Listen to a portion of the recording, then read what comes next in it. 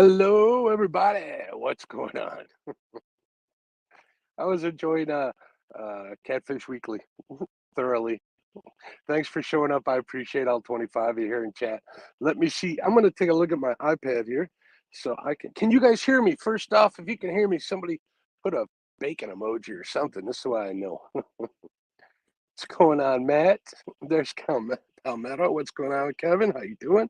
See Carmel Muncie, Melissa in the house, KY Redneck Outdoors, Catfish in Fresno, Team Snag and Whiskers, Dustin, Rod Knockers Fishing, the Bullock Experience. What's up, Kelly? I'm getting emojis. Kevin says he hears me. Chrissy Brown, Fishing Freedom, Silver Fox Fishing, Team Snag and Whiskers, Dustin. I think I said hello to you.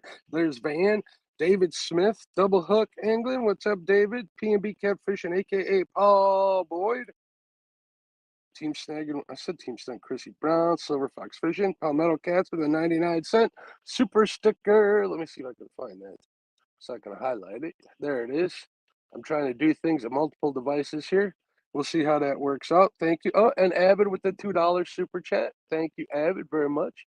I appreciate you, bud. Avid's always sharing my links out. I always appreciate him.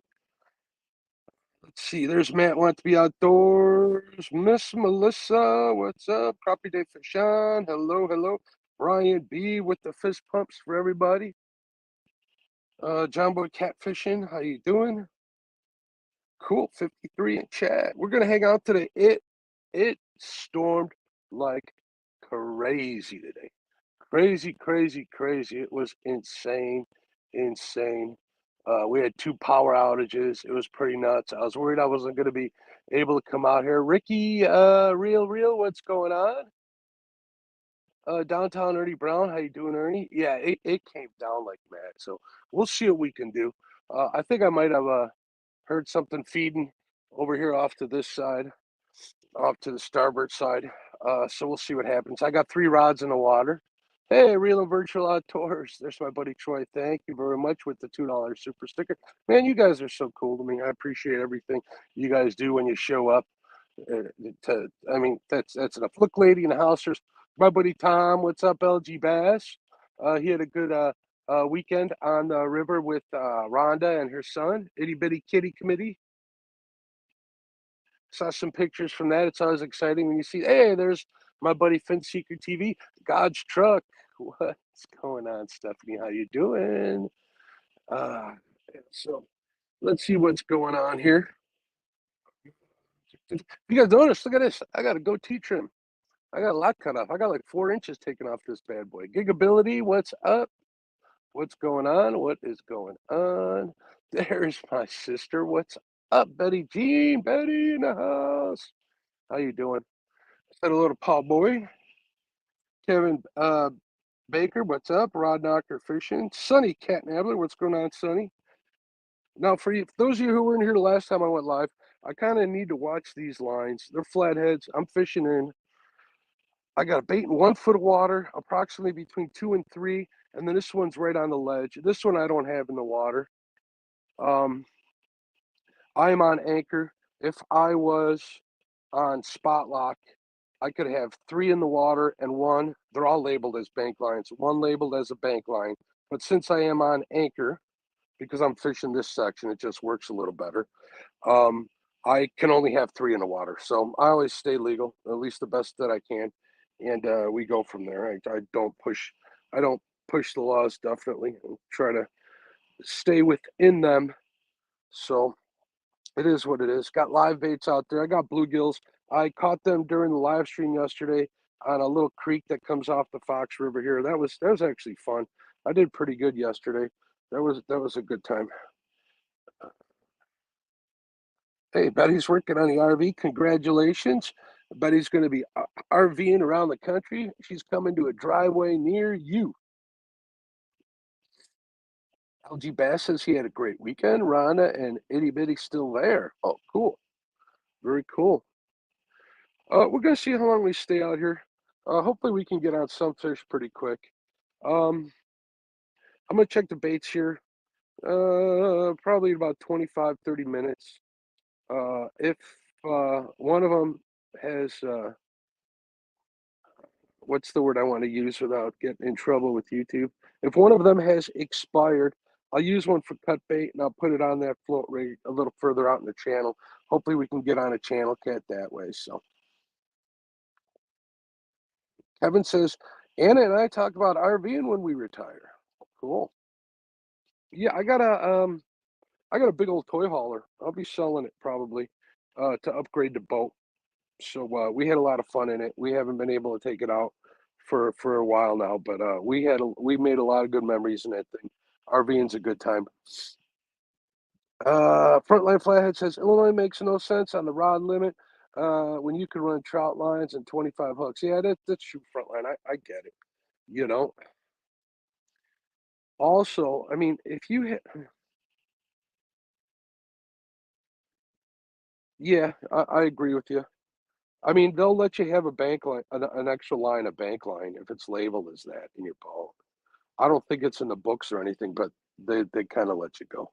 So you can run trout lines in certain bodies of water, though on those bodies of water you can run more poles. Hey, thanks, Ryan. What's going on? Setting hooks and crossing eyes. Hey, yeah, sure. What's going on? Yeah, I had bacon yesterday. It was good. Didn't have any today.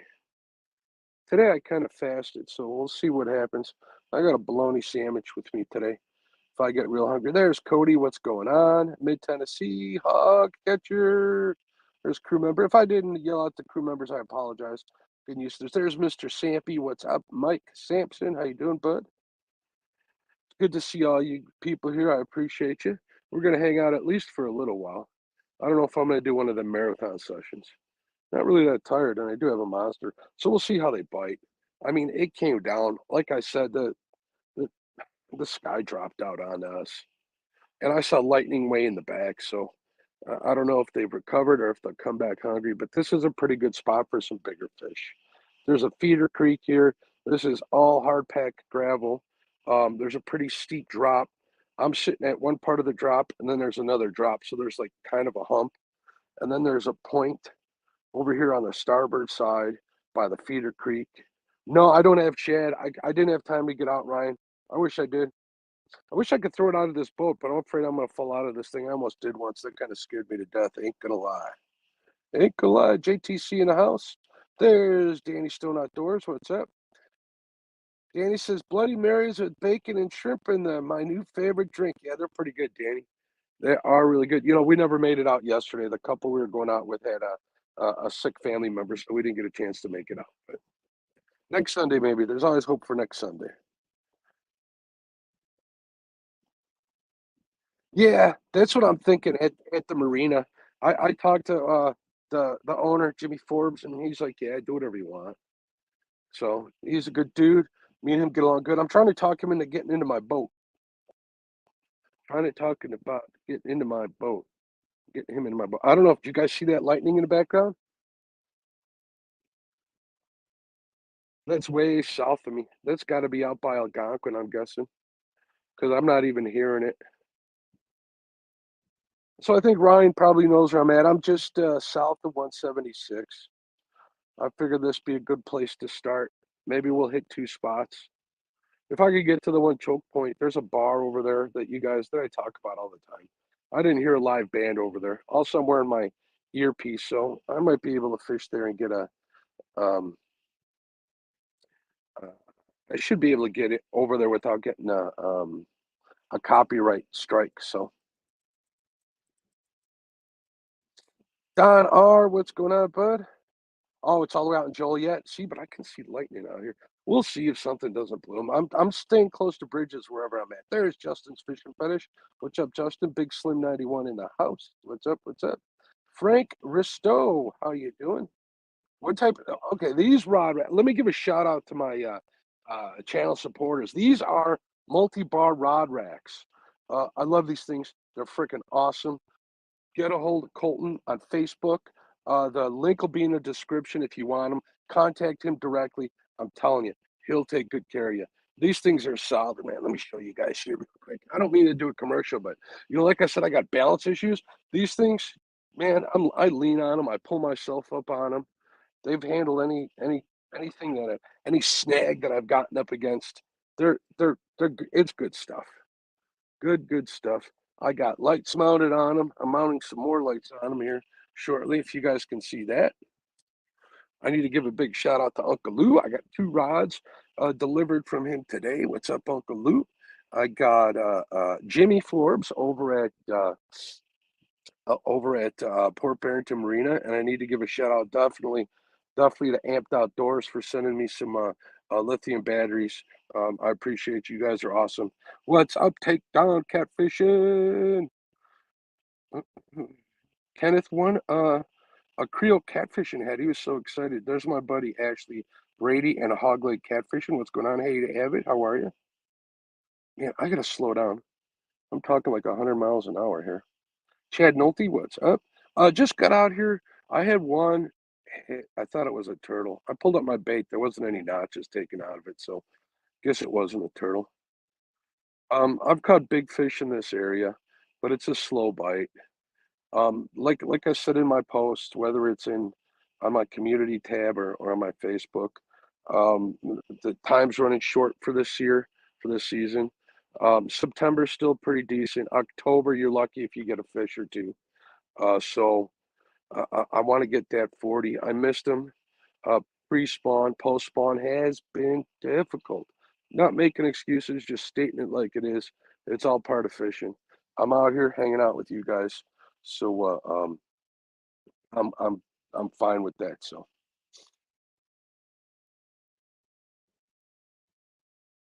Ryan says I've been getting bites from drums or white bass like crazy. I need to go out and do a little white bass fishing here soon. Hey, no problem, Frank. Thank you for the kind words. It is a very nice setup. They're good rods. I just wish my camera could focus on them a little better.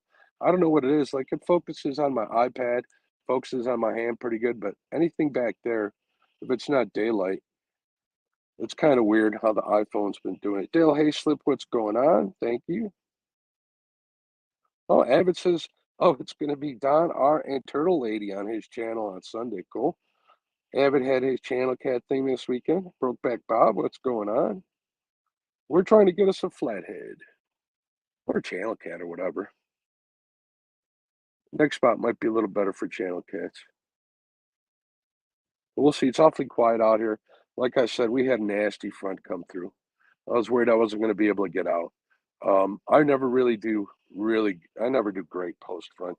Usually you need to give it a couple days to cool off, but I'm just trying to do all of that.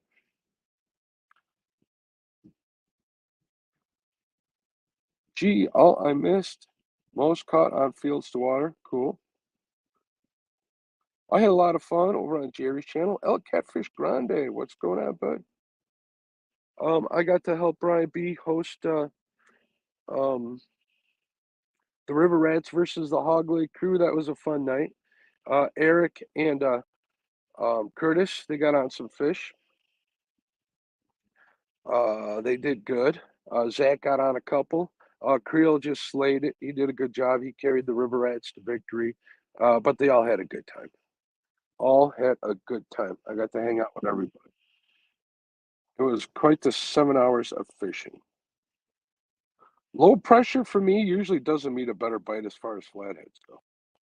Unless it's somebody correct me. Pre-front usually is the best bite. Oh, your old man's coming on Thursday.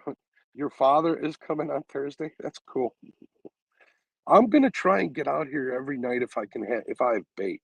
So we'll see. I'll either be live on here or live on TikTok, one or the other, at least for a little bit. I'm gonna grind this week and see what we can get accomplished. I got the video camera. We're recording, so if I get on a fish, we'll see. What's going on, Jody? How you doing? Medic for Outdoors. What's up, Anthony? How are you?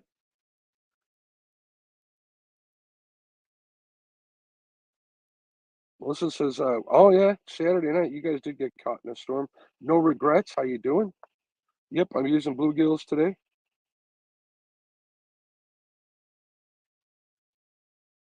So yeah, I know Lyle asked the question. You guys think the pleasure boaters have an effect on fishing? On this river, they most definitely do. I mean, you can still get out fish on the weekends. It's not as good as like during the week, and it makes day fishing on a weekend almost impossible. I can still get out here early morning during the week, and hold on a second, I got a cough here. Try to remember to mute my mic when I do that. Um, During the week in the morning, obviously at night, it isn't too bad. I've had one boat and two jet skis come by me now, but that's because it rained that hard.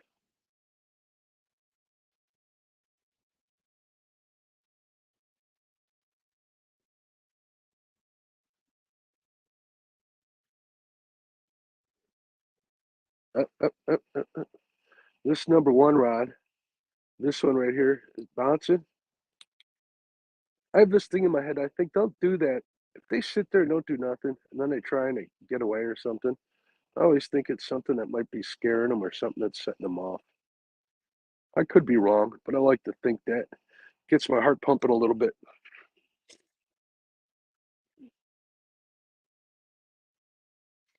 Parker Pursuits in the house. What's up, Parker? Thanks for letting me host a tournament this weekend. Had a lot of fun. If you guys didn't notice, every time I left, I was having pizza. I was hungry.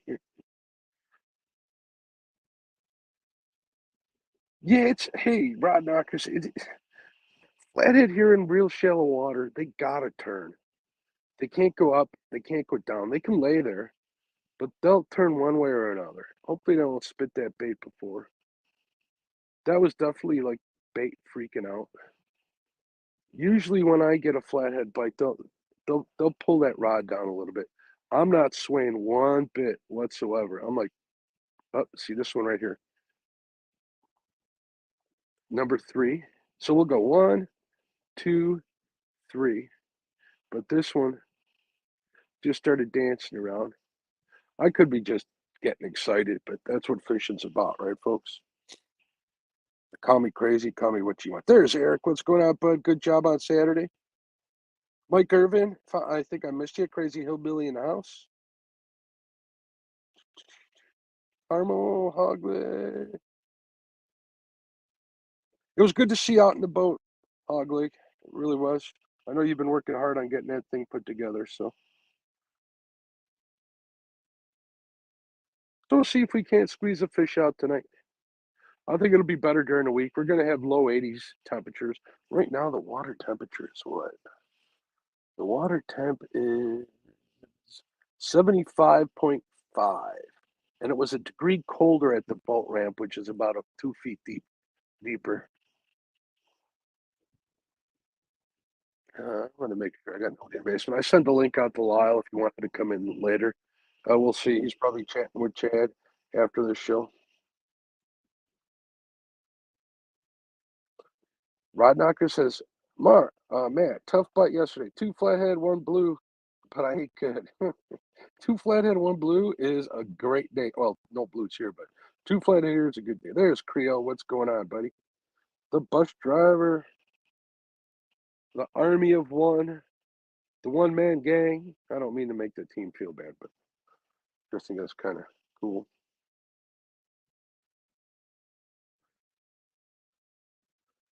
Let's see what happened. Travis, what's going on? Cool. So let's watch these lines for a little bit. I'll try and keep an eye on chat. I'm going to put the stand up on my iPad here. I got plenty of juice. I got a cord, so we can hang out here for a while. It's going to be all good. I got the thermocell running. I love these things. Bugs were pretty bad when I first started, so these things are a godsend. That's why I got my hoodie on. It's not even that warm out. It's about 76, I'm guessing. Ryan could probably tell us if he's so inclined. He was checking the weather. But from the feel of it, 74, 76. It's overcast. It's going to get dark out here. It's going to get really dark out here tonight.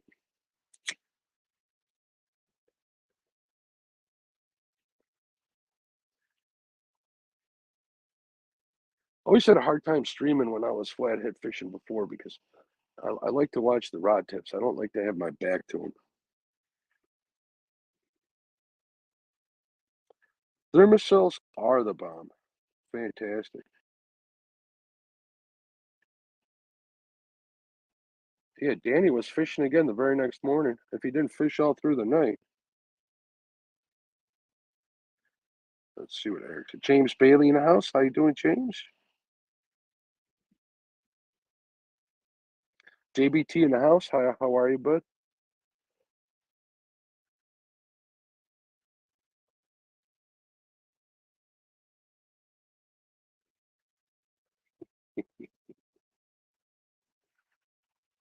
Everybody's saying hello to one another as always.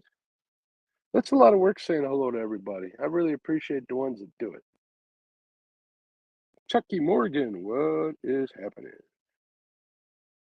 Mike Costello, what's going on, bud? See if we can't put one in a boat today. I'm trying to stay optimistic. I like to be surprised, though. I ain't gonna lie.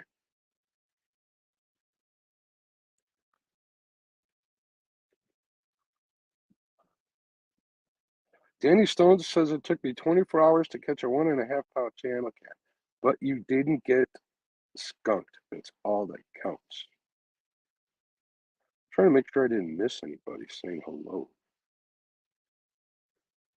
Curtis, I could use some M&Ms. I'm trying to cut sugar out. I didn't even put Splenda in my coffee for tonight. It's a little bitter, but I think I can get used to it.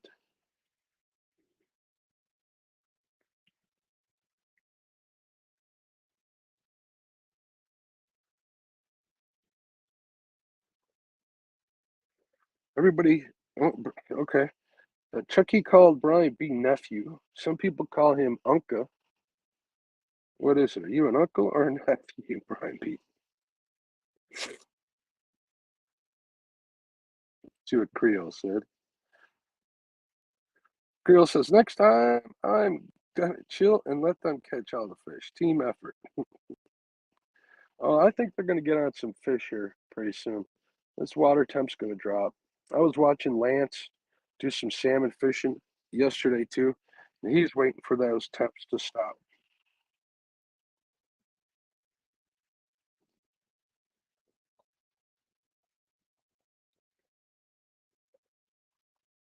They need a water cool down for them.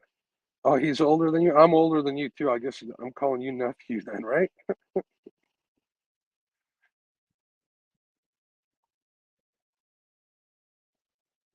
Yeah, I always feel uncomfortable calling somebody uncle, you brother, but that's just me. I'm old school.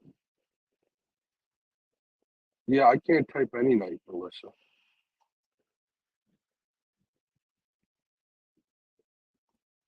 Wind's kicking up. What do you say I check some baits? You guys down for that? You guys gonna keep yourselves entertained while I do that? I'm sure you can.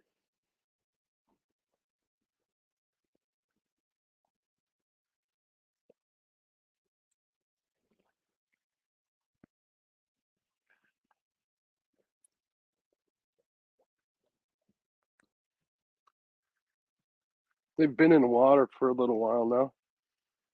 I had them in the water since like 7:30.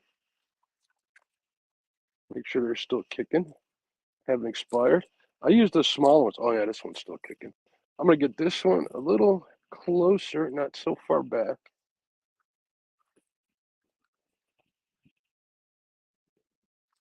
You know what? There's no boats out here. I'm gonna turn these rear lights on so you guys can see me casting and stuff. Sorry, I'm blocking the whole screen, but this is a little boat, and I'm a big boy. There we go. I don't know if that helps you guys. I should offset mount that camera. Need to get some ram mounts for this boat. I'd like to get in a new one next year. We'll see what happens.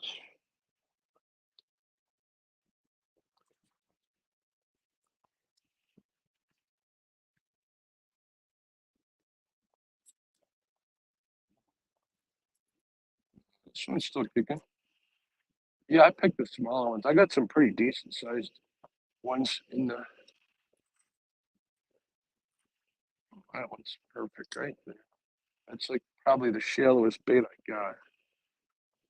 All right, running for rods here. I got my rail splitters.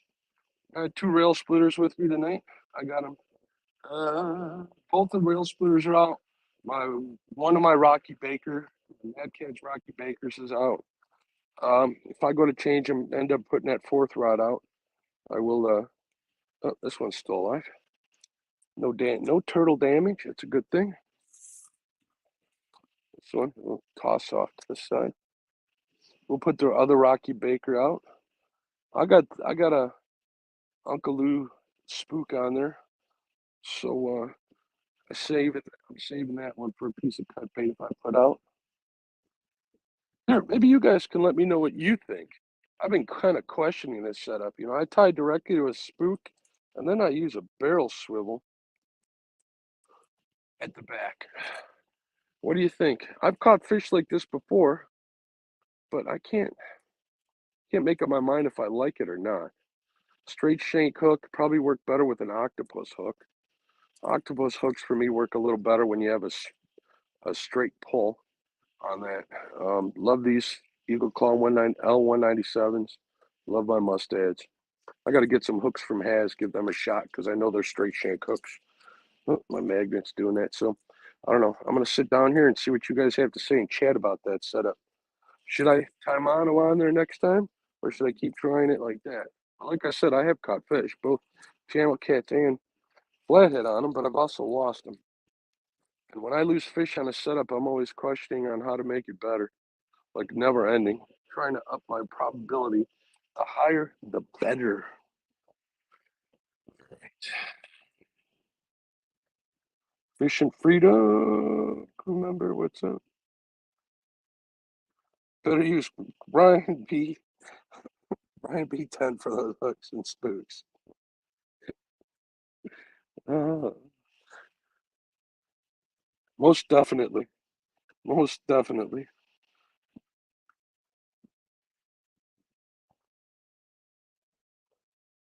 That looks like a light switch chain for someone who enjoys pain. Actually, they're chain swivels.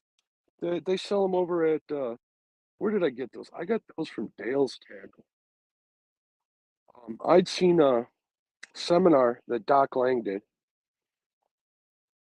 where he was attaching them to the center eye on a spook and putting a piece of cut bait on there and doubling up his probability. In the shallow water, I lost a bunch of fish on that. They were hitting that spook. I lost a lot of fish doing that. They were hitting the spook, but since it's shallow water, there's just no room for them to turn and come down. I'm pretty sure they were channel cats too, the way they hit. So I kind of backed off of that. Plus, there was a lot of problem with tangles and stuff. So I'm using Catfish Lair. I am using a Carolina rig tonight with rattles on them. Again, I'm real shallow. I'll use floats, and I got funny that you mention it. I got two float rigs set up here with bobbers. Let's see if you guys can see this. I got two poles set up. This is my Black Horse Custom that Lyle built for me. I don't have any place to bump, so I use it because it's nice and lightweight. Because I'll toss this into log piles most of the day. So I'm holding on to the rod a lot. Also, it's a cool rod. I want to see it. You know, he built it to the colors I want: red and flat black with some white on there. He did give me the I forget what this stuff is called. It's not neoprene. Havilon full grip, so I could use it in the rod holder. Because those of you who got bumping rods and put them in rod holders and end up breaking them that way, no why. Running a Citrix 350 series. I think this is a 364 with the power handle, Daiwa power handle. I'm not going to tell you how much I spent on that power handle, but it's got bearings on it. It's got like sealed bearings. It's ridiculous. So this is like a hot rod. And then I got a second rod set up here for float fishing. This is trusty old Whisker Seeker, medium, heavy, old school Catfish special. Same rig. I run, whether it's a Patriot James float or Whisker Seekers, I use them both. Got my, bobber stop at the top, right? Another bead, 5mm bead, just because I like to use them. I can't get my heavy gauge line through those small ones. the float, whether it's Patriot James or Whisker Seekers. This one I'm just using a 1 ounce egg sinker, another bobber, another bead, I should say, another bead. And then I use swivel snaps. If you guys watch any of my stuff, you know I like swivel snaps because if I'm using live baits, I can just unsnap the whole leader and throw them in the bait bucket. I got rattles. Rattles can't hurt. I got beads below the rattles to keep them off of the rattles so these don't get in the way to bite. And I run Gamakatsu J hooks on my float rigs, on my bobber rigs. I think these are 8-aughts. I don't think they're 10s.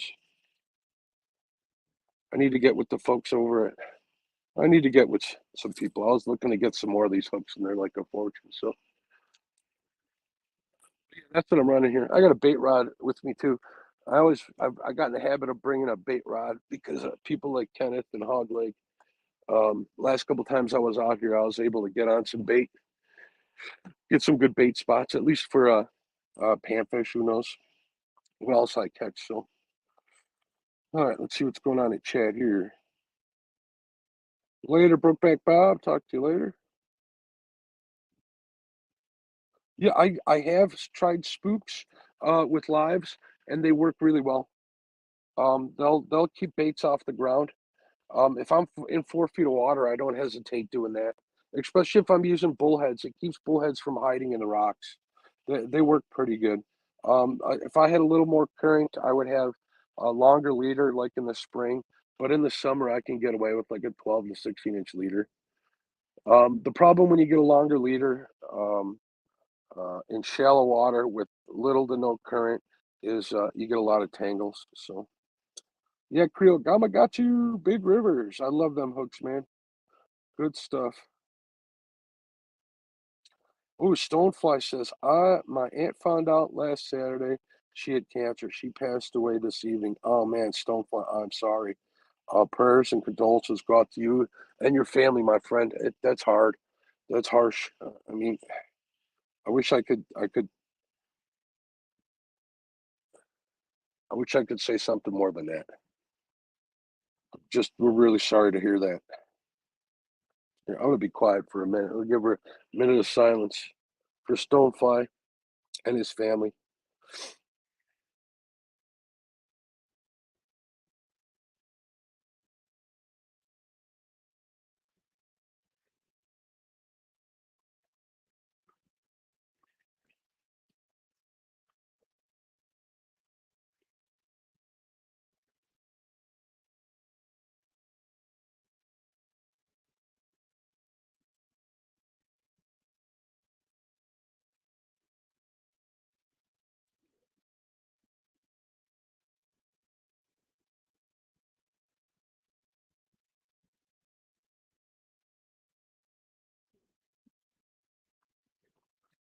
She rest in peace, Stonefly.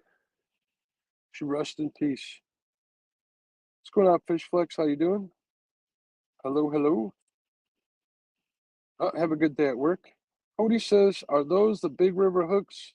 I used to run those whenever I would use clickers. They're good hooks. Yep, they are Big Rivers. Love them Big River hooks. Good stuff. Good family member in 2 years. That's rough. My godmother just passed away like 2 months ago. That was kind of rough.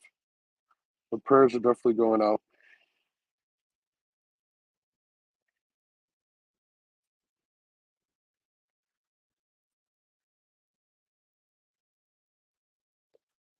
And then for my, like I said, my other hooks, I'm using both today. I think I got one mustad, and I got two of the, or all three of them have L197, the Eagle Claws.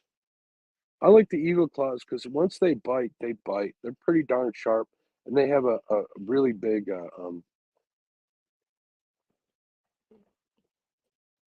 barb on them. Barb is the word I'm looking for. What's going on, Dieter? How you doing, bud? Thank you, sir. Not as sexy as that beard gang on the show before me, though. That's for sure. Carp and catfish baits, tricks, and techniques. What's going on? How you doing? For a little boat, Dieter, it does the trick. Next year, we'll see if we can't upgrade. But have to say it's pretty easy on fuel. Uh-oh.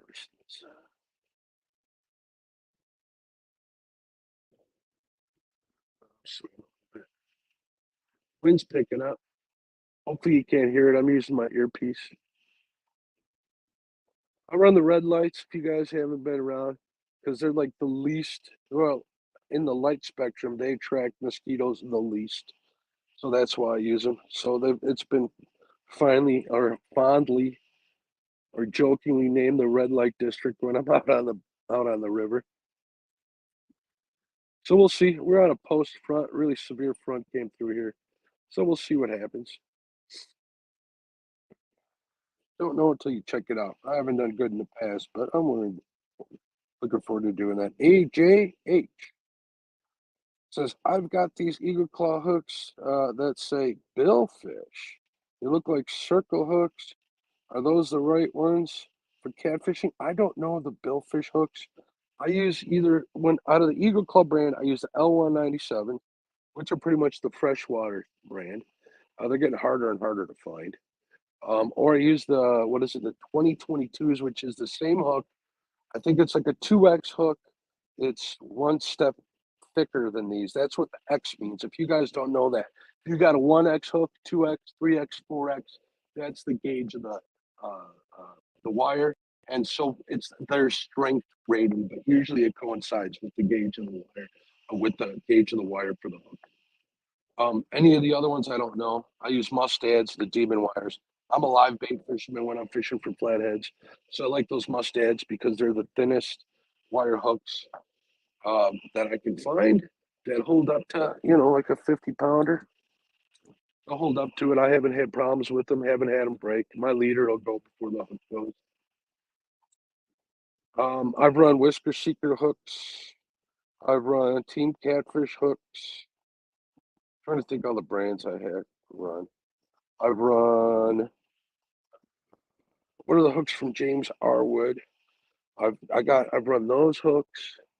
I've run Kale hooks, J hooks. Man, I've tried everything. Not that any of them are bad, but the ones I'm using just seem to give me the best hookup ratio. Again, your results may vary.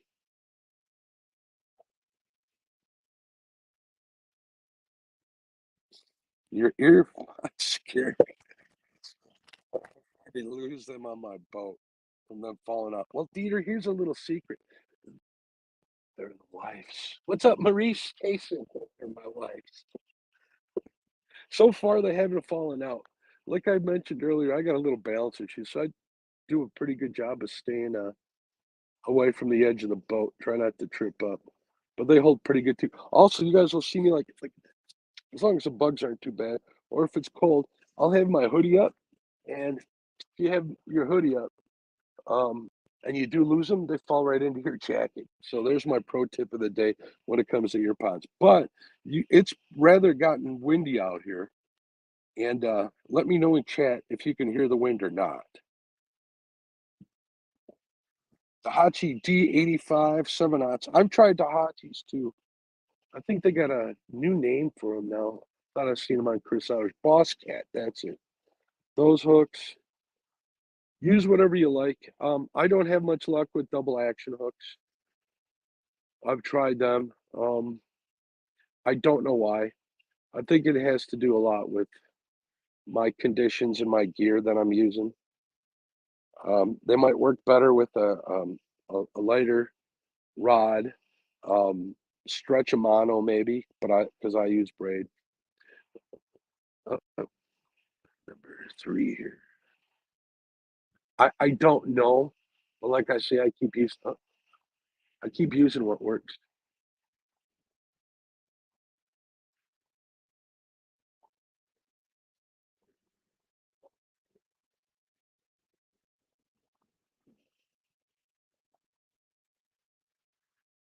I'm thinking about, and I'm not going to talk about that. Thinking about changing it up to how I used to fish back in the day. Flatheads have I had a big long talk with all all around Dave about hooks and channel cats and blue cats and flatheads, how they're physically different So I know I've lost a lot of flathead on circle hooks, probably more than I know.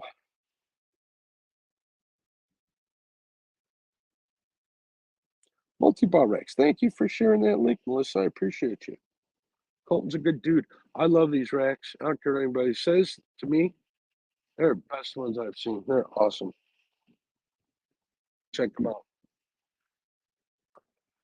Colton's a busy man. I know he watches from time to time. Gotta make sure I shout him out every chance I get.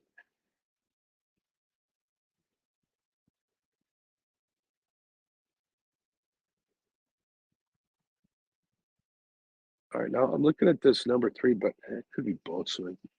That bluegill was going crazy. Now there's a no, it's a boat swing. I'm getting excited for nothing. It's better to be excited for nothing than never excited at all. Yeah, the Big River Jays are pretty good. John Armstrong, what's going on, bud? How are you? Welcome to the stream. We're fishing for flathead on the Fox River. Post nasty front. Wind's kicking up. I'm on a pretty good anchor, so as long as we don't get any of the bar trout coming home late. There's a bar maybe a mile and a half upriver. It's a small river. I wish I could show you guys how small this system is. I'm gonna say 250 yards from bank to bank.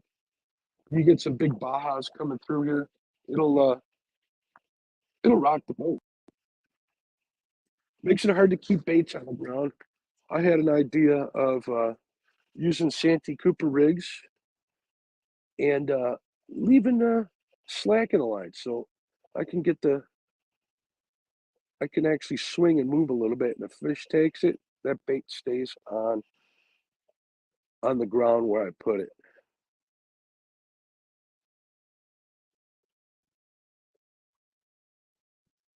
What's weird is usually when we get a wind, it's up current. Tonight it's down current. I don't see that too much.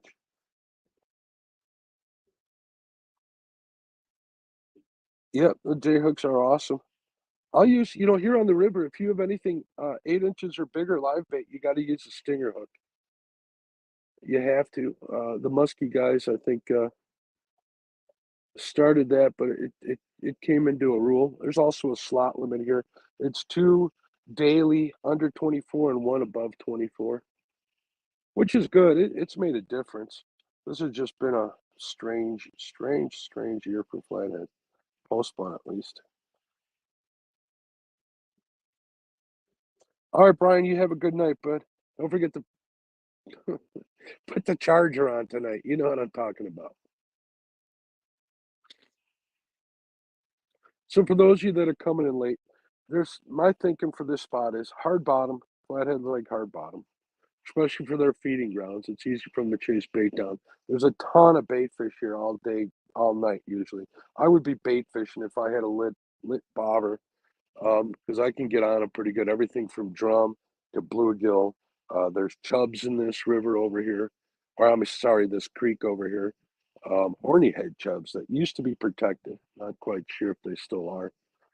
Um, there's weeds back there. That weeds this time of year mean shad. Across, there's a channel that's spring fed.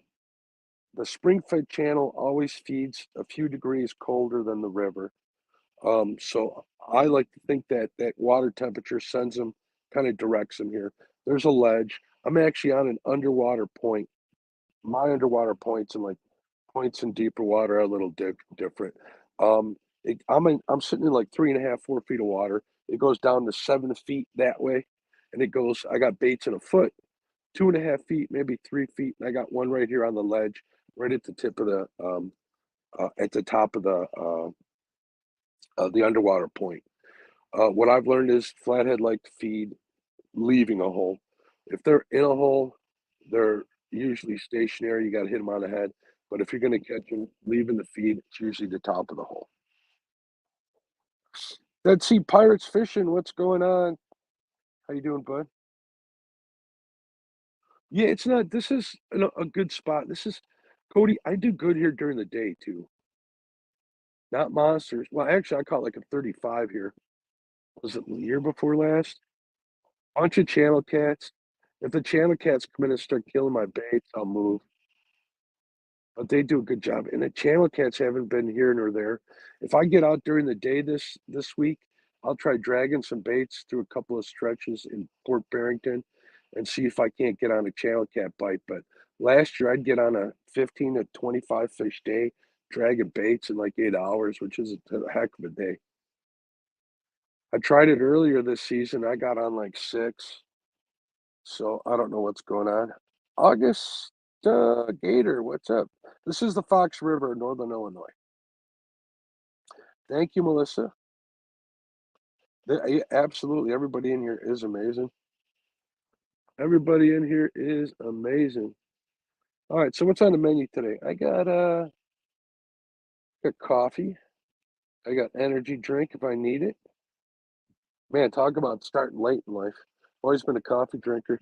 That sugar-free Monster, man, that'll set you straight. Only problem is I get home, I can't sleep. I got some trail mix and I got a bologna sandwich. No bacon today. All right, go make some coffee.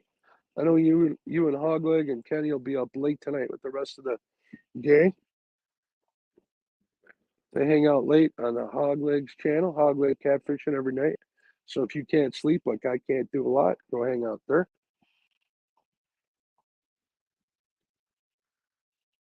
Dead Sea Pirate says, I just got back from fishing, caught almost 70 bluegill, and a bubble box apparently stopped at some point on the way home.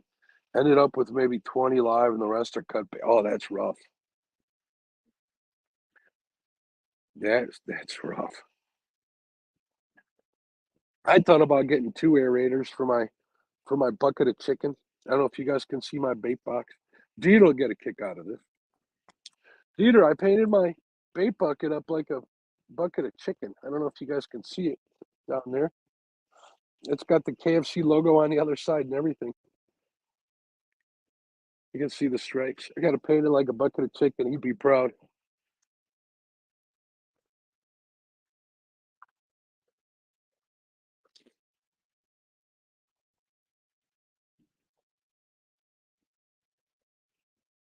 Yeah, when you're a live bait fisher, all right, catching bait's enough. Keeping it alive is a different story. I'm not gonna lie. I love using live bait, but it's a pain in the butt. I can't say I blame people for wanting to use chicken, but like I've said before, it's all part of the journey. I keep telling myself. I know a couple of people have caught flathead on chicken, but I don't think that happens too much here. Although I did catch a baby flathead on some stink bait at the dam once. Tiny, tiny little guy. That's probably the smallest one, like this big. That was a long time ago. I don't know how that happened, but it did.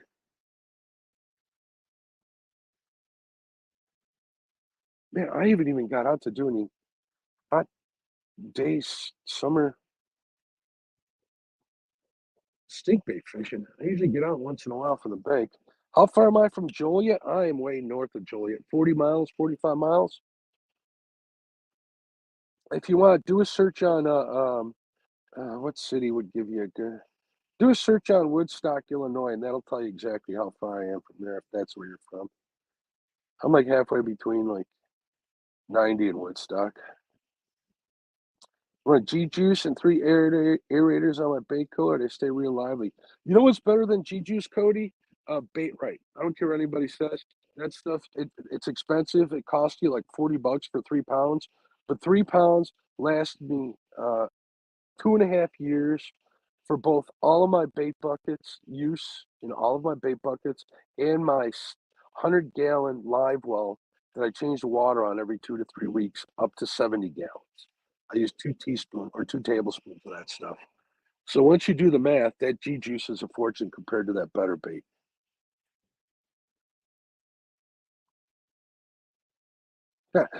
Rod Knocker says, my idea of stink bait is for getting skipjack in the cooler. Am I a Bears fan? I'm not a big sports. My sport is right here and right now watching TV. I like some motorsports. I'm not the biggest in free. person, but I spend a lot of time doing a bunch of other stuff. There's a lot of a lot behind that. But I'm sure there's a lot of sports fans here. I know we got a lot of college football fans in Ohio and Iowa, Tennessee football fans out there. So yeah, Cody, try it. I'll yeah, you can kind of find it anywhere. I always get the bigger one. I don't usually get like the big. They sell it in like a 1 gallon jug. I think that's 5 pounds, maybe 10 pounds. But the 3 pounds lasts me a long time. Just, you can't put too much in there. You can put too little. I have heavily chlorinated and fluorinated water here. We're half well water, 50% Chicago water from the lake, and they're both treated. I can smell the chlorine in the water when I fill up the bucket. I'll put the better bait in there, mix it up real good, usually when I'm filling it. And I have no hesitation waiting like 1 minute and putting the bait in there. And I haven't had any of them go belly up because of it. So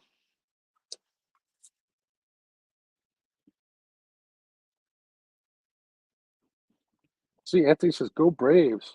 Loves baseball. You and Lyle should get into it. He's a big Cards fan, and Chad's a big Cards fan or Cubs fan.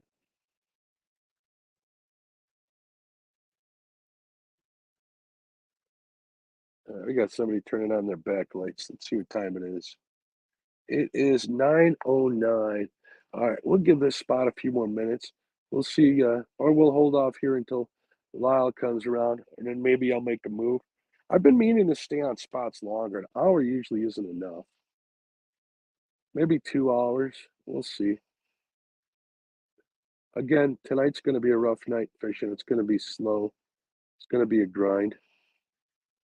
Not my first rodeo, though.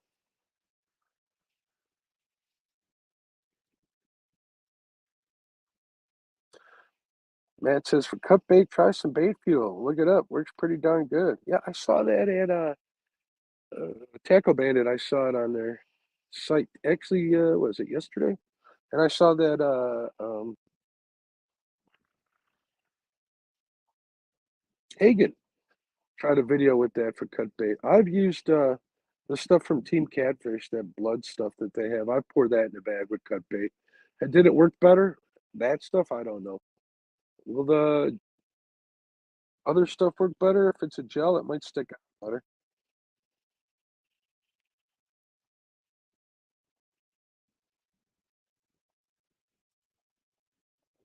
Yep, Hagen Krebs did use it.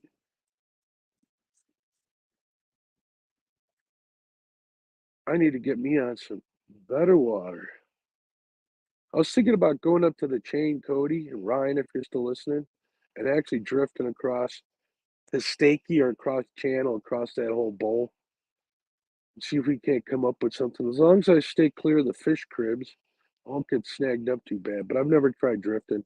I don't have any rod holders on the side of my boat, so we'll have to throw out some uh, drift socks out the back, see if I can't keep the back end upwind. Rams Bait and Tackle, San Antonio, Texas. Good evening, bud. Glad to see you in here. Rams Bait and Tackle out of San Antonio, Texas. Was one of the sponsors for the very first 1v1, the Survivor Series. He gave away some rod holders. I appreciate him for that.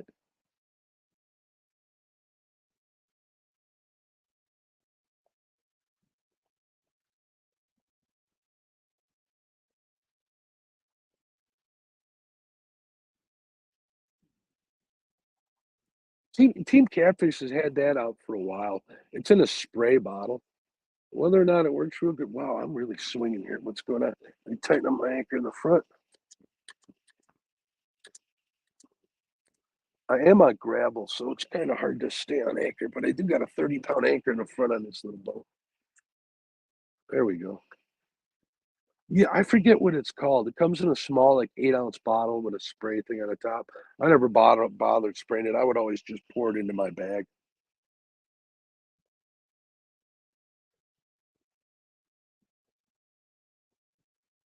You are not kidding, Cody. It's a grind. I wish we had some blues closer to here. We got some in the power plants, but that's, like a 2-hour ride. If I want to fish during the week or something and get some work done, it's kind of hard. Let me check this line here. See if I'm snagged on something. No.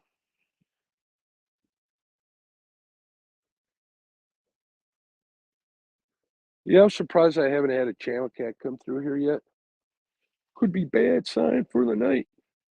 But I did break my live stream uh, bad mojo last time. We got a flathead in the boat last time. That was cool.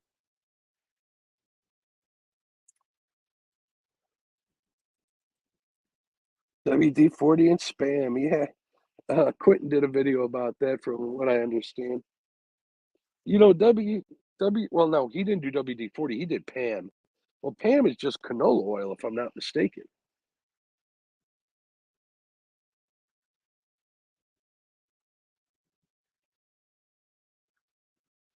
I don't have this number 4 in the water, so the weight's hanging there, so it keeps catching my eye. If it keeps upsetting me, I'm gonna take it down so that's out of my sight.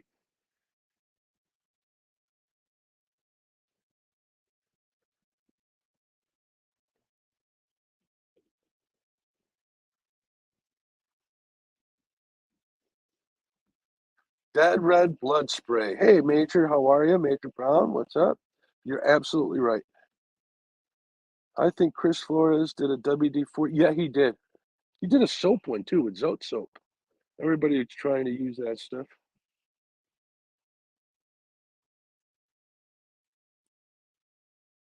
He did the chicken liver chum bait. We got people using Jello chicken, Kool-Aid chicken, plain old chicken. I ain't gonna lie, I'll use some stink bait from time to time. It's good to keep a jug of that in your truck during the hottest time in the summer. We used to have when we had our office before we had to close it down, there was 2 nice little channel cat spots. I used to fish there during my lunch hour. I didn't have to bring bags of bait or put them in the office fridge. That made my wife awfully happy.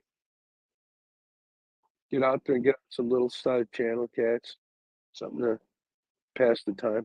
Ain't nothing wrong with that.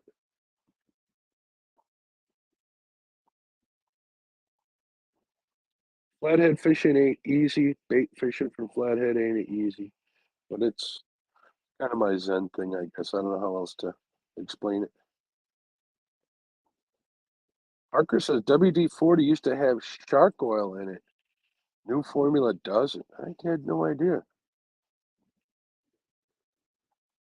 Betsy Pirate says I've caught some nice blues on the chicken liver chum bait.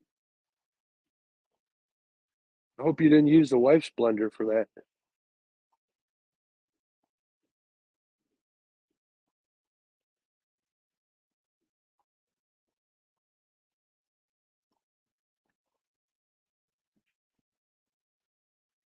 That'll get me in trouble.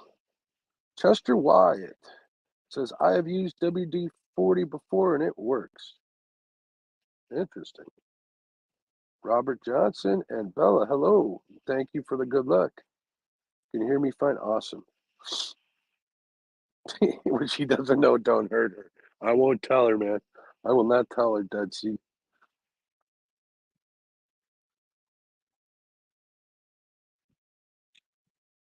I got bait in my freezer in the garage, and my wife didn't know it.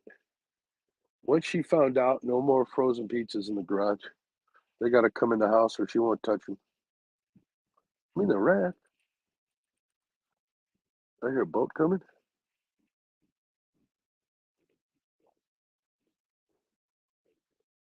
No.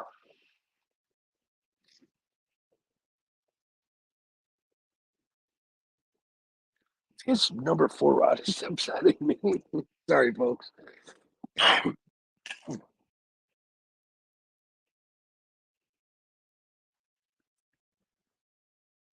Man, if I'd have known this earpiece and this iPad would make live streaming for Flathead a lot more simpler, I'd have done it last I am looking into getting a new phone.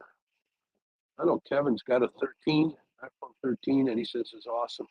Wonder if should just get a 13 or if I should get the new 14.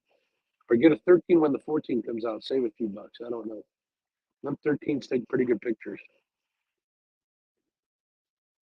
I need all the automation I can get. I got a nice Sony, but I'm still trying to figure out how to take awesome pictures. Hey, what's going on, Troy? How you doing? Laura the Explorer. What's up, Laura? How you doing?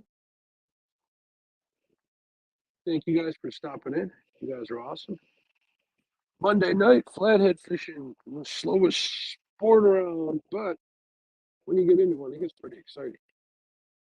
Like I was telling everybody, we're a post front. Post pesky front. Be more specific. So we'll see if we can't hook into something. Like I said, I don't even have channel cats killing my live bait, so we'll see.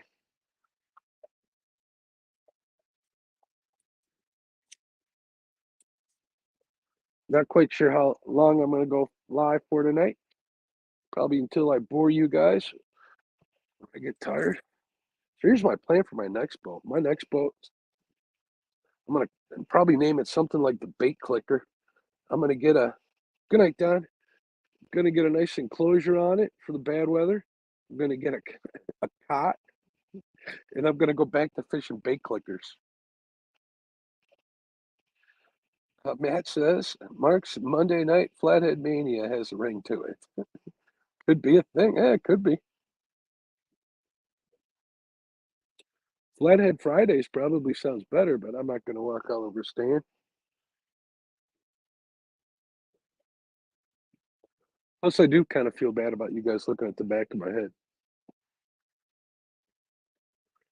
It's another reason for having a hoodie up, so you're not having to stare at my big, thick neck all night. Unstinkable 2, best boat name ever. There you go. This one's actually, it's the name of the boat. It's called the Half Slab. James Dockery kind of named it. He caught me in one of my videos. It was one of my earlier videos. I had missed one side of a crappie, a fillet video. And he gave me some grief for that. It was pretty funny. I totally messed up. So I named my boat the Half Slab just because of that. So technically, he kind of named my boat. Lonnie Kaiser, how you doing, Lonnie? My uncle went this weekend, and the flatheads were biting on live bait here in West Virginia. Cool. Hope he got on a mess. I hope he got on a mess or a monster, or both.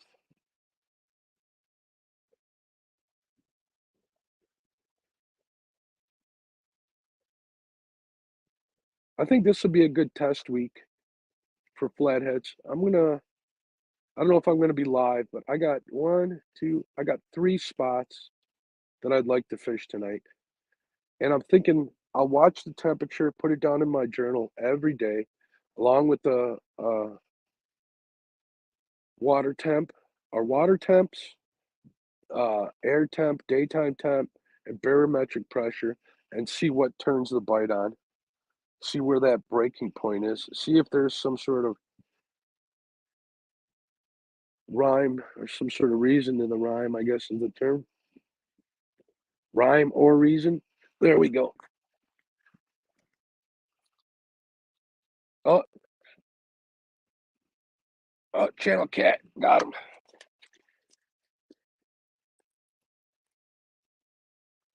Swimming towards me. Did I lose him?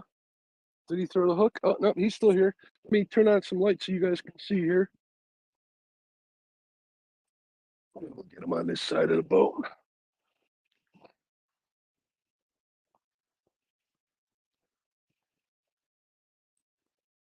Oh, stay out of my anchor rope.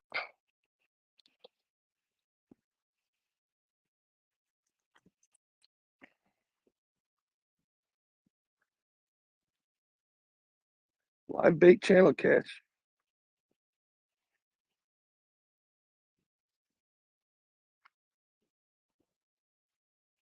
On the mad catch rod. See if I got a good hook set in him. Yeah, I'm gonna get the net. I want to show you guys the fish. He's a decent-sized channel cat. You may even weigh him.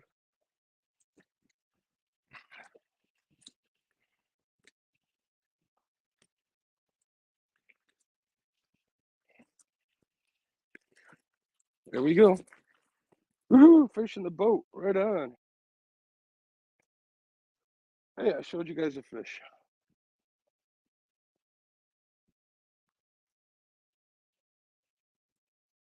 Channel cat's better than no cat, as far as I'm concerned.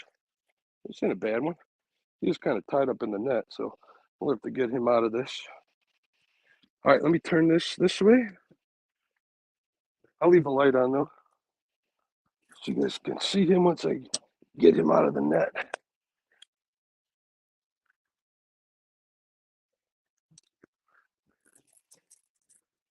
Not a monster, but not a little guy.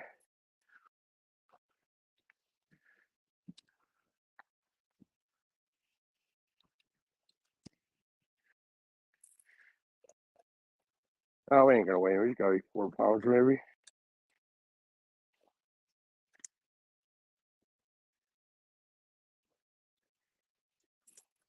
Oh, he was barely hooked. Oh, these, see these eagle claws. Oh, that oversized barb, definitely.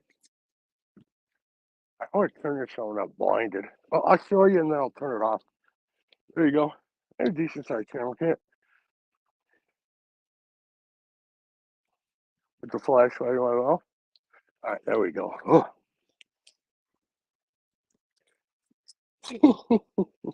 Yeah, maybe 4 or 5 pounds. Who knows? I'm terrible at guessing weights. Weights aren't that important unless they're monsters to be so. All right, you guys want to see the release? I'll show you the release. Let's see where this camera's pointed. Hopefully you guys saw that.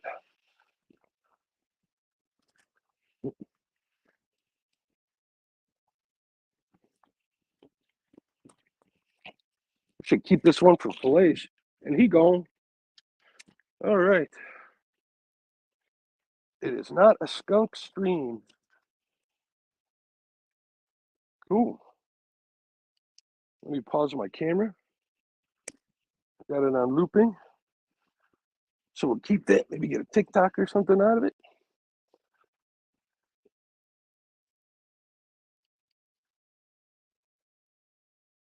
I don't know what that's doing.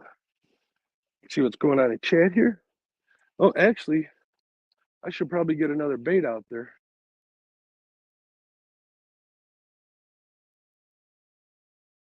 Yes, sir. We're going to get a bait out there.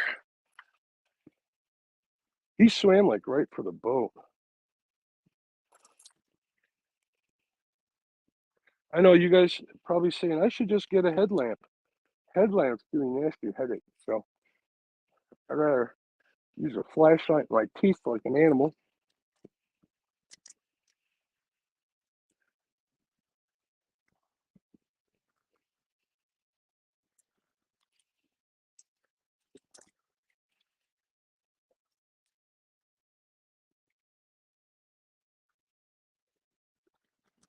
This is probably a medium gill that I'm using. There we go. Woo-hoo. Pretty big. I don't know, maybe 6 inches.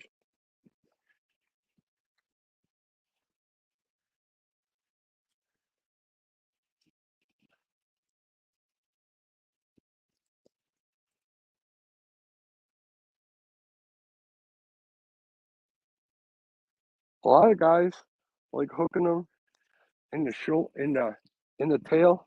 I always end up casting them off doing that. So I hook them in the shoulders. I'm a firm believer that at least our flatheads take them head first. So why not put the hook in their mouth first?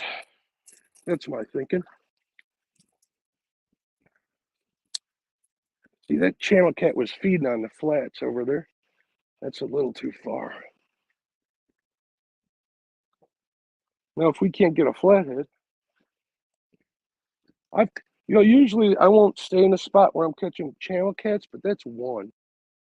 And I've caught channel cats, and then a flathead comes in and chases all the channel cats out. So We're going to hang out here for a little while. At least we saw some live action. Turn off the lights behind the boat. So yes, channel cats will eat live bait. That was a small one to begin with. Let's see what's going on in chat here.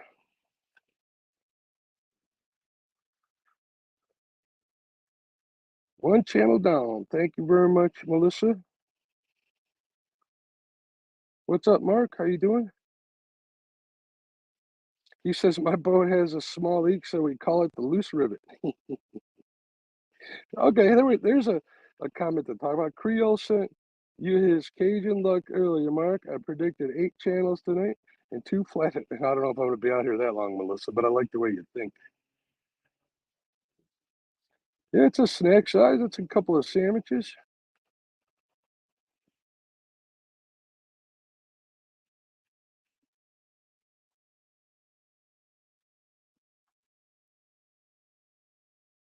Chance says very low chance, but it's possible. He's talking about that. Chad's probably right. Team Snagger says, all right, Mark, I will keep your stream going, but I'm going to try and get some sleep. Hope you catch a monster.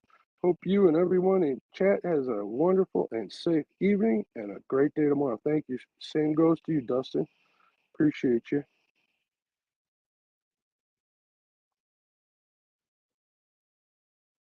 Oh, I think they're talking baseball.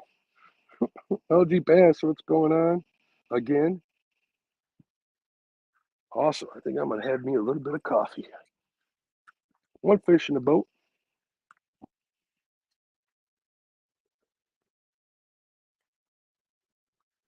Yeah, let's hear what some of your guys' boat names are. Are they all named after significant others? Oh, my glasses are dirty. Or do you have other creative names like the hats? Oh, this number 2 is a little bigger size bait. That's what's doing that to that rod. So that's the second fish I've caught on Mad Cat's rods.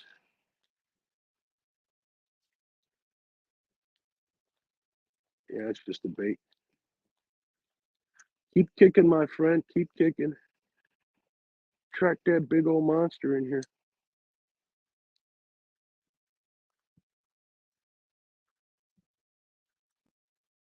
Yeah, like what I was saying, that eagle claw hook has such a big barb that, you know, even though he was barely hooked, it still got through the flesh and it was hard to come out. What's going on, Chadwick? I should have said hello. See if I missed anything while I was reeling in that fish. Fish on. So skunk's out of the boat. I'll take it. Now, if we get a big brown ugly one, I'll be a happy man.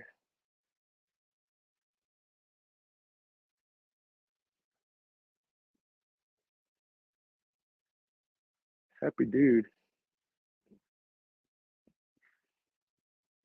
I'm already happy. I'll be a really happy guy. Later, Matt. If you're heading out.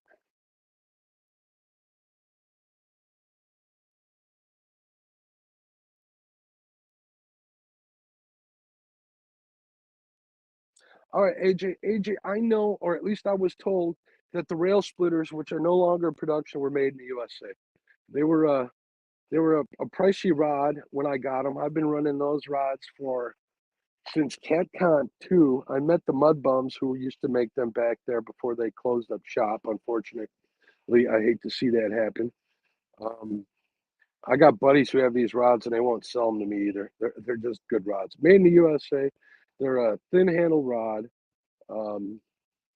They're just the perfect setup for this river. They're just good. They're 8-foot rods. They're not 7.5s. They're 8s. They were made in the United States, from what I was told. The other rods that I have, I don't think any of them are. Oh, my mistake. The Black Horse Custom was made in the United States. I believe I don't know. I'd have to ask Lyle. The rod blank might even be made in the United States. But Lyle put that one together. My Whisker Seeker ones and all the other rods that I have, I believe they're imported. It's hard to find a rod. I got friends over at Grant Rods. Those are high dollar rods, high dollar rods. We're talking like 400, 500 bucks for a bass or a walleye rod. I know the Moho cats for St. Croix. I believe those are made in Mexico. Don't quote me on that, but last I heard they were designed in America, made assembled in Mexico, I believe. Hey, there's Michelle. How you doing, dear?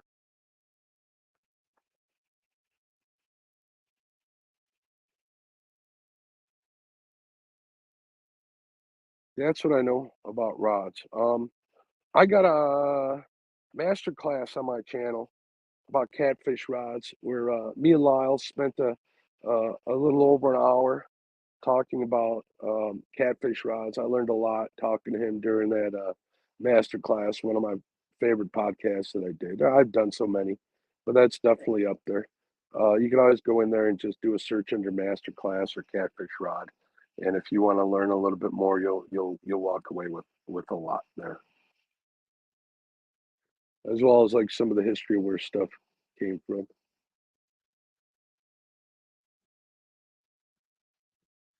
See this number two? Now that's what I'd like to see. And this number one too, just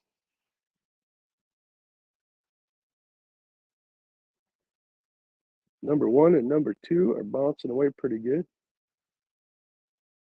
Number two's got the bigger bluegill on there. Number one's a small gill, but it shouldn't still be moving unless something's scaring it. Try to hook them as shallow as I can without worrying about casting them off the hook. 92 thumbs up. That's awesome. You think we can get it up to 100? I always get tickled when I hit those triple digits. That just makes me happy. Makes me think it's worth going live for you folks, or at least that you guys are enjoying it. That's what I should have said. That's what I meant. This number one's acting funny. Like there's a fuck. Like I almost dropped the F bomb. Like there's a flathead on it. Like it's laying there with it in its mouth.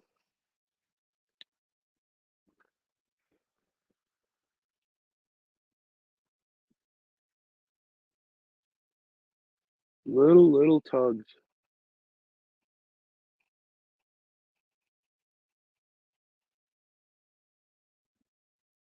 Usually they'll lay there, and after talking to a couple of people, we've come to the conclusion that it's them moving it back into their mouth, that progressive bend in the rod.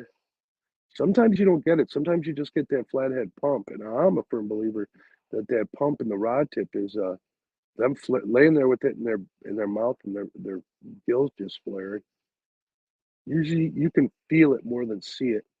Like when I'm running bait clickers and J hooks, you'll hear that zip. It's when he's sucking it into his mouth. Give yourself a little bit of slack, pick up the rod, gently take a little of that slack up until you get a connection between you and the hook, and wait to feel for that pump. If you feel that little like a heartbeat almost, that's their gills flaring, I like to believe, that's when you cross their eyes.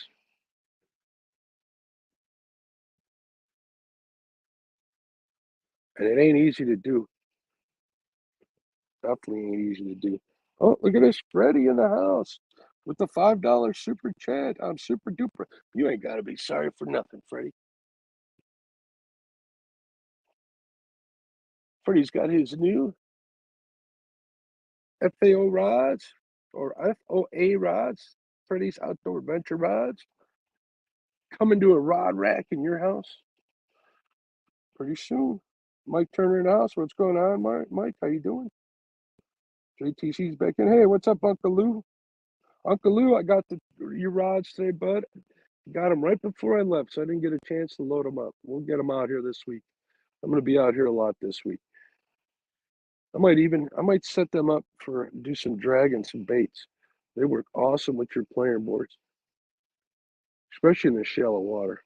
I got a couple of tips from Brandon Cross too about how a longer leader line don't really matter when you're moving. So we're going to try that. See if I can up my hookup ratio.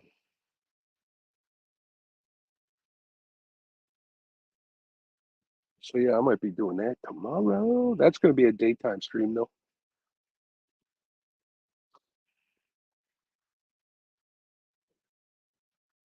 Hogleg says, yeah, Saturday night it was hard to tell if I was getting any flathead uh, bites or if it was just from the pleasure boaters. Yeah, that's the thing. I told you my idea for dealing with pleasure boats. My biggest problem with pleasure boaters is I can handle the rocking back and forth. It's dragging them baits all over the bottom. You either get snagged up or you end up killing your live bait. So my thinking is Santee Cooper rig, leave a little bit of slack so the weight holds the bait in place. But even when you're bouncing around and swinging, that slack in the line takes up that swaying rather than you dragging the baits around. It's my biggest complaint about pleasure boaters, but that time's almost over.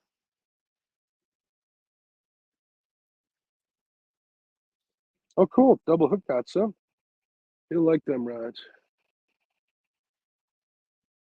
Uncle Lou's got the blue ones now, and purple, and the trusty old orange, which I ordered.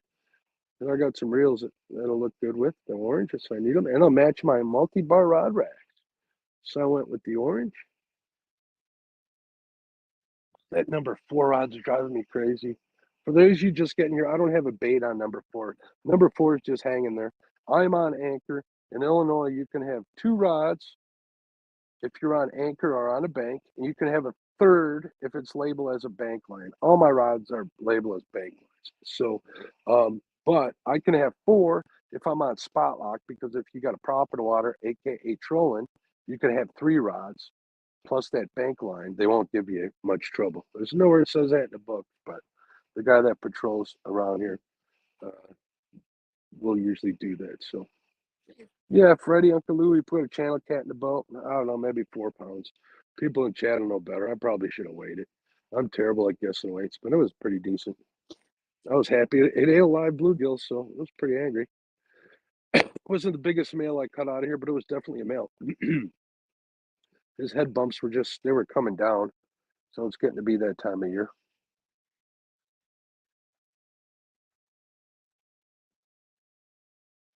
Mhm.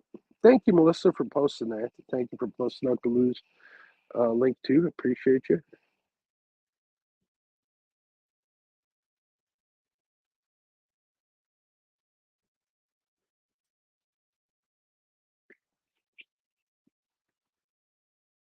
I had fun catching bait on that live stream.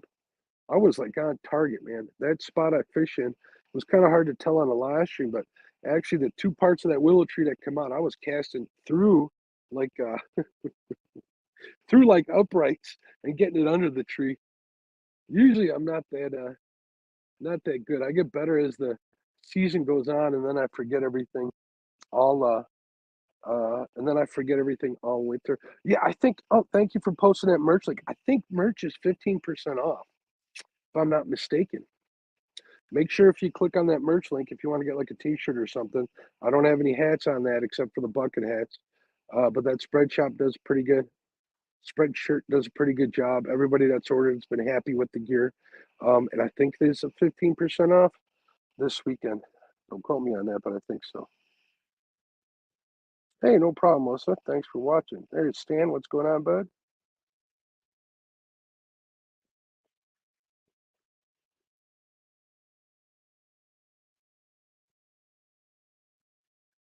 Yeah, I'm pretty sure that Laura'd like a pink one or purple one. Purple one, my bad. Sorry, Laura.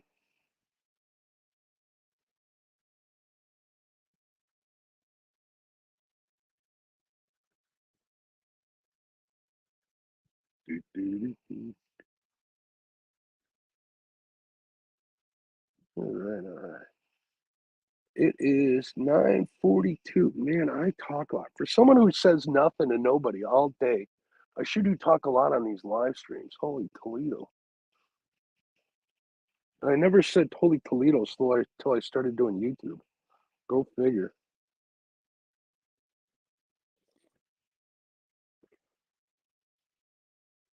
Ooh, AJH with the $5 super chat. Thank you, bud. I appreciate it. Let's see if I can find it here. Highlight it. I got to highlight it on StreamYard. I can't do that from my iPad. At least I'm looking at it. I'm looking at my iPad through. Oh, there we go. Let's see what AJ has to say. He says, since I have one rod for catfish, what rig would you run? I've got a Carolina on it. Thanks for your help. AJ, Carolina rig, man, has served me right. Except the only thing you got to remember with the Carolina rig is if you're fishing lake or you're fishing a river with the current, make sure that you have it in line. Cast your bait out, let it fall, bring a little bit into you to get that bait behind that weight, because that weight's got that sinker slide on it. In order for it to work properly, that sinker slide acts like a fulcrum, like a pulley almost, to let the fish take bait through it, and you'll get a better detection. Now with the Carolina or Santee Cooper rig, that weight is stationary on your line, so that fish has got to pick up that weight and move. I like the Carolina rig, like it a lot. If you're fishing in a real rocky area, you might want to use what's called a breakaway rig. I think that's what the Mississippi guys call it. I've used those at the dam where you use a three-way swivel and you put your weight on the bottom of the three-way swivel. So you got a swivel, you got your swivel, let's see, you got your swivel and you got your bait on the one that goes out, and then you got a dropper. That dropper you put on a light line model, like 15 pounds if you're running 30 pounds, half the weight or whatever. This way, if you get snagged up, all you're losing is the weight. But still, again, that's keeping the bait stationary. That'll in my opinion, that could shy a bite away. That could lose a bite. But if you're fishing deep water or fishing for blue cats, they're not as picky. I'm fishing for some pretty picky fish here, so it's a finesse game.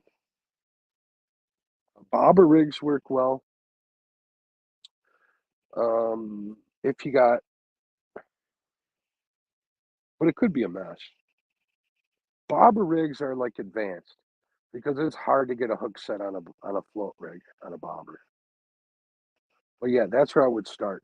If you're fishing with a lot of weeds and stuff, you might want to use like a spook or something. In current, it probably works better.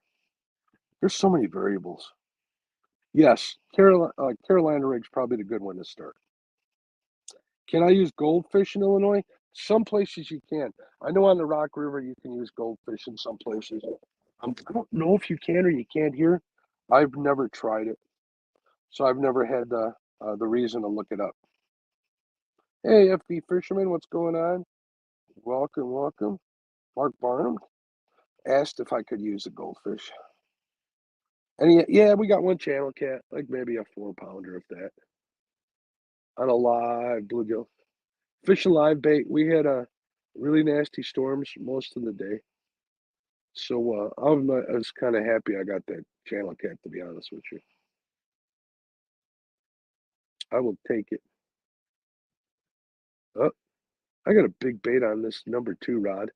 This is my starboard side. That's number 1, number 2, and number 3. Number 4, I got no bait out there. I can only run 3 right now in my current configuration. Till I get on spot lock, I can't run a 4th, but I bring it with me. I got my float rig rods if I happen to make it to a bridge and I want to fish around some pylons, but I don't know if I'll be out that late.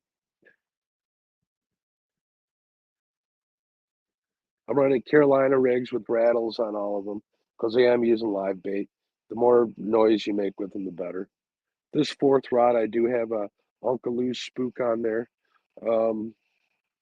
Next spot, I was hoping to get on spot lock and put a piece of cut bait on that one. Them channel cats seem to like that. Maybe Uncle Lou, if you're still here. I run a spook. I tie directly to the spook, and then I put 2 quick clips and a barrel swivel right directly to a hook on the business end. What's your opinion on that? Yay or nay? I've caught fish on that setup. I've missed fish on that setup. So I don't really have enough data to make a decision one way or the other.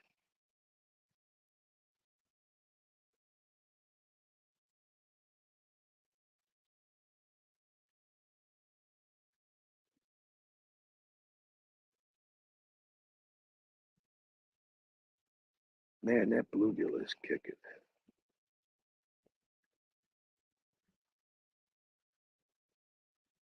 I love it.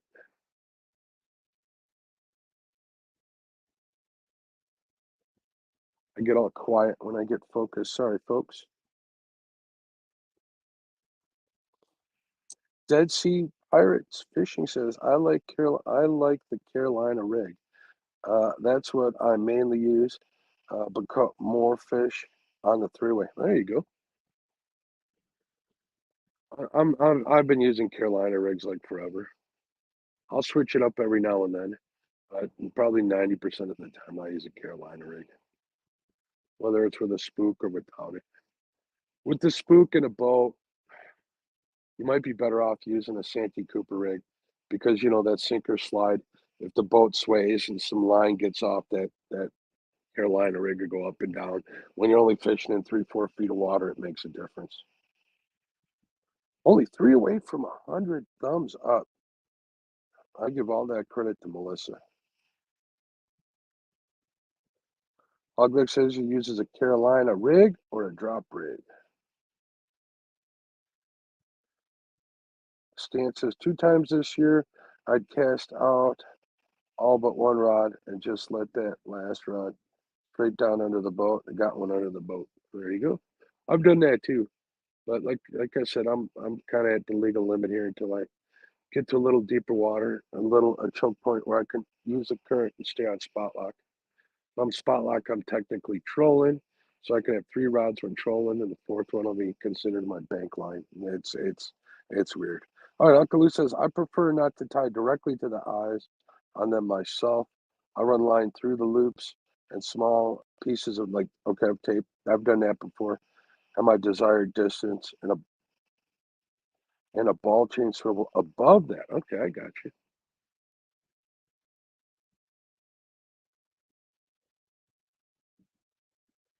I'm thinking since I'm running the quick clips head on the business end directly to the hook, I should be running like an octopus hook. In my experience, and I could be crazy, I've been called that before. Direct connection to an octopus hook, so like a straight pull, right?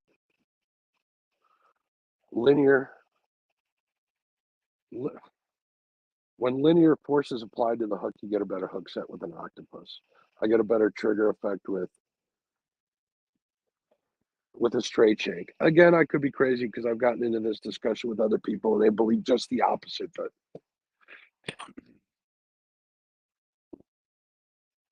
just my old back. This Millennium seats are a lot more comfortable than my old ones. But once I start slouching, I'm in trouble.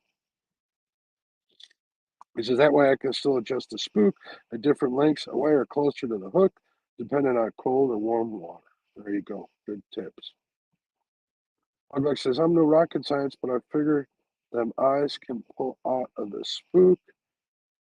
You can lose anything. I've never had that problem. But feeding it through the eyes, you got a direct connection to the line. So, but I understand what you're saying and what you're thinking, hog leg, because the more knots you have, the more spots you got for things to go wrong. And Uncle Lou says hog leg on some of them, yes. Dead Sea Pirates Fishing says thought that was kind of funny because I had live shad, bluegill, and bullheads out. They chose a frozen skipjack. My personal best flathead was caught, and I've said this story many times. I like a 1.5 inch, maybe a 1 inch by 1 inch piece of shad body on a 5/0 hook. A couple years back, 50, 57, 12, 57 pounds, 12 ounces, and that was on the low end of the scale. Swing that one I did weigh, and I had live bait out there too. So that's why Ryan was asking me if I had gone out and got some shad. I think I might go out and hit some boat ramps tomorrow. See if I can find some weedy areas. They're feeding on that algae.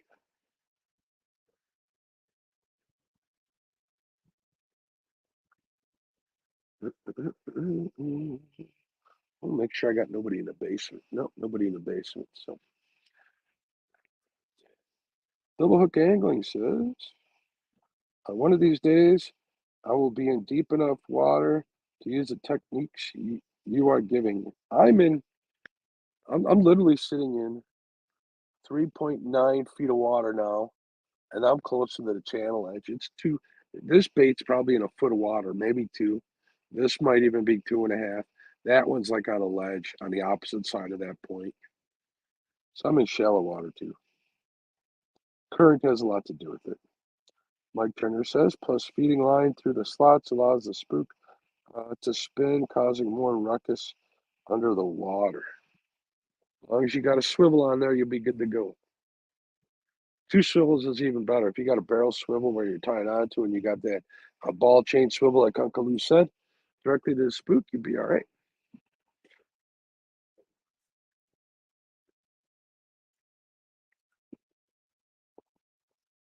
I think I'm starting to starting to get used to this coffee without any Splenda in it. Trying to clean up my act a little bit, at least food wise. A couple other things are in the works too, so we'll know how that goes by the end of the week.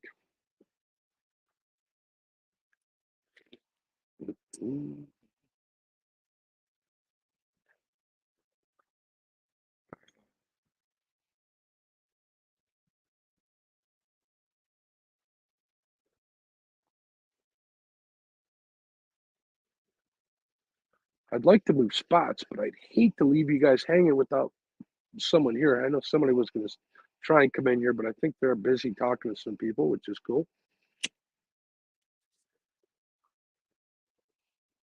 So we'll see what we can get done here. At least we got that nice channel in the boat.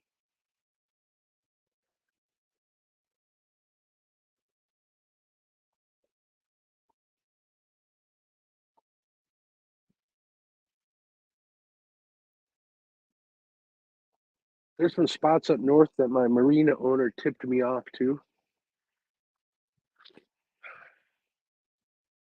But I'm not going to. I should tonight if all my tonight would be the night to go up there because of the lack of traffic.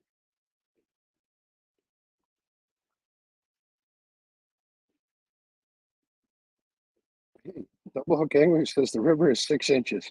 Well, no wonder fly fishing. That's the way to go in that water, even for bass or whatever. I've never caught a pike on this river. I know they're here. Lee, I have a 4-day weekend coming up. Hoping to get out a couple of days. Yeah, I hope you get out, Mike.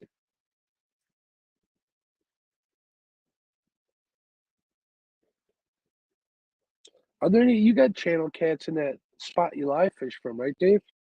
Double hook angler.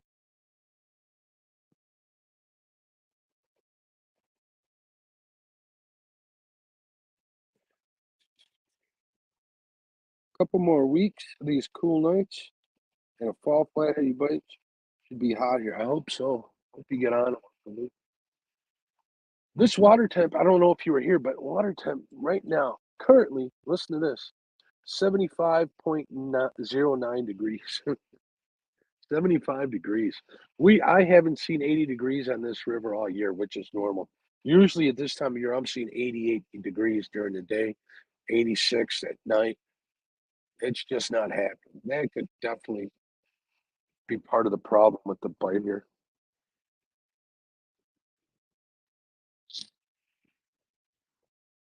I know some guys like Jonathan are doing well on a way south of me, but I don't have time to drive out there. Again, I don't know that river. Lots of boulders and stuff out there, so I'm being a little gun shy. Ain't gonna lie.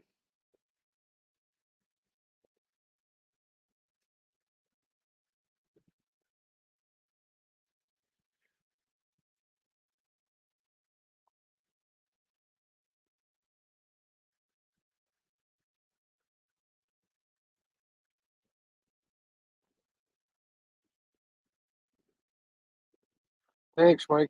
Have a good day at work.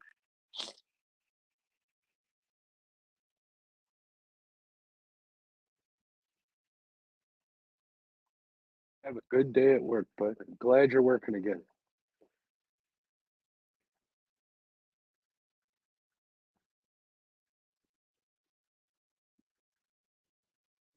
Might give it a second, and then I'll check the baits real quick. Got to make a call here. Management decision. Do I move? I'd like to move, but I'm not going to leave you guys just hanging in chat without me paying any attention. Already feel bad enough I'm turned the other way. But I want you guys to see the rods too. Could have you out in front of me, but then you're looking at me and not the rods. I know we'd like to see the rods.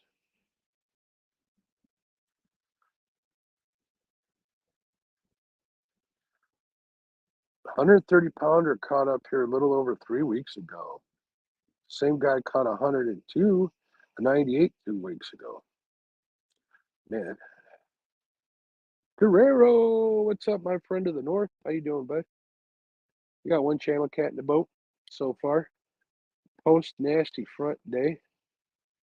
I didn't think I was even going to get that, but I promised to go fishing live, and I'm out here fishing live. So I'm happy I did that. He did smash a live bluegill. Usually they just kill him. This one got hooked.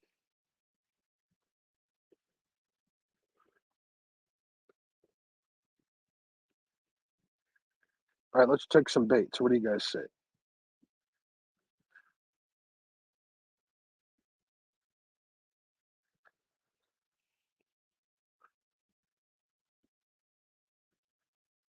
Oh, yeah, that would be a problem, Dave. Definitely, it wouldn't make life easy for you, but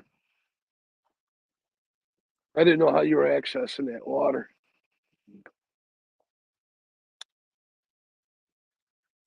I might not have any bait. Oh, no, I think there's bait on this.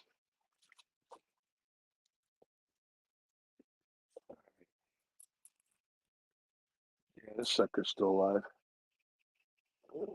Still kicking. Get him out of the channel a little more. Might as well try it. See if I can do this without getting.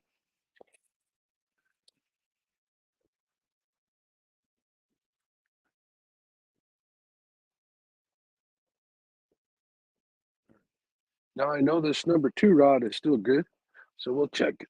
Bait on number 1.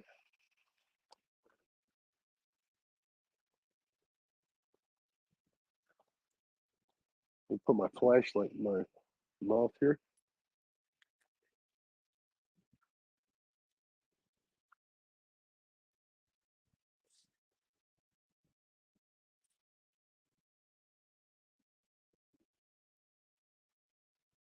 It's a little guy. He's still kicking.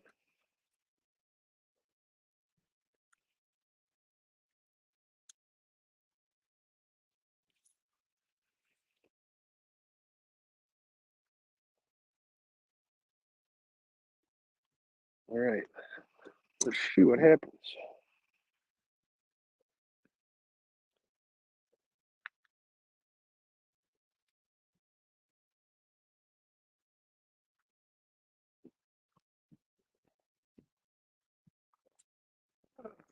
Let me check on StreamYard here.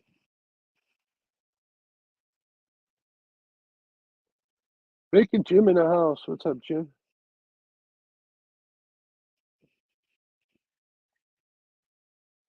Uncle Lou must be either watching while he was working or just got done. Yeah. I like my bed at night too. Sometimes it's easier than others to get to sleep. What is going on here in front of me? There's a buoy in front of me, and every now and then it's rocking back and forth for no reason. The wind totally died down. So that ain't it.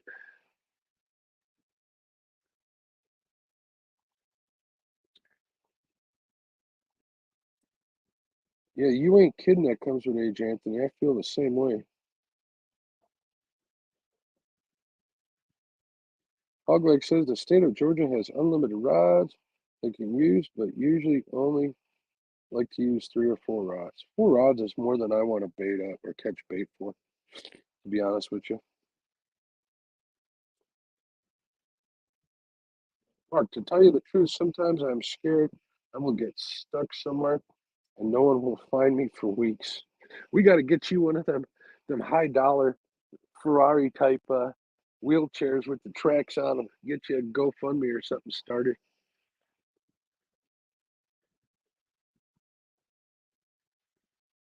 Only problem is you're gonna have to power wash that sucker after you get out of the mud. I imagine it would be a mess. I know none of that stuff is cheap.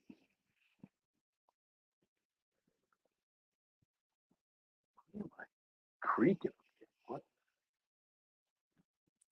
See, something big just swam on the channel side about 25 feet.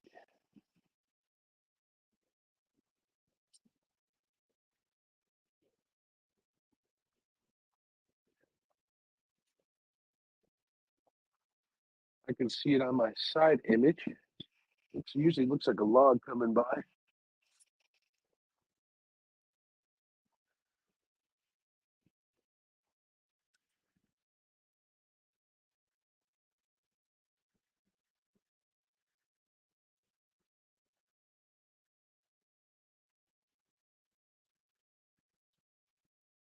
I hate to tell you this, guys, but for some reason I do get a 40.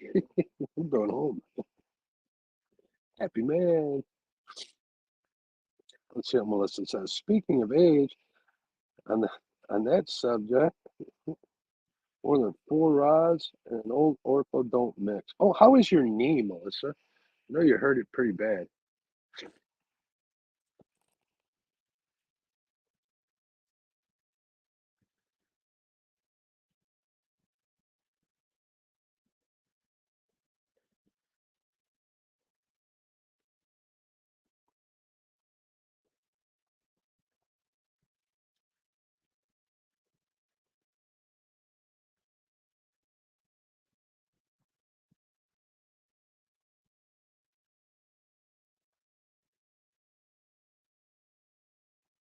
All right, after talking to my the guy who owns a marina, I come out of what is going on there? Number three is acting funny. One spot that I've tried, I've spent some time at this spot, and it makes sense there to be fish there. Maybe I was just there on the wrong night. Maybe I need to go to that spot. It's another spot similar to this, a little more depth to it.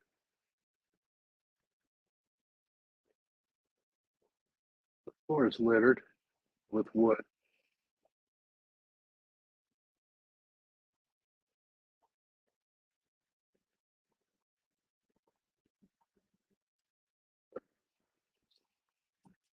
Swinging. Why is my boat swinging?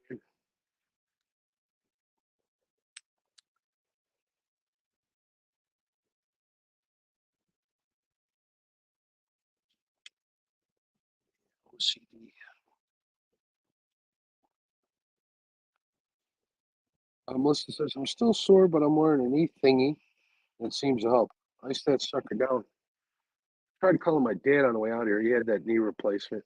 See how he's doing. I'll have to give him a call tomorrow. He wasn't picking up. Dusty Pirate says, I've hooked into a fish. I couldn't even slow down. Some drag screaming made 40-pound big K mono and 80-pound braid pop with ease. Well, you got any sturgeon where you're at? Sometimes you got to chase them down.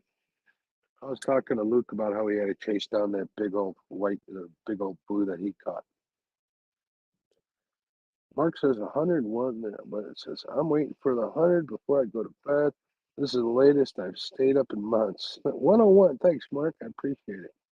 All right, woohoo, got 100 likes. 101 and still counting. Yeah, get you some rest, Dave. We'll probably see you live tomorrow. I'm always popping around in and out when I'm working.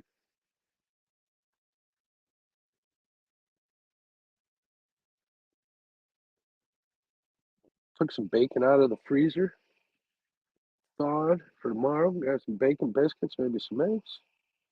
Troy over at Real and Virtual Outdoors says, headed to bed, catch a big one. Big one, Mark, my friend. I'm trying. If it happens, it happens. I'm still enjoying the night out here talking to myself. I mean, you guys could be worse. I could be sitting at home doing nothing. I'd rather be out here fishing. As much as I like being in the chats and stuff, I do love to fish. No joke about that. Even on the rough days. Skunks are hard to take, but We took care of that with a channel cat. I like to be able to, if the bite was hot, I'd be out here a lot later. Be nice to be able to catch bait for the next day. But this bait's lasting me pretty good. I should have enough bait for the next day.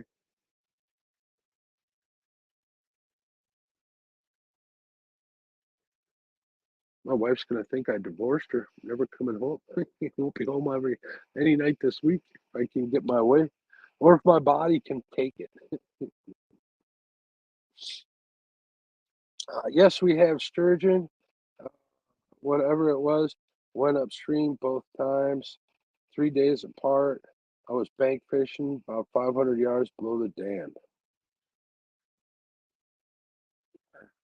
Man, that's sorry you missed that, but at least you got the story. Melissa said he's going to get 220 or either 140. I can feel it coming in the air today. Melissa, don't jinx me. You're putting the pressure on. Yeah, it does hurt you. I know the feeling. Kenny Powell put the pressure on me with that nickname he gave me. I'm not even going to say it. Lay in bed, wake up with the cold sweat, saying, "How am I going to live up to that name?" I can't live up to that name. All I can do is try.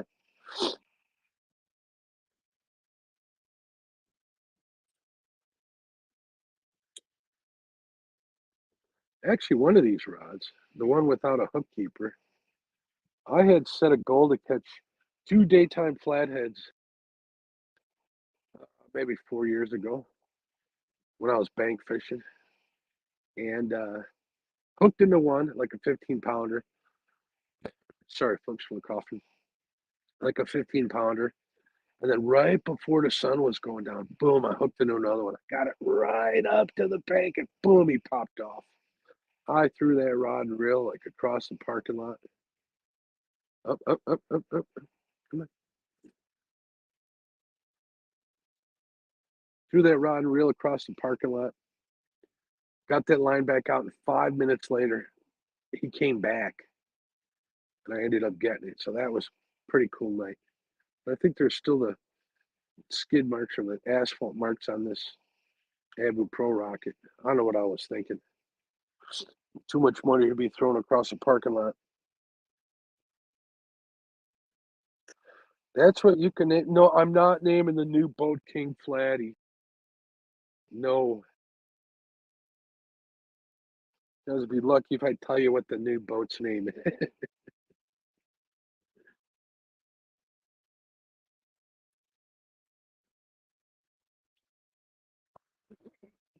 Name it something like Fishy Business or something like that. And that number 4 rod.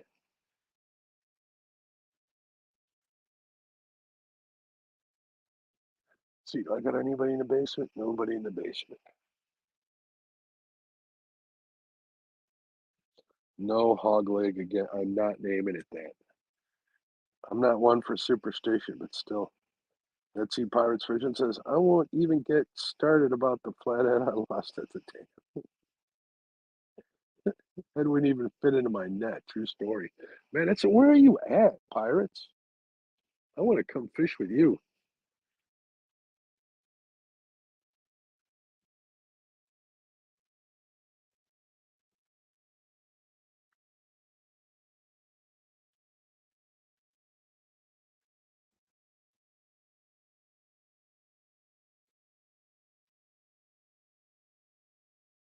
If I go quiet on you folks, that's because I'm watching the rod tip. Name it something special after your wife. I'll name it the PETA, pain, and that would be what I'd name it after my wife. But that's another story.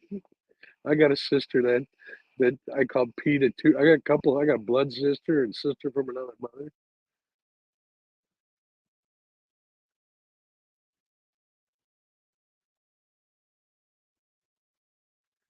So Coco's been. I think she's on the. I don't want to say it, but she hasn't been doing real well. She's not eating much. And the guy at the marina's got puppy French bulldogs. Keeps trying to talk me into picking one out. Like, no, no, no, no, no, no.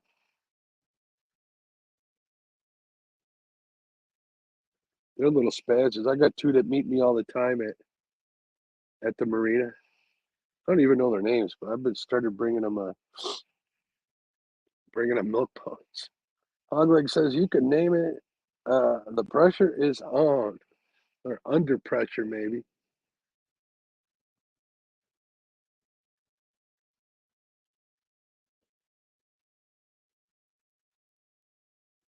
We'll see. I found a boat I really like. I just can't swing it right now. And I don't want to be without a boat for the end of the season, so we'll see what happens. And boats ain't cheap. I want something around a 19-footer. I don't need the most horsepower, but it'd be nice to get enough horsepower. I know they say get the most horsepower that fits on a boat. I think I'd rather have an extra foot or two of boat than extra 25 horse. I know I'll pay for it in the long run, but I don't do tournaments and stuff, so I don't need the speed. I'll just end up paying for it at the pump. What's the name of yours, Hogleg? Your boat?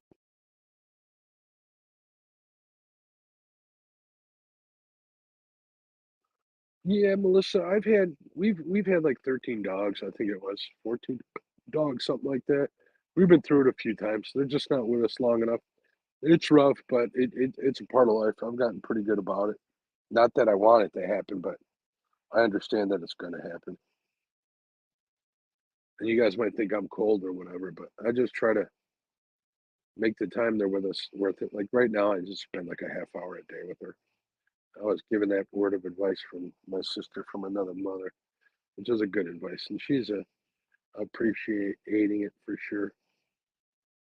I got her a new dog bed last week. She loves that thing. Hogleg's boat is the mo. The mo, the merrier, the bigger, the better. There you go.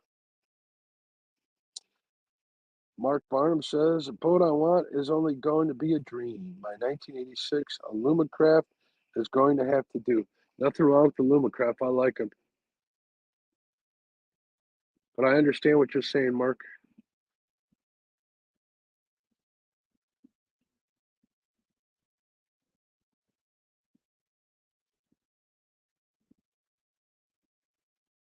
I mean, I'd love to get like a 24-foot monster cat, something ridiculous like that, but it don't make sense. It don't fit my garage, and it doesn't fit the budget. So something used a few years old will work.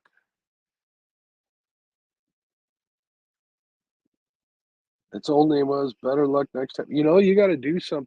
When you change the name of a boat, you're supposed to do something like some sort of a ceremony. You might want to look that up.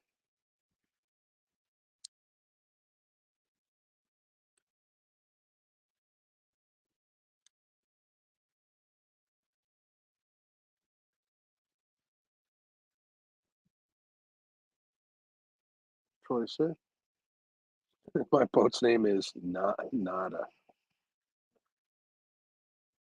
Oh, he did the ceremony. There you go. This boat, when I bought it, they told me never had a name. So half slab it is.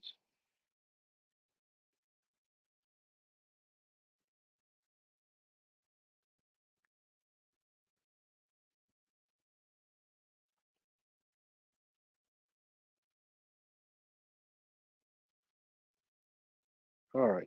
Now I'm getting anxious.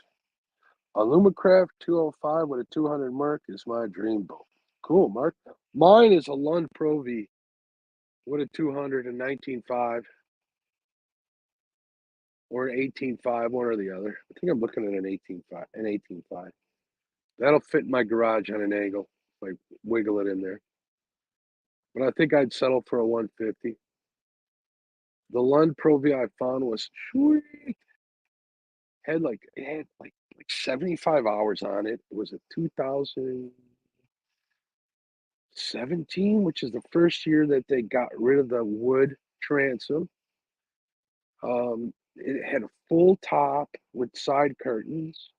It had steps in the front, had a grotto.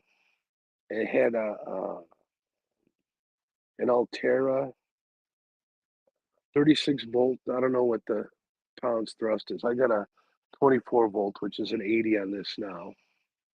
The thing was just sweet. Sweet, sweet, sweet. But I'm gonna have to sell a bunch of stuff off this boat. I got a camper I want to sell, a bunch of other stuff, try to raise funds and get the price down. Nancy Pirate says, name your boat, Chad who? No, I wouldn't do that to Chad. Melissa says, don't ask me what the ceremony was. I wasn't around when he did it. For all I know, it might have been doing a chicken dance or something. I think it's breaking a bottle over the hull, something like that. Man, the pollen count is high. I'm all stuffed up.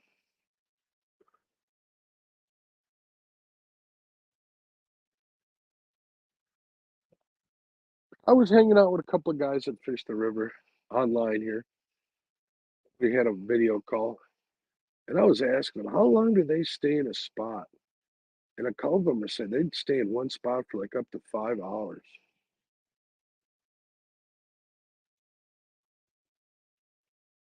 That's a long time. Hey, Tiggs, Tiger, what's up? Name it student loan. No, I'm not using any of that student loan money. I paid my student loan off a long time ago. I'm not going to get into that. I'm thinking of putting pontoons on my fishing wagon. There you go. That's being creative. You know that one guy who built that little boat out of a toy tugboat? That guy made enough money to buy himself a real boat. Over here. I do like these cooler nights, but I really think that they're hell of efficient.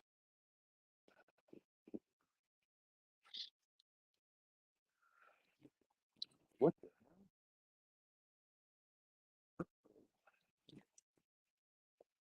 I moved it over to this side. Please hold, folks. There we go.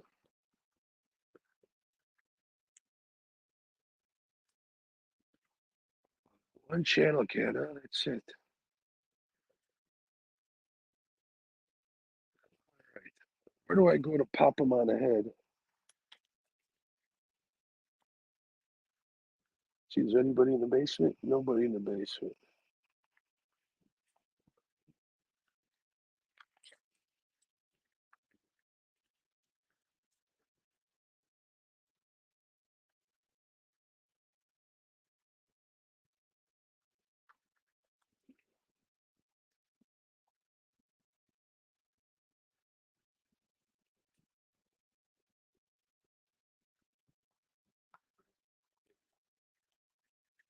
All right, here we go. Here, fishy, fishy.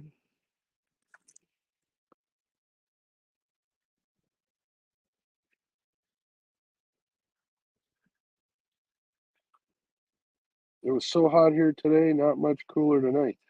Sharina, what's going on? Sharina, how you doing? I'm putting you to sleep. She says, hello, listening and dozing. I want to get a 64 Impala convertible and make it amphibious. There you go, Troy. My dad had a 64 Impala convertible and somebody stole it on him. Upix rule is 30 minutes. No bites, time to move. I actually talked to him about this place, and he said he did agree to give it more time than that. So every water's different. Hey, crazy hillbilly, what's going on? Hey, we got people coming in. Copy Day Fish On says tight lines for a name. That's a cool name. Today was a high of like 80. Up, up, up, up, up, up. See this number 3? That's is that a flathead? Come on. That fish wasn't that lively.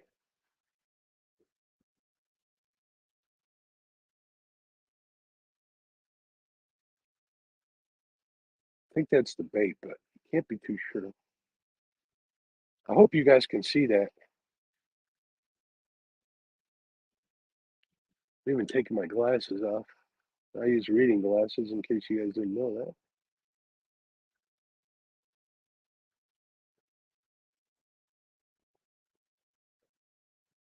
Come on, fish, you got this. All right, now I don't advise doing this. I use my flashlight and I point it like directly up to make sure I'm not getting any slack in the line or anything.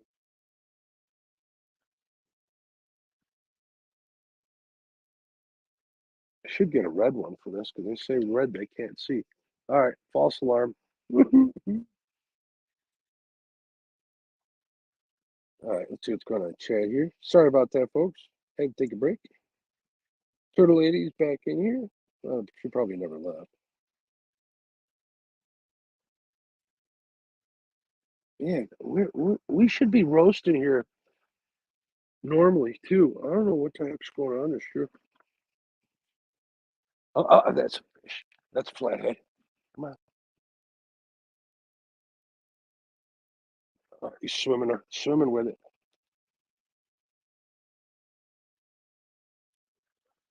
Oh, no, he picked it up, moved it. Let's see if he comes back.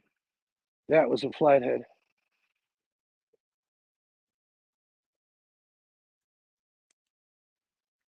That'll happen. That bait just went literally like 20 feet this way.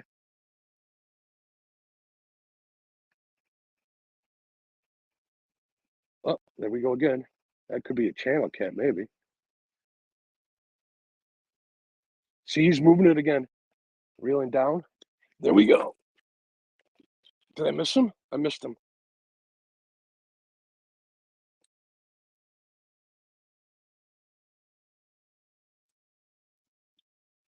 Son of a biscuit. Let's see what the bait looks like.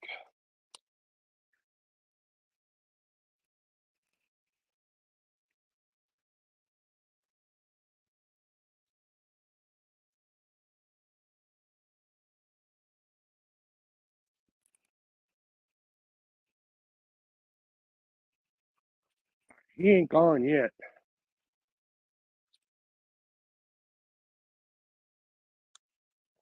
We are going to put a liver one on here.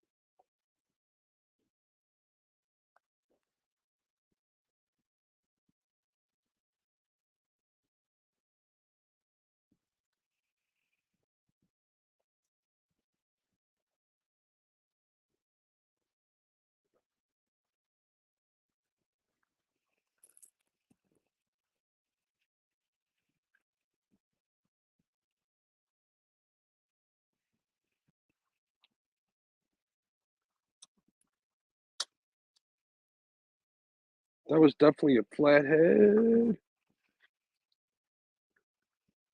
Well, so at least something happened. A little action's better than none at all.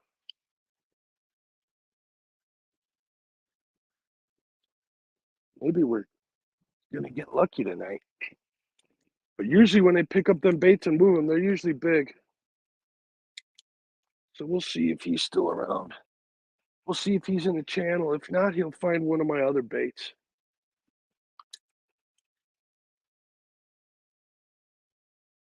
He hit that bait twice. He picked it up. He pulled it down. I think I scared him off. He came back, picked it up, and he went like 20, 30 feet with it out towards the channel.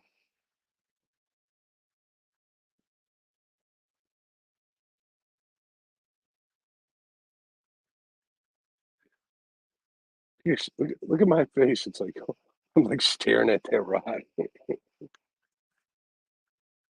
That makes me excited. All right, we ain't moving either. Stephen Corley in the house. What's up, Stephen? Come on, Flatty, come back.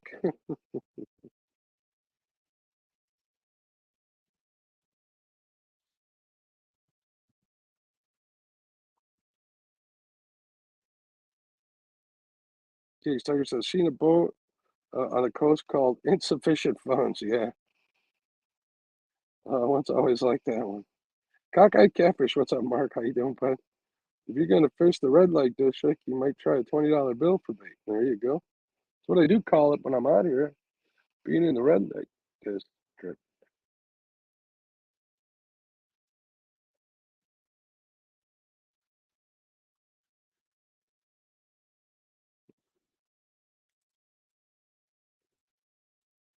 All right, cool. I didn't miss much in chat. See, this number 2 right here.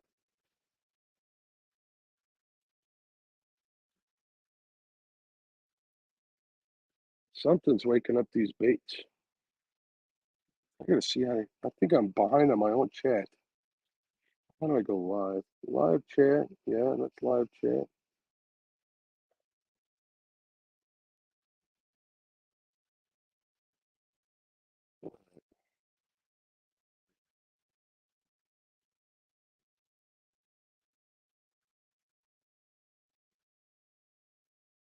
Concept is strong.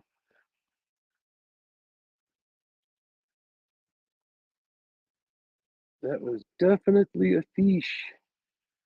Son of a biscuit. Oh, part of the game. Got anybody in the basement? Nobody in the basement.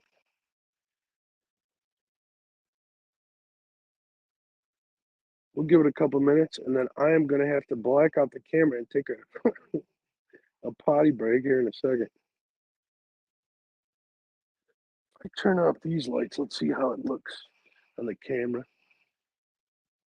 I know we tried this before. I still got the lights on the rods. Can you guys see them better when I got them off? We'll see. Man, there is a lag here.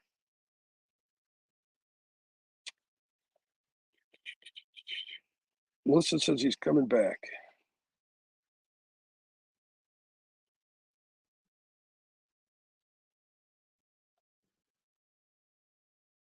I need to switch. I need to switch earbuds. What is that?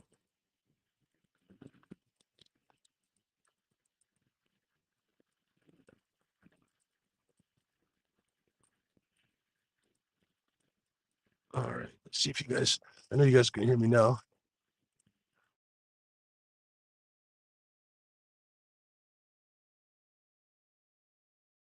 Can you hear me? Can you hear me? Somebody let me know in chat if you would, if you can hear me. Please.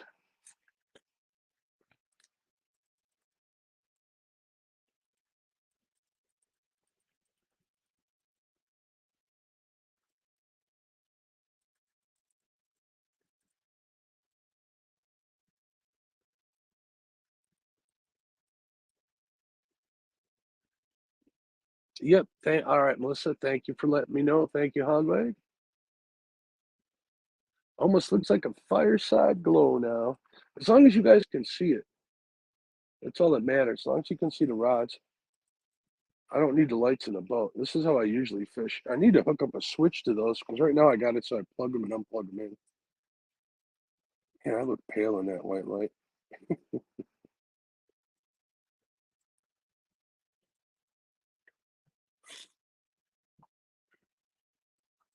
Here, fishy, fishy.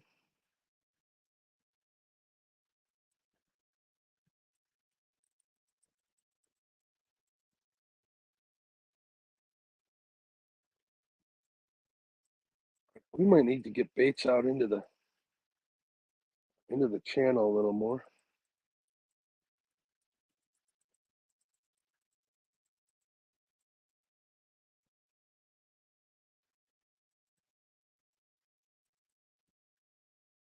You know, with this headphone on, you guys wouldn't hear a bait clicker. So that wouldn't do any good. Yeah, I'm thinking while I'm fishing. Always thinking while I'm fishing. Tiger says he can see. Hey, James, what's going on, bud?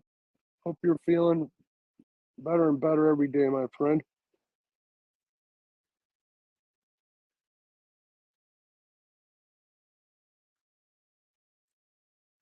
I'm going to take a real quick adult break. Oh, not adult break. I'm going to take a real quick potty break. So hold on. I'm going to mute the mic and stuff. Don't go nowhere. I'll be right back.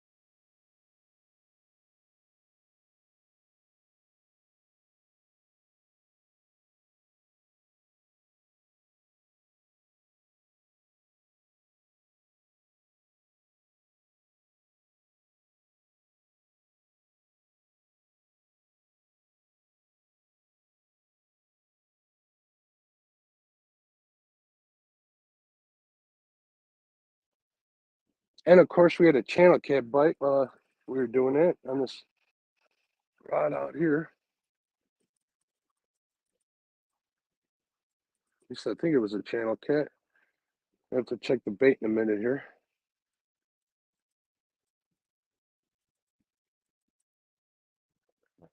Where's this bait at? Now I'm talking out loud to myself. Sorry, folks.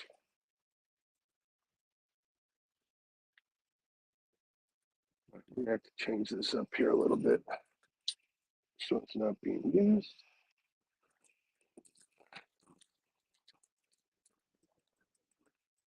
This one we'll put here.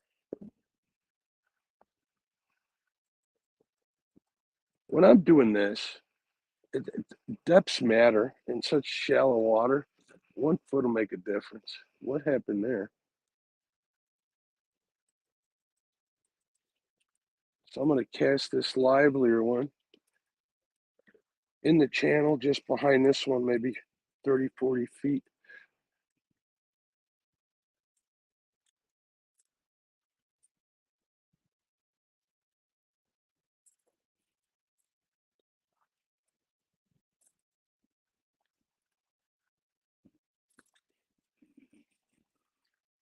Perfect. That's where I wanted it.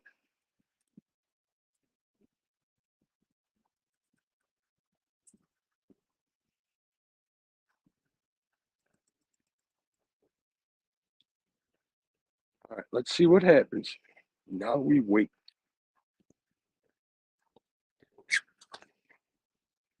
That was a hard pull on that one. 108 thumbs up. You guys are awesome.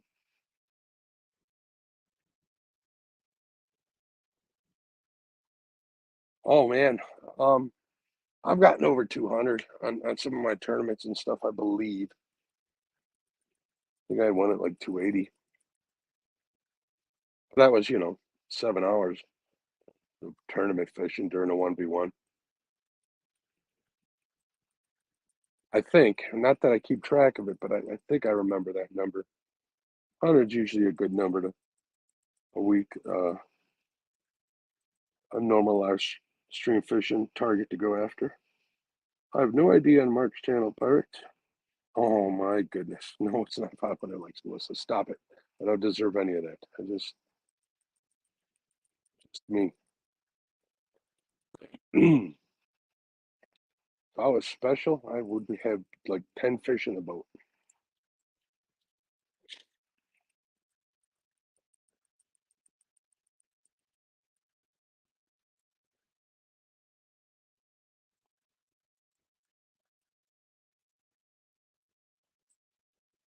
I am thinking about moving my boat right out in that darn channel. Decisions. You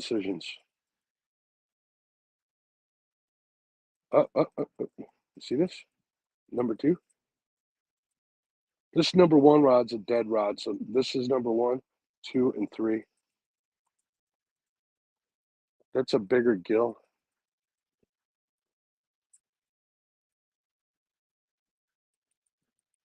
Eat it.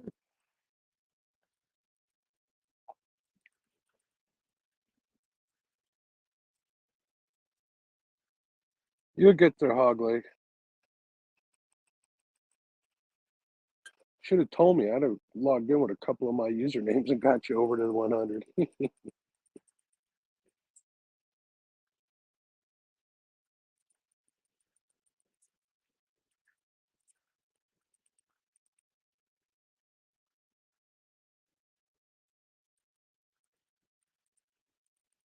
I want to thank you guys for keeping me company, though.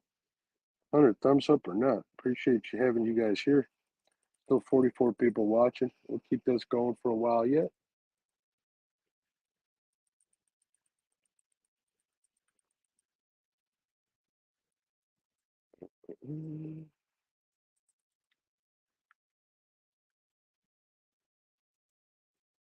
I still got a bologna sandwich to eat. Not even hungry.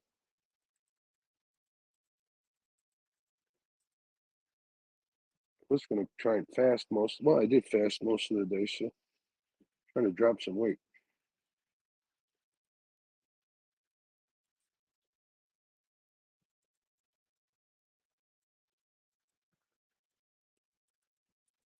If I get another bite on these channel rods, channel being in the main channel, I'm off to the side a little bit. I know what I got to do. I got to pick up anchor and move over like a 50, 70 yards and get all. See if I can't stay on spot, like maybe get 4 lines out there.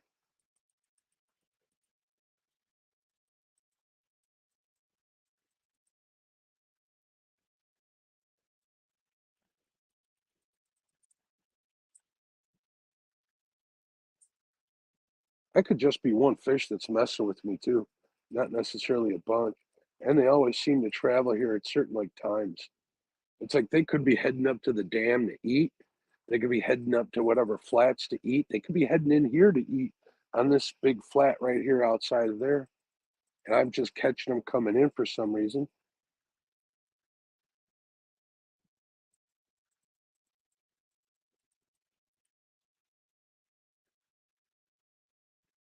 The channel cat I caught was on the middle rod, and that was right on the top of that hump. But I'm not looking for channels. They just kind of wander aimlessly.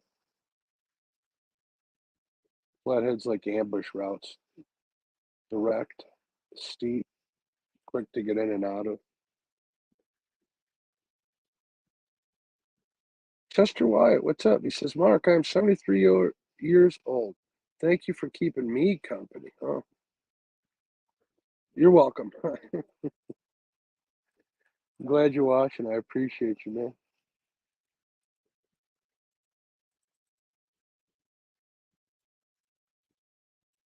I appreciate you.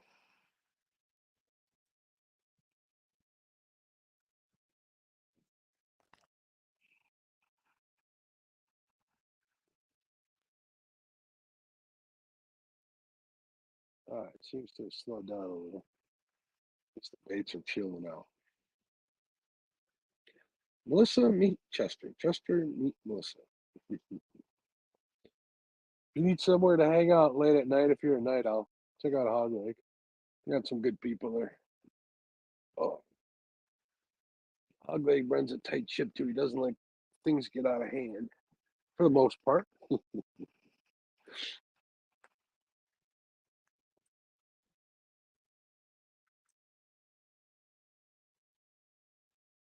So we had a little action. We had some flathead action. We got a channel cat in the boat.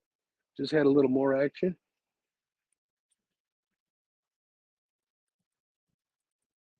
I've had nights where it's been dead, not even a bite.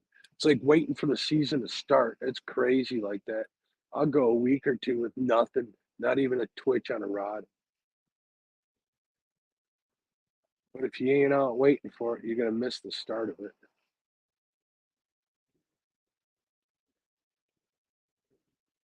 I think the earliest I ever caught a flathead was April 26th, I think, or the 16th.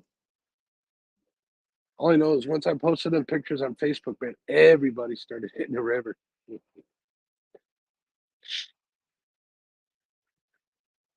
think it's kind of a thing without anybody saying it. The first one to get a flathead, everybody's trying to get that first fish. I think this year was this kid named Netman Tony he goes by on Facebook. He's been on them pretty good.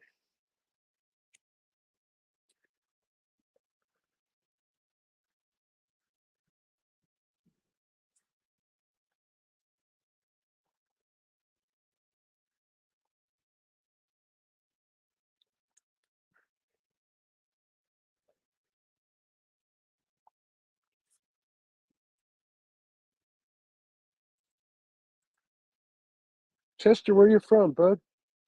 Hey, Mr. Gadget, what's up? We got one channel cat so far. We had two flathead bites. One of them particularly I knew was a flathead. We're post front, so I didn't have much hopes, but we're starting to see as the night goes on, starting to see a little more action. We had one flathead pick up a bait and carry it like 30 feet, just no hook set. Checked the bait, it wasn't turned in on itself, so that's what I was worried would happen. I am hooking them in on an angle, so that usually prevents that from happening. So there we are. We're using some bigger baits. I'm fishing in a bigger flathead spot. So sometimes you just got to wait it out and grind it out. No guts, no glory. Still want that 40 to fill that 40-pound class sticker on the back of my boat.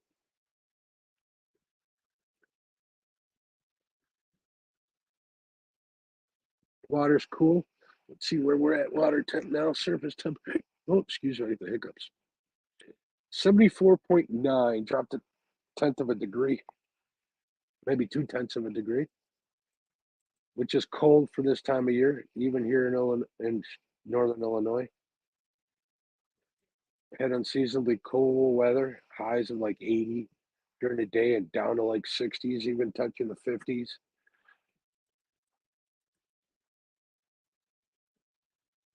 It's not that cool tonight. I just got this hoodie on to keep the bugs off me, even though they're not bad. The red light helps. The white light from StreamYard doesn't. Fish on Luke, what's up, young man? How you doing? Miss you too, buddy. We got one channel in the boat. Mr. Flathead picked up a bait carried at 30 feet. No hook set. Son of a biscuit. Huge post front. We had the sky drop today, Luke. It was bad. Power went out twice. Thunder like strikes a mile away from my house, even closer to here. So I didn't expect much except I needed to get on here and do a live stream. So here we are. Happy to get that channel, like a 4-pound channel cat on a live bluegill. So that's always exciting. So we'll see what happens. I'm fishing. There's a creek mouth here with a big rocky flat. Um, there's an underwater hump here, drops to like 7 feet. I seem to be getting bites. I got two what I think flathead bites, including that carry, off on right on the channel ledge, right off that hump. So I got a smaller bluegill up in the flat here, and I got these kind of one on the back side of the hump and one on the front side of the hump. So I'm thinking I might even be in better shape if I pick up and move over like 50 yards, get in the main channel. But this is normally where they feed, so they should be here to play. Got to find a player sooner or later. It says we had that in our tournament. Tornado come through. No boats were taken. Good. Welcome back, Don. Nope, not over yet, HA. Little town called Summit, Indiana. Sunman, Indiana. I'm not familiar where that's at. We had a place in Buffalo, Indiana, just north of Monticello. My parents did. Grew up fishing the Tippecanoe River. A lot of channel cats, a lot of they had little wipers, nothing big, little wipers, some smallmouth and stuff. So yeah, it was bad. I didn't think I was going to make it out tonight, but it cleared up, and here I am. We may grind it out tonight. I want to fish a bunch this week. Maybe do a little stream on TikTok during the week, a couple of them. See if I can't get some numbers up. All depends on how much bait I got. I got to get on some shad here during the day, but I've been busy working.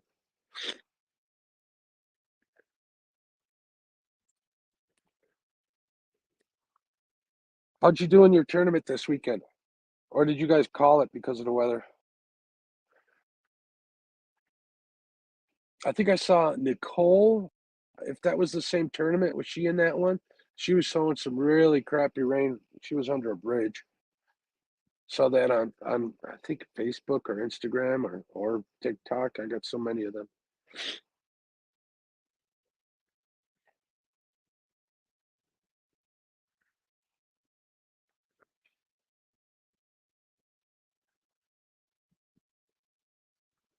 I was hoping the river would come up a little more. It didn't. It came up like maybe 6 inches. That's it. It might continue to rise in the next couple hours as everything drains off. It rained too hard for that stuff to get it soak in the ground. It's got to roll off of there.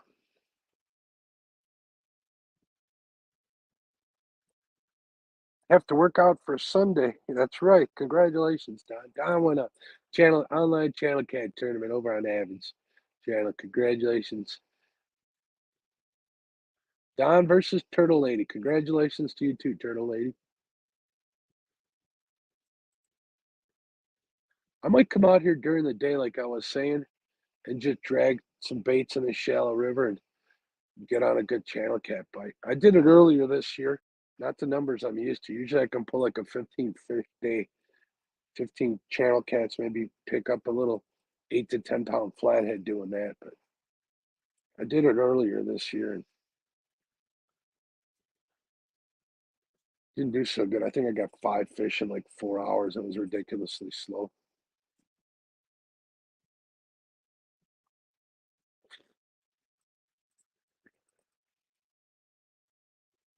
I think it has to do with the temperature. Luke, the temp right now is water temp 74.9. It's still staying cool up there by you, bud? If you're still here.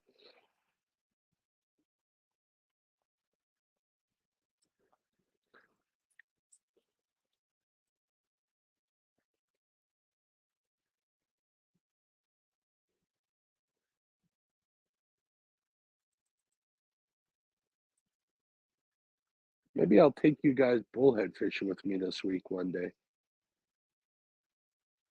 I got to travel like an hour. But it'll be worth it. Bring my tripod. I don't get in chat. It goes faster than I can spell. I know the feeling, Chester. I'm a slow typer too, bud. No shame in that. I mean, more power to you. You're 70. What did you say? 73? Yeah, 73, and you're on the internet. My mom's the same way. She's 70. My mom's 76. No, 75. She still gets on Facebook and YouTube and stuff. She's probably in here watching now. Hi, Mom. She don't want to type in chat, but she watches.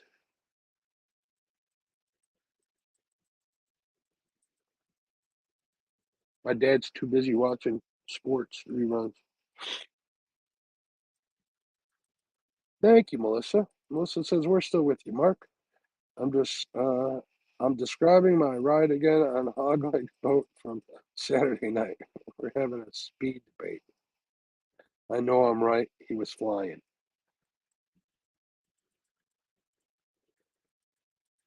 It all depends on your definition of flying. This boat does an earth-shattering 25 miles an hour top end. Gets me where I gotta go. I'd like to hit 40 in my next boat, at least 45. I can hit more spots that way.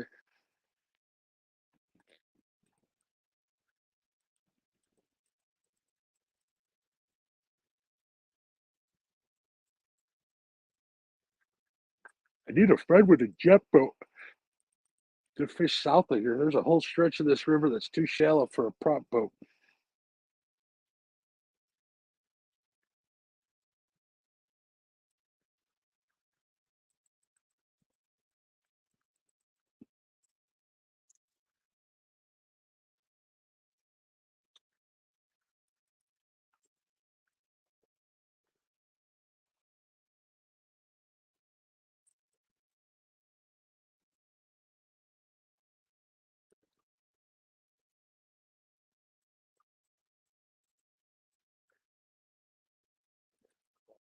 I wanted to get that 40 out of this river and then make a trip over the Mississippi, see what I could find there. I got some tips on some spots to fish over there.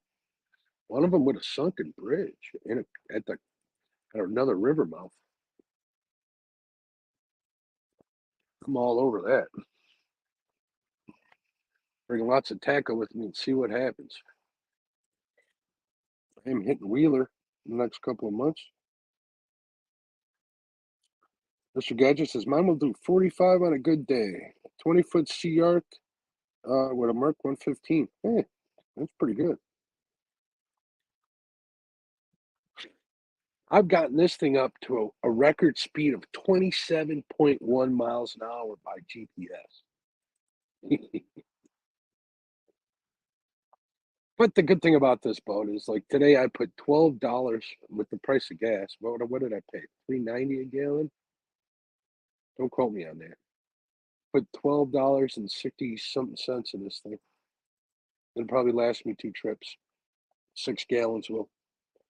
So I can't complain. Hey, Missy, how are you? Oh, we're just fishing, post front fishing. Been a little slow. I got a couple of bites, had some action. Got a channel cat in the boat.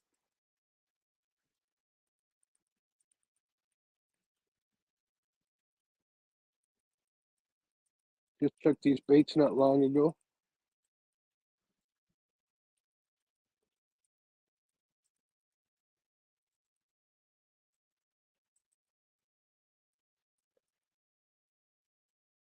I got 3 pulls in the water. So this first one's nothing on it. I'm on anchor. Illinois, I can only have 2 rods and a bank line if it's marked that. So all my rods are marked as banks. You got to have your phone number and your DNR number on there and your name. But if I put my trolling motor down and get on anchor, spot lock, which in this spot there isn't enough current, the river's too wide. I'll be swaying back and forth. If I can get on spot lock, like one of the choke points I want to fish, I can put that fourth one out there. Because then you're considered trolling if you got a prop turning in the water. But you can have 3 when trolling, and then the fourth would be the bank rod. The DNR guys will let you slide with that usually. Depends on who you are. Freddie, what's up, buddy? 5.75 miles per hour. PB bad ju the PB bad juju on a good day. Up, up, up, up, up, up, up, up, up. That's a flathead bite. You see that? See that? See that? See that? See that? See that? See that?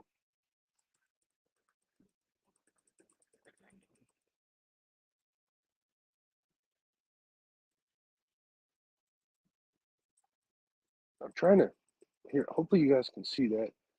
This number 2 rod. This one right here.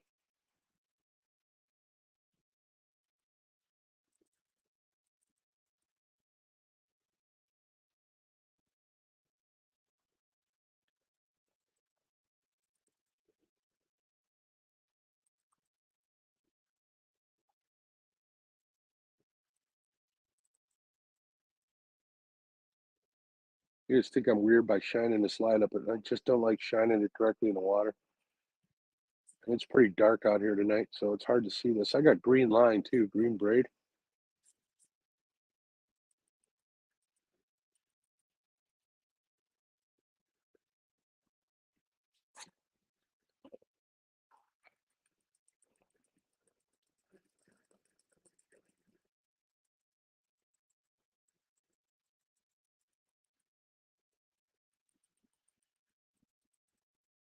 Yeah, probably just a bait.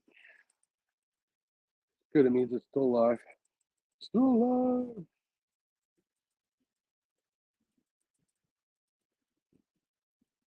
Nice, 30-pound flathead. That's awesome. That's your way to go. It is a good weekend. I could go for a 30. I've been stuck in the 20s all year. A couple of teeners. Missed what I think was probably my 40-pound fish, pre-spawn. Probably a block away from here. Had one 5 fish night. That was pretty epic as far as this river goes for me.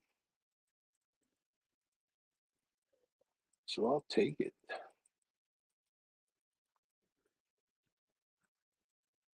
What kind of power I got on this? Down to 54%. I'm gonna plug it in. I brought a long cord this time.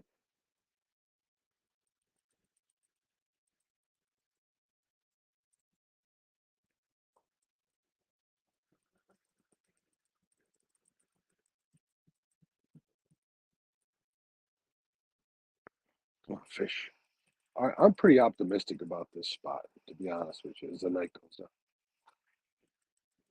I did a lot of nights where I've waited a long time for a flathead bite and gotten that one. So I think this might be one of them.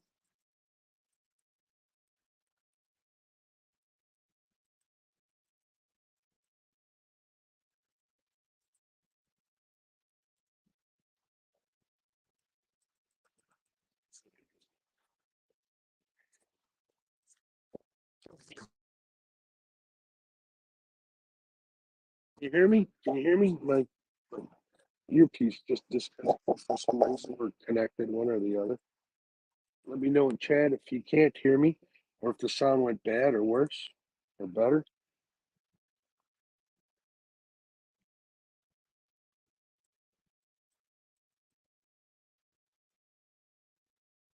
What I need is a good luck charm in a boat like Luke has. He's got that pair of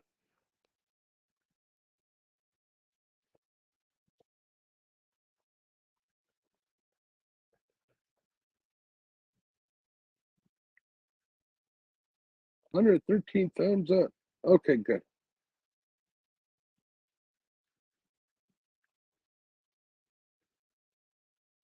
James, I got one channel cat in the boat, a couple of foul balls. Pretty sure those foul balls were flatheads.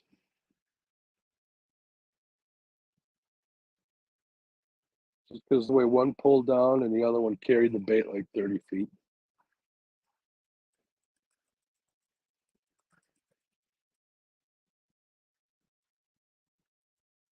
I watched that line go. That always freaks me out.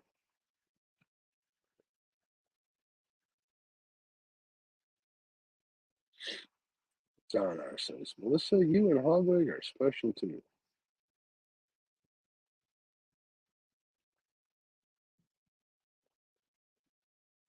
Guy down the river used our scale, a 41-pound blue. That's a heck of a nice blue.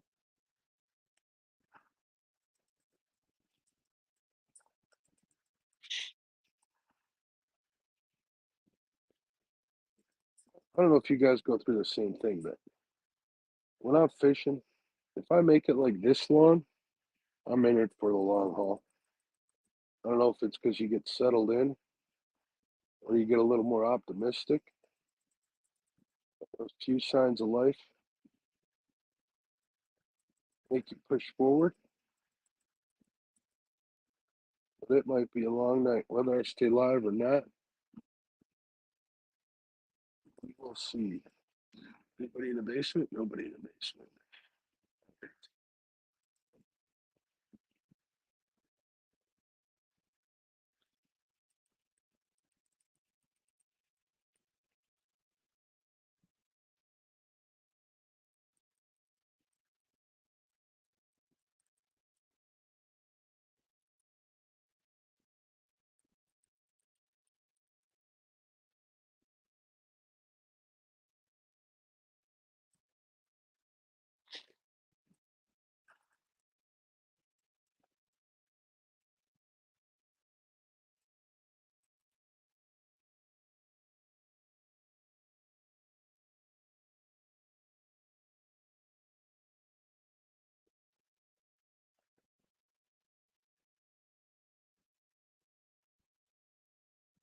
Good night, Don. Thanks for stopping in, hanging out. You got still got 47 people watching. Not much. No, light doesn't travel that far. I got an idea here. I'm going to move this one right over. Maybe it'll.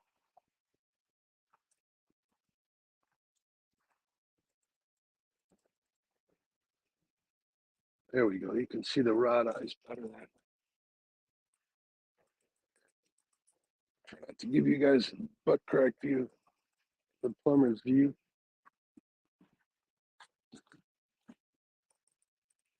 I don't know what that was. I think that was just me moving the boat, though.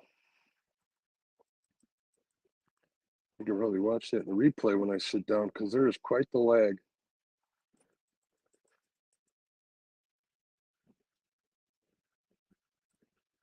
There's quite the lag on this. Yeah, that's just me sitting in the boat.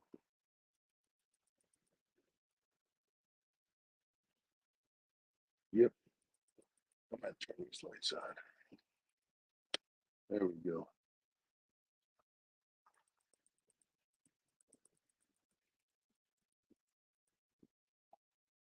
Oh, there's flathead feeding over there. All right, we may see some action here. Let's see what happens.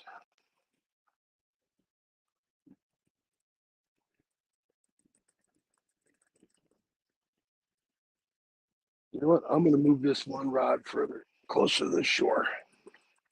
Got the bait too.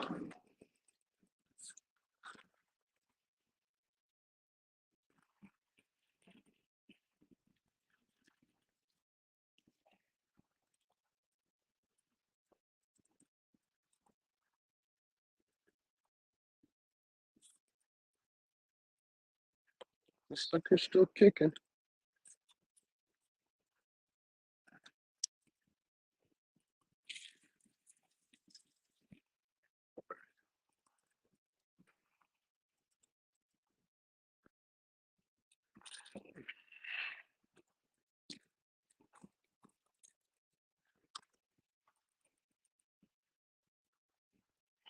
We got all bases covered.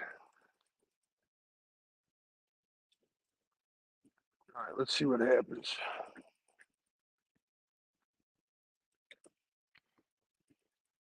All right, so we got one, skip number, this one, 2 and 3.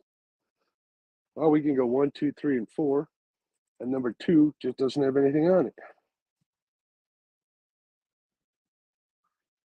Missy says, Mark, my 3 uncles went fishing for a week, caught almost 300 fish.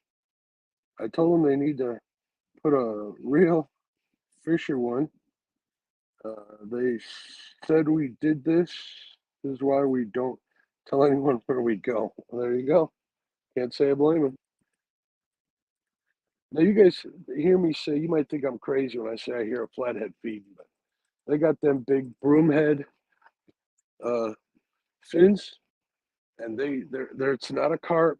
Carps go kaplunk, bass go kaplunk, flathead go whoosh. Heard enough of them. I've caught fish after I've heard them. I'm not crazy. Well, maybe a little crazy.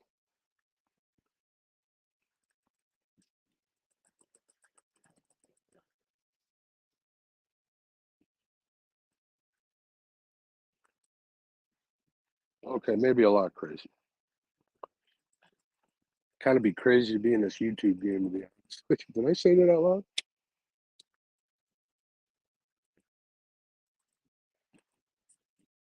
Brian B is listening while he's going to sleeping, laying in bed.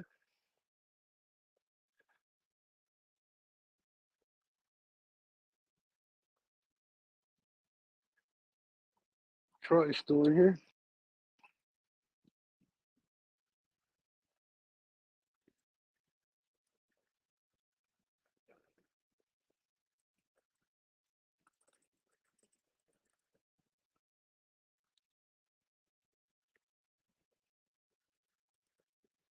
I'm gonna have to break out that bologna sandwich here in a little bit. You're not crazy until after 2 a.m. I get crazier after 2 a.m. is what happens.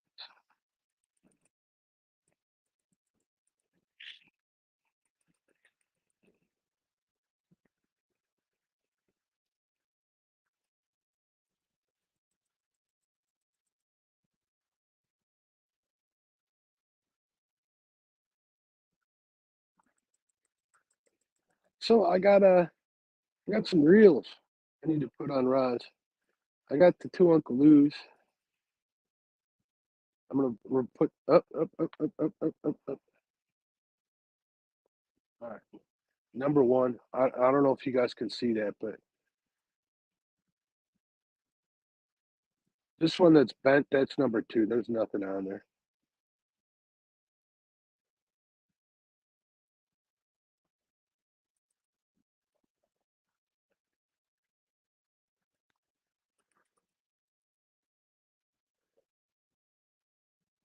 I can light this up with the flashlight.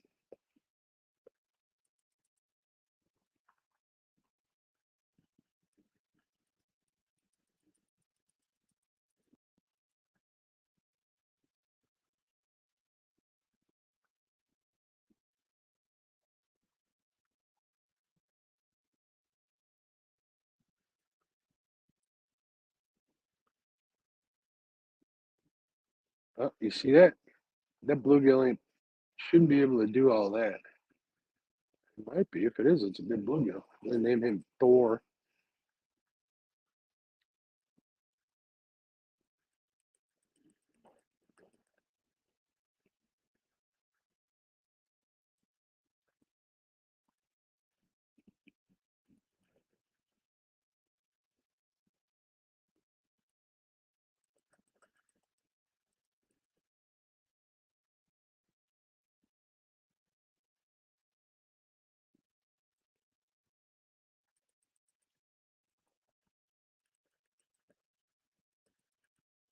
It's a false alarm.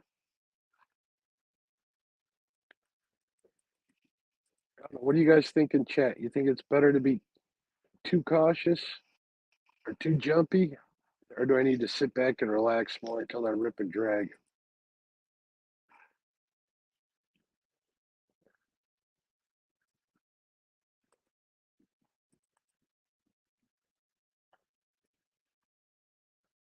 Must have just been the bait. I am going to move it over one spot in the rod holder so maybe you guys can see it better. Heck, I'll move it over to the middle one.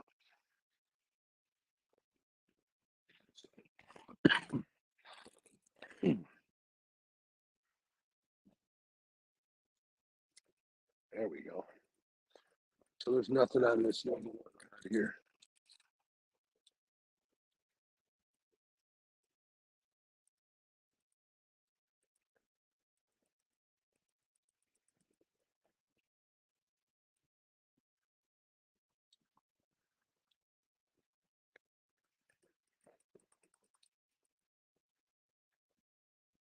All right, so you guys can see all the rods I got in the water. I try to let it bend for a good one. Let the circle hook do its job. I usually set the clicker and just wait until it goes off. Then I get up. You know, I've had them do both. Oh, you see this?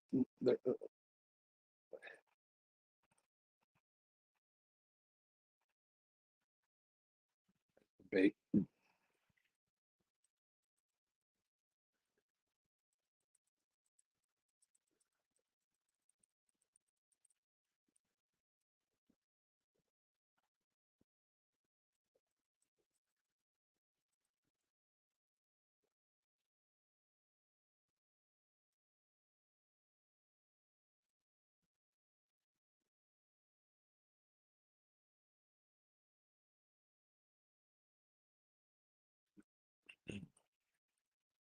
Yeah, I've had both happen. Flathead fishing, them rip and drag. Also had them just lay there with the bait. Bump, bump. Yeah. Jello, what's up? Just eat the dang bait fish. I like the way you think. How's that, Jello? Hold on a second. I'll mute you so I can cough here.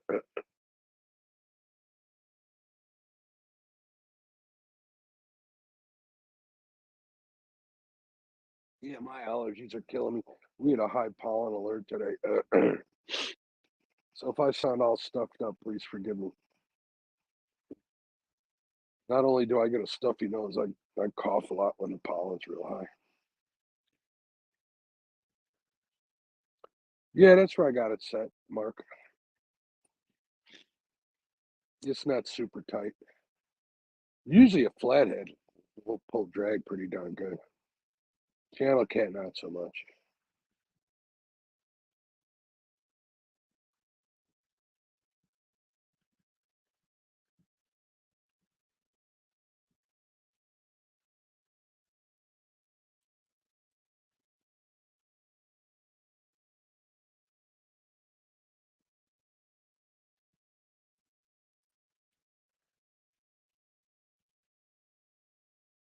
And all is quiet again. Oh, wait, there we go. Bump, bump, bump. See that?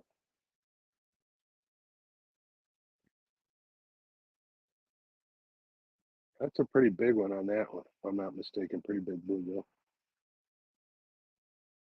I like to see him. kicking like that, especially since I got rattles. Hauled them in like ringing the dinner bell. Hey, Mark, the other day, Melissa mixed up some strawberry jello chicken breast and put it in the refrigerator overnight.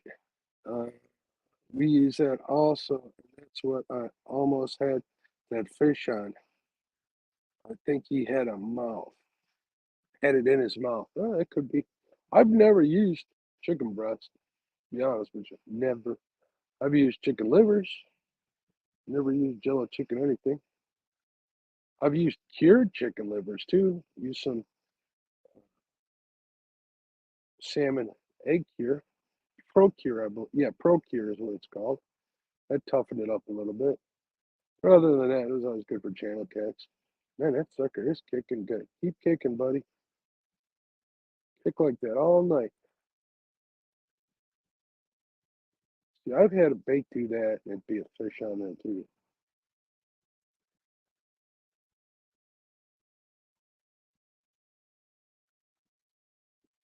Uh, uh, uh, uh. That could just be a channel cat trying to kill that thing.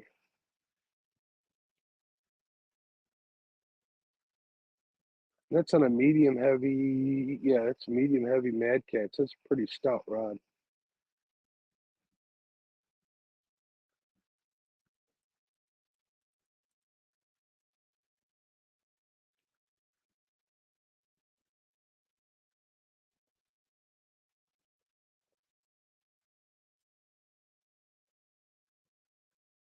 Could be a turtle. It starts kicking again. It wasn't. Laser and does nothing. Turtle could have killed it. Stole it.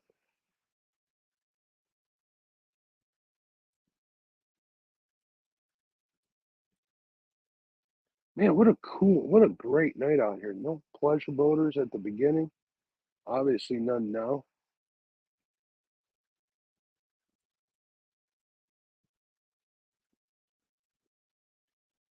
Oh, and it stopped. No slack in the line.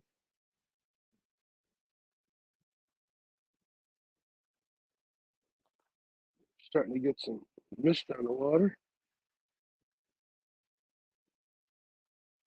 Oh, the boat's on fire. I don't think so.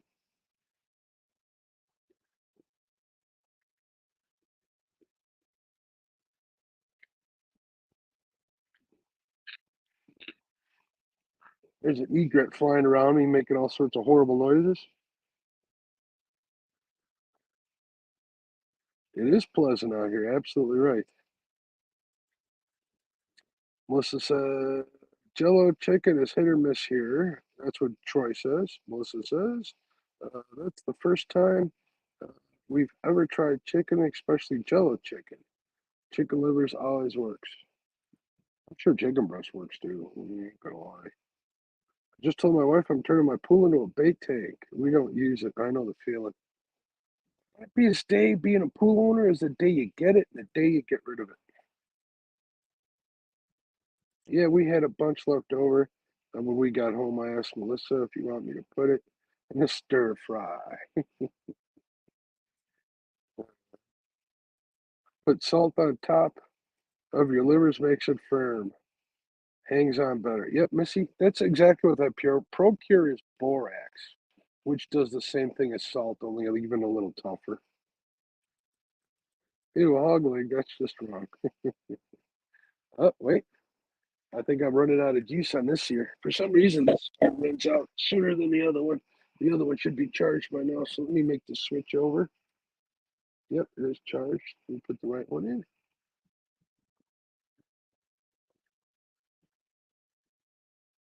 Testing 1, 2. Can you hear me? Let me know, please. Testing 1, 2. 47 people watching these rods do nothing. You guys are as crazy as me.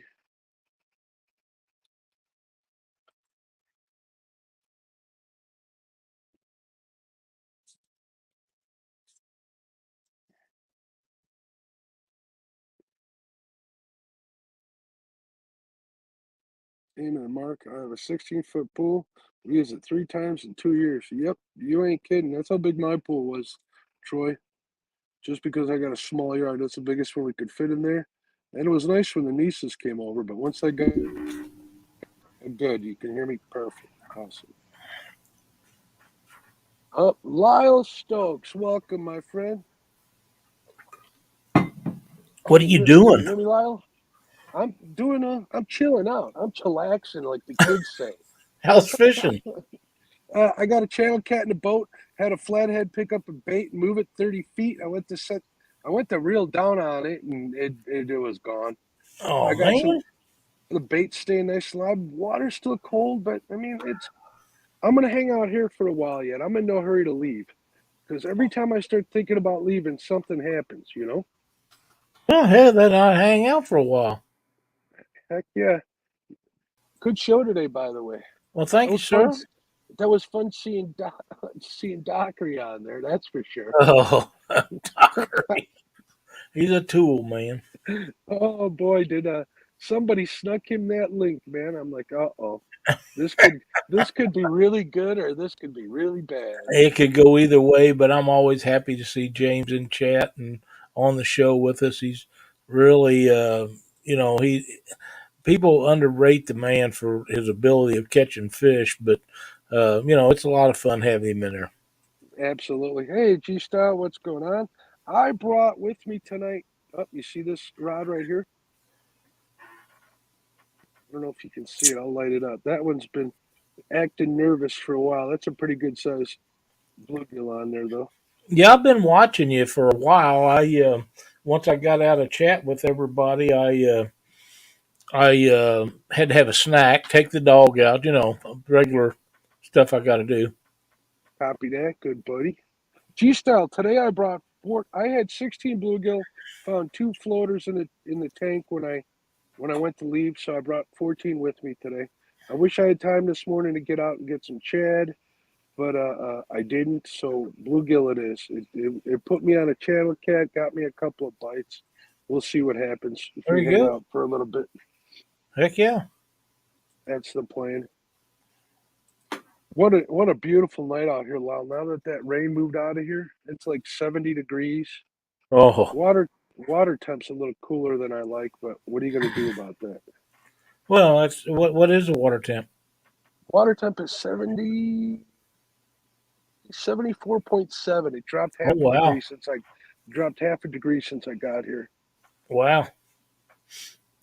Now let me tell you a little bit about where I'm fishing. There's a creek that comes over here off to my starboard side. Can you see my finger? Oh, there we go. Off to my starboard side, right? I'm not going to There's a pull your creek. finger. Well, I'm just saying that would be kind of uncomfortable, Lyle. I Yeah. hate to tell you this. There's a creek over here. My thinking is it rained so hard, there's got to be some drainage. So there was some Right. water in the creek coming in. There's a gravel flat right here. It drops into like a hump here. This is upriver, looking at the camera. That's downriver. All right. So I'm thinking if they're coming here feeding, they're either going to come up onto this flat to feed, or if they're coming upstream, they're going to come back up into here. So I got one bait out here, and I got one on each side of the hump.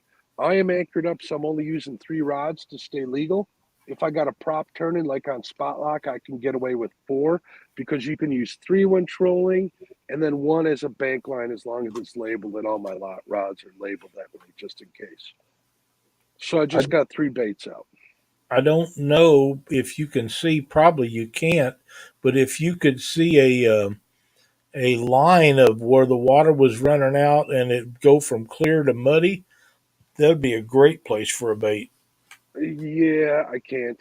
It's Yeah, too that's what I dark, was and afraid of. yeah, when I got here, I kind of looked for where the seam was, and there just isn't enough current. This river looks worse than the Ohio Oh, wow. this time of year. It Yeah, is it's bad pretty then. slow.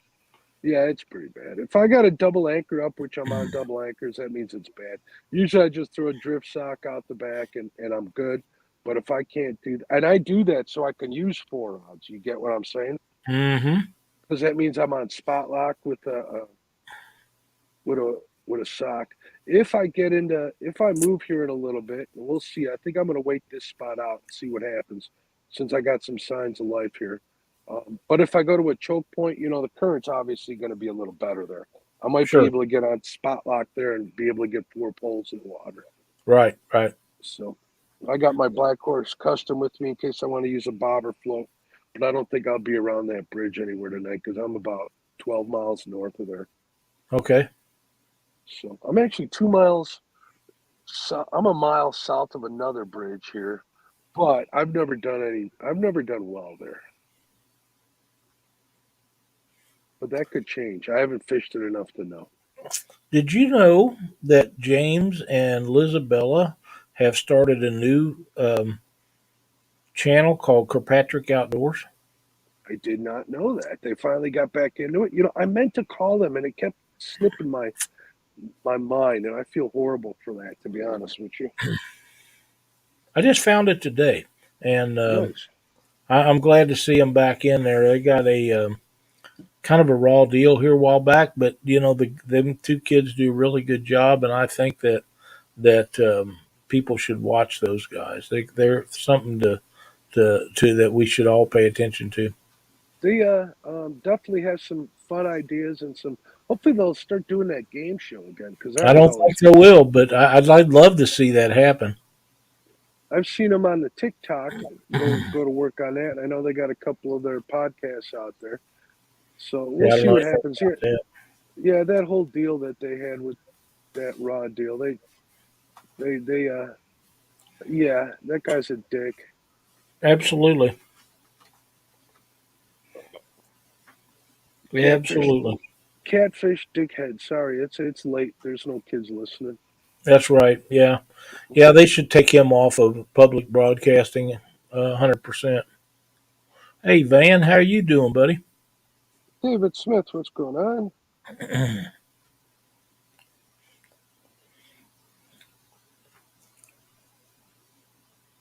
Melissa says she was watching on a big screen and James had her laughing.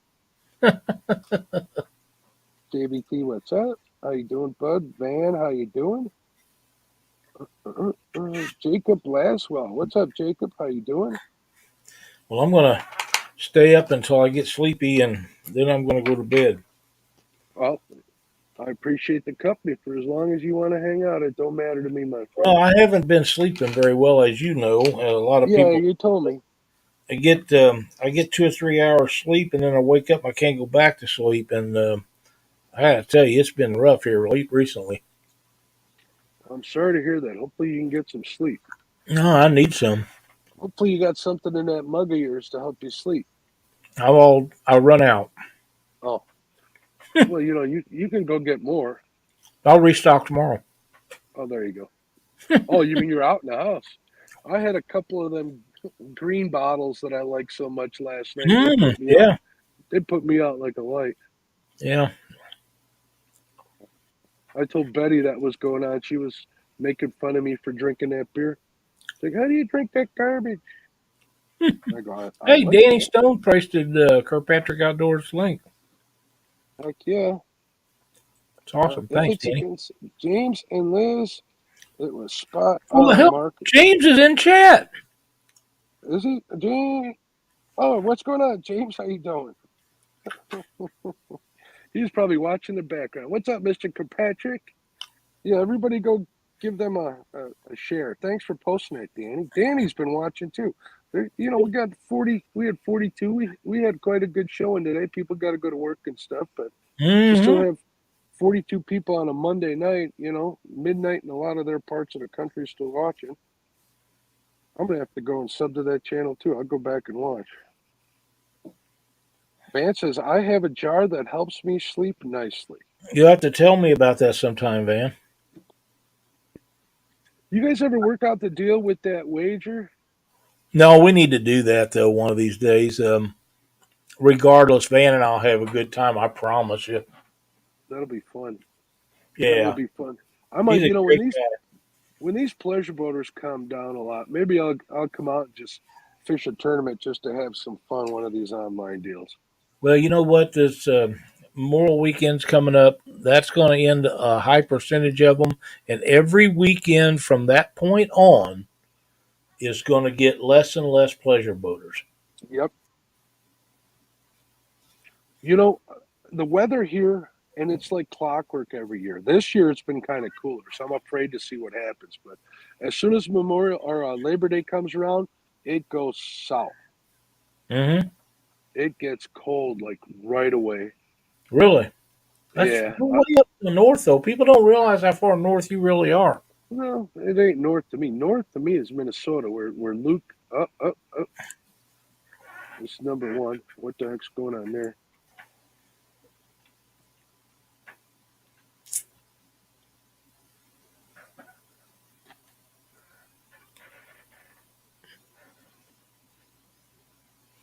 I don't trust these brown ugly fish, Lyle.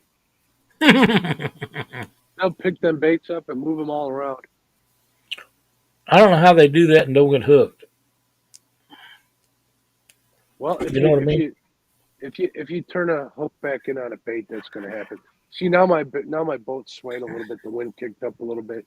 I can usually tell by the I got one rod, this way and one rod that way, so I can tell when this one gets tight and this one gets loose. But if they don't do that, vice versa, then there's something messing with it. That's for sure. What kind of bait you got? I just got bluegill. That's all I got today. I didn't get a chance to run out and get shad today. I had to do some work around the house, not around at the house, like for a client, and then it got kind of late for me to be wanting to mess with that rain and stuff that came down. It came down here. It's like the heavens opened up and just let Niagara Falls loose. I even turned my computer off at home just to make sure it wouldn't get zapped. Oh wow. Van, being a funny guy, says if it he'll come out and grease up my walker if it would help me out and get me around sooner. You got Zerks on your walker, Lyle? No, last time I heard a joke that bad, I was too young to laugh, so I just rolled over and took a big old dump. You see this one right here? That's a big bluegill on this one. uh, Me and Van, me and Van need to get together and get in a boat and fish together sometime. You talk about fun. I think that's going to be a lot of fun. I need to make time to get out there so we can do that trip we were talking about Yeah, on the two big rivers. yeah, Who it'd was be I fun. watching? I was watching Pig Patrol TV, right? Josh. He Mm-hmm. was he was bumping on the Missouri River. Yep, I seen that. That was a good one. How big do you think that? How big did he say that fish was? Do you think that was a 50? I don't know. I thought it was 40, but maybe it was 50. I'm not sure Maybe. they even weighed it. A lot of times he never weighs his. If I think it's a monster, like if I think it's 40 pounds, I'm putting it on a scale because I want that sticker. Other than that, I don't really mind too much. Yeah, I weigh them all if they're anything of any size at all, just because if you don't weigh it, you're guessing. Whether you use that formula or you don't, it's a guess if it's not on a scale. You're absolutely right. I agree with you 100%. If you're just counting inches, that's one thing. But if you're going to do the calculation, you should do both. You You should, should and then weigh it and measure it. yeah, then you'll see what I say about the bigger the fish, the further off that formula actually is. The fish are different shapes and sizes, but you can get pretty close. Van says that's because you didn't turn your miracle ear on and couldn't hear. Wow. The I'm guessing abuse. that he's probably just woke up and on a roll. He's cranky. He just woke up in his truck. He drove for 10 hours. Now he's got to get back on the road. Oh man, The abuse you take from some of these guys, I don't know how you do it. it's well not nearly as bad as Chad does, but Yeah, you ain't kidding there, poor guy. Sometimes yeah, I feel bad for my brother. And, absolutely. and then he turns around and then he's mean to me. He like takes it out on Hey, me when he's got people to aren't take it paying out on attention. somebody, I guess. It's like that son of a gun.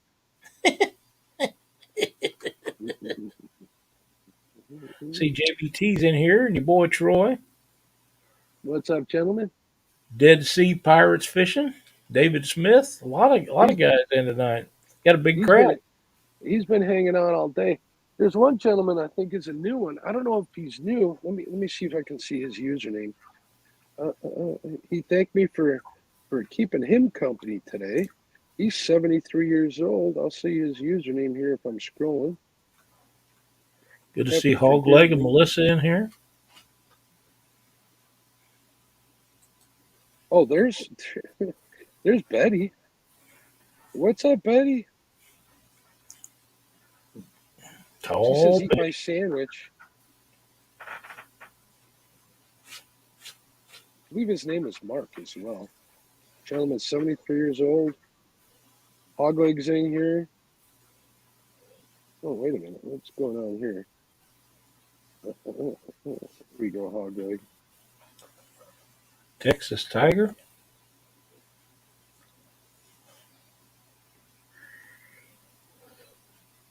Chad is always up for being a scapegoat. He is too. He takes it with a grain of salt, let me tell you. He's a good That's a dude. fact. That's okay, Dead Sea. It's not a problem. We got it up. It's already posted up, so you can watch it later. Oh, he's home laying on the couch trying to get rid of his neck and shoulder pain. I can relate to that. He's getting old too, ain't he? Man, yeah, I think so. Yeah. Getting old. It's from having it. I'm not going to go there. I don't want to start a battle with. I'm not going to start with Van. He's pretty relentless. Pretty much, yeah. Mm. We had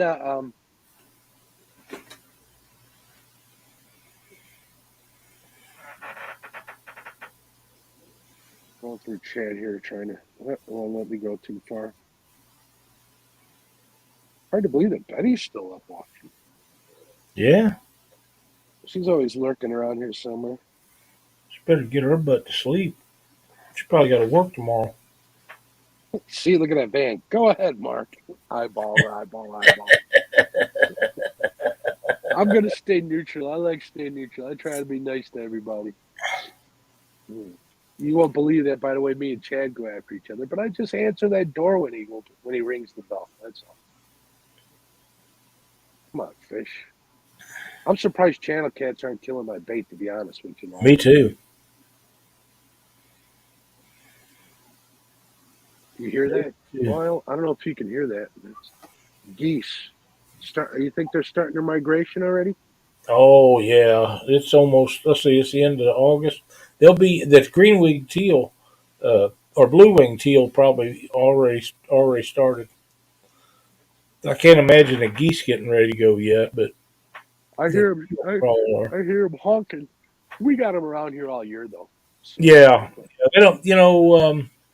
Used to be you never seen local birds around Missouri. They just all migrated, and now you see a lot of them hang out here year round instead of doing the migration. So things just change as we progress in life and see different things go on. But yeah, they do it. It's completely different than it used to be. you think they stay where they feel safe? Like I don't nobody's know if hunting it's them. better they just No, get lazy. that could be too. I know, But like I say, I remember growing up. We never had geese, Canadian geese. We never snow geese. Never had them in the summertime around. It was too warm, and now they stay everywhere, and there's so many of them that the conservation department they catch them and put tags in them just to anticipate people coming and hunting them, so they can get them out of certain areas, so they quit going up and crapping in people's boats and different things.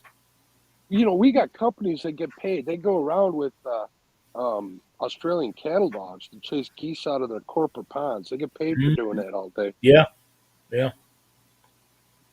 Doing a bait check on this one, Lyle. Okay. See if something crushed it or not. It's still swimming pretty good. How's your bullhead pond doing? I don't know. I'm thinking about doing a live. That pond is overgrown. The one close to my house. No, this one's belly up. We're gonna switch baits on this one. Um, or Good it's not night, doing Danny. well. Good night, Danny. Um, I might do a live stream bullhead fishing this week.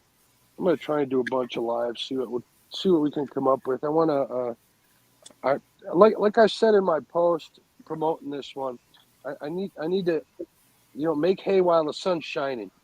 Right. Because pretty soon here they're gonna close up shop and I'm gonna be done. Mm-hmm. Warren So ain't nothing here too. yeah, I've made that mistake in years past, and it's run away. And I'm chasing them around in October unsuccessfully, which I hate having to do. Yeah, if I had the opportunity, and where you mainly chase flatheads, I would stock up on as many bullheads as I could get my hands on. In the late fall, we do better with shad, to be honest. Really? Well, Yeah, they're a little easier to come by, at least down here. if you don't have balance issues like me and you ain't worried about falling off the boat. Right. Then again, I might have to hit my buddy Ryan up next time I see him out here for a few. He does pretty good. He gets on him pretty darn good. Heck yeah. Maybe you guys get together and go out and get some. He's going to be out here Thursday night with his pops. So if I'm out here, maybe I'll get to meet the man. His dad's a pretty accomplished walleye and muskie fisherman. There you go. I think he taught Ryan a lot of what he knows. So Ryan speaks Sweet. pretty highly of his pops, which is always a good thing. That's correct. Always a good thing. Let's see what's going on in chat here. People saying hello. Feeders change their natural habits. People saying goodnight to Danny. Annette, what's going on? How you doing, Annette Morgan? What's up?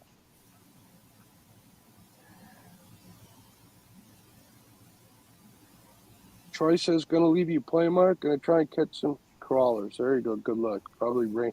So I think he said it rained by him too, so he's gonna take advantage of that. So, Danny's in his office. He's testing water samples. Wow.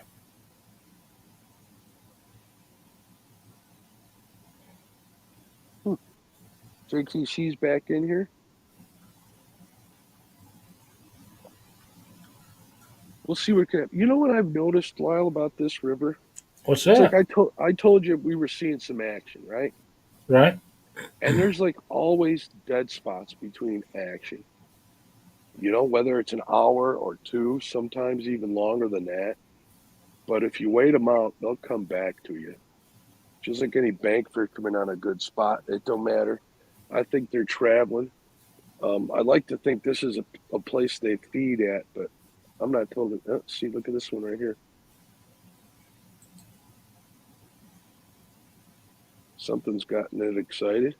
Yeah. So what do you think about that? Like when it happens out of nowhere, they just start going ape shit. I think something has come around and made your live bait nervous.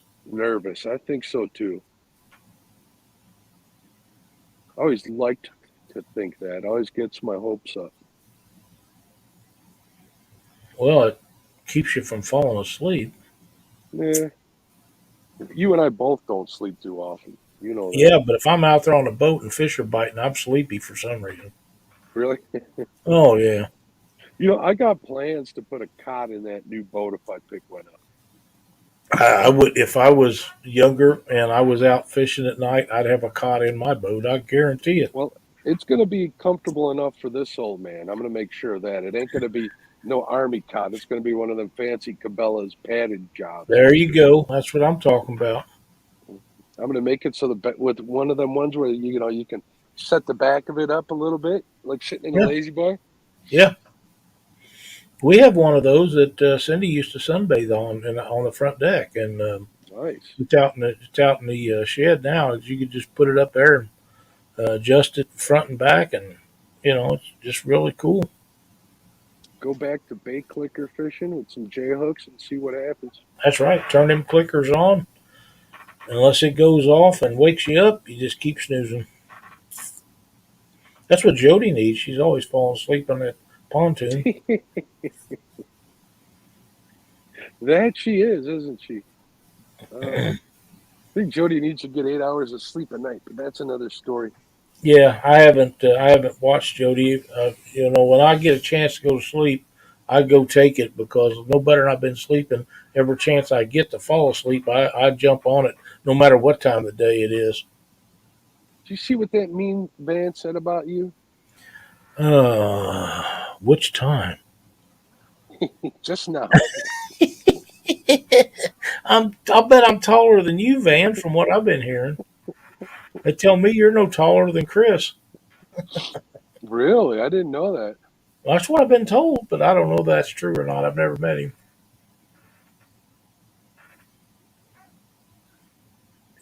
I do know That's how tall Chris is. He's shorter than Dockery.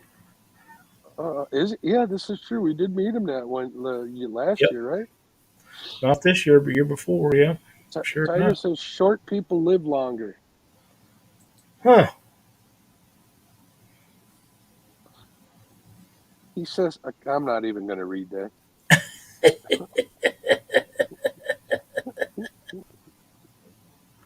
Uh, I fell asleep before and slept in the truck and all that stuff, but I'm about as close to that as I'm going to do anymore as a Holiday Inn. I'm telling you, I went camping the one last time, and I need to sell that tent. I got no use for it. 5'7". We're pretty close.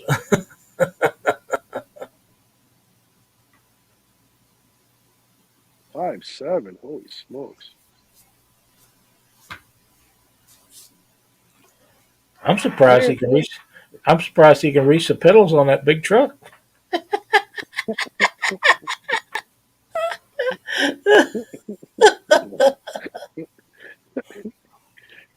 you guys cracked me up. They were throwing some heat during that tournament I helped host on Saturday night over on Jerry's channel. Really? I was like, oh my goodness. I was gonna tell them in chat, you guys know that Jesus is watching, right? Oh man, They try to be a little better sport about that stuff, but some of that stuff is kind of mean. it is. Uh, you people from the country are meaner than the city folk I know. Holy Toledo.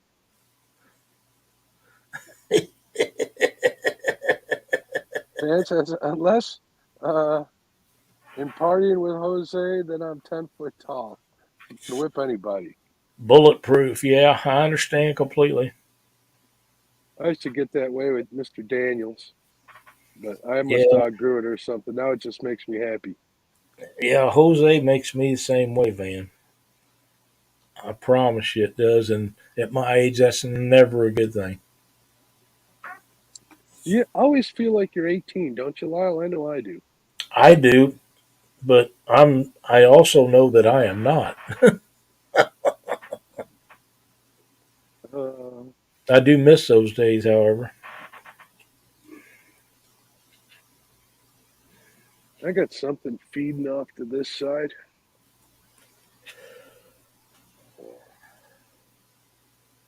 So did you pick up any of that melatonin gummies, Lyle? I did. Hopefully those will work for you. Yeah, I hope so. I tried them the last couple of nights, and they work better than the tablets. We'll see.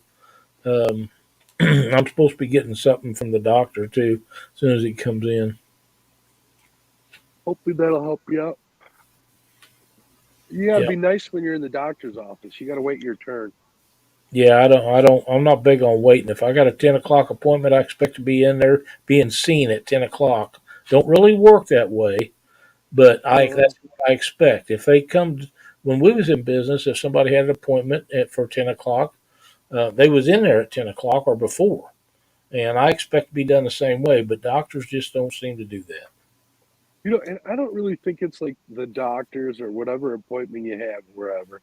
It's usually the people before you that are the reason for it. I think they just overbook that bad. You think so? Lord Calvert's is good stuff, Steve. I haven't had that in ages. Me either, but I remember it.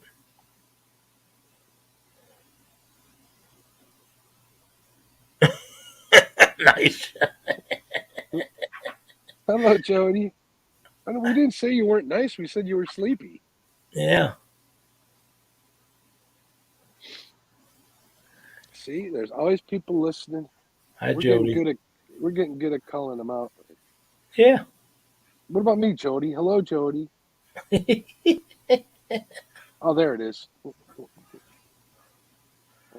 Yeah. Some of the stuff This that Van, we had over the years.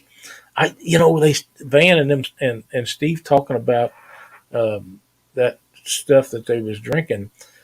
I remember Mad Dog 2020 and Ripple and whatever was uh-huh. cheap. Hanley beer for 60 cents a six pack when I was growing up.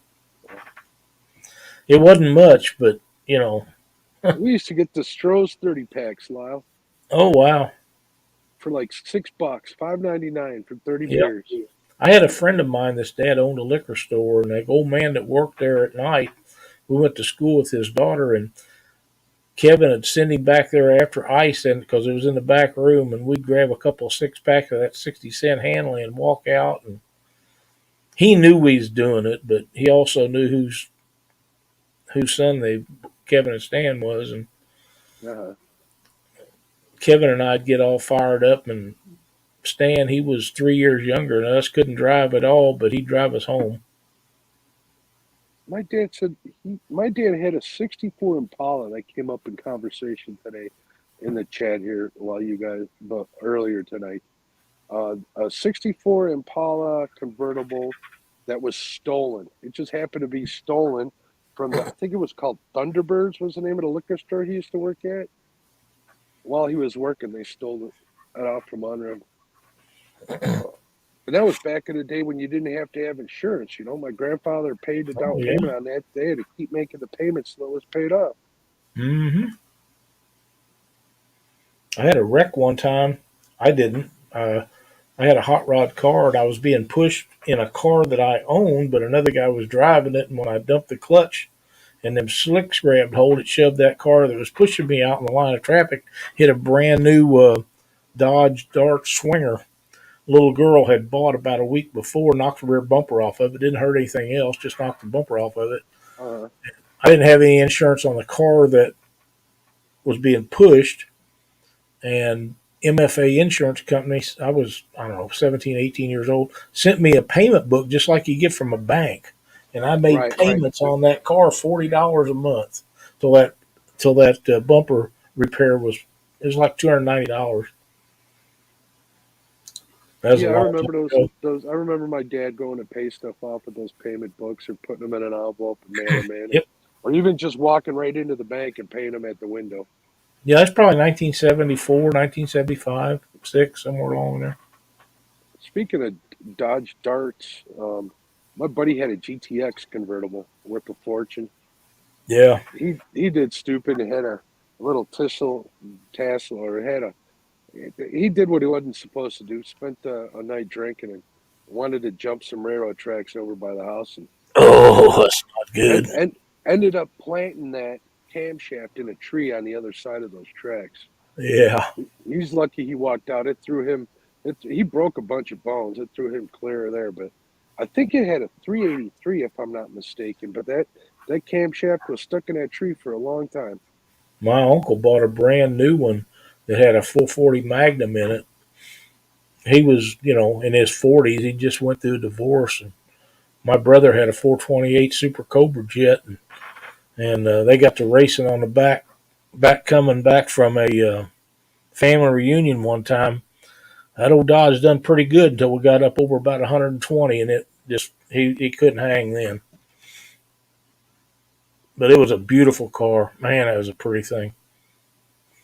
120 back in the day in a car like that would be pretty terrifying. Well, it was. People don't understand how much difference there was in those cars. Oh, I got to tell Even you, I seen something advertised on Marketplace today that's really close to me, and if I had the money, I would have it sitting in my driveway tomorrow. It was a uh, '69 Shelby 350. I thought you wanted didn't you want a Gran Torino or something like that? No, no, no Shelby's. my dream car, but I want a 500. The 500s had 428s in them, and this one only got a 351 Cleveland in it. But you know what?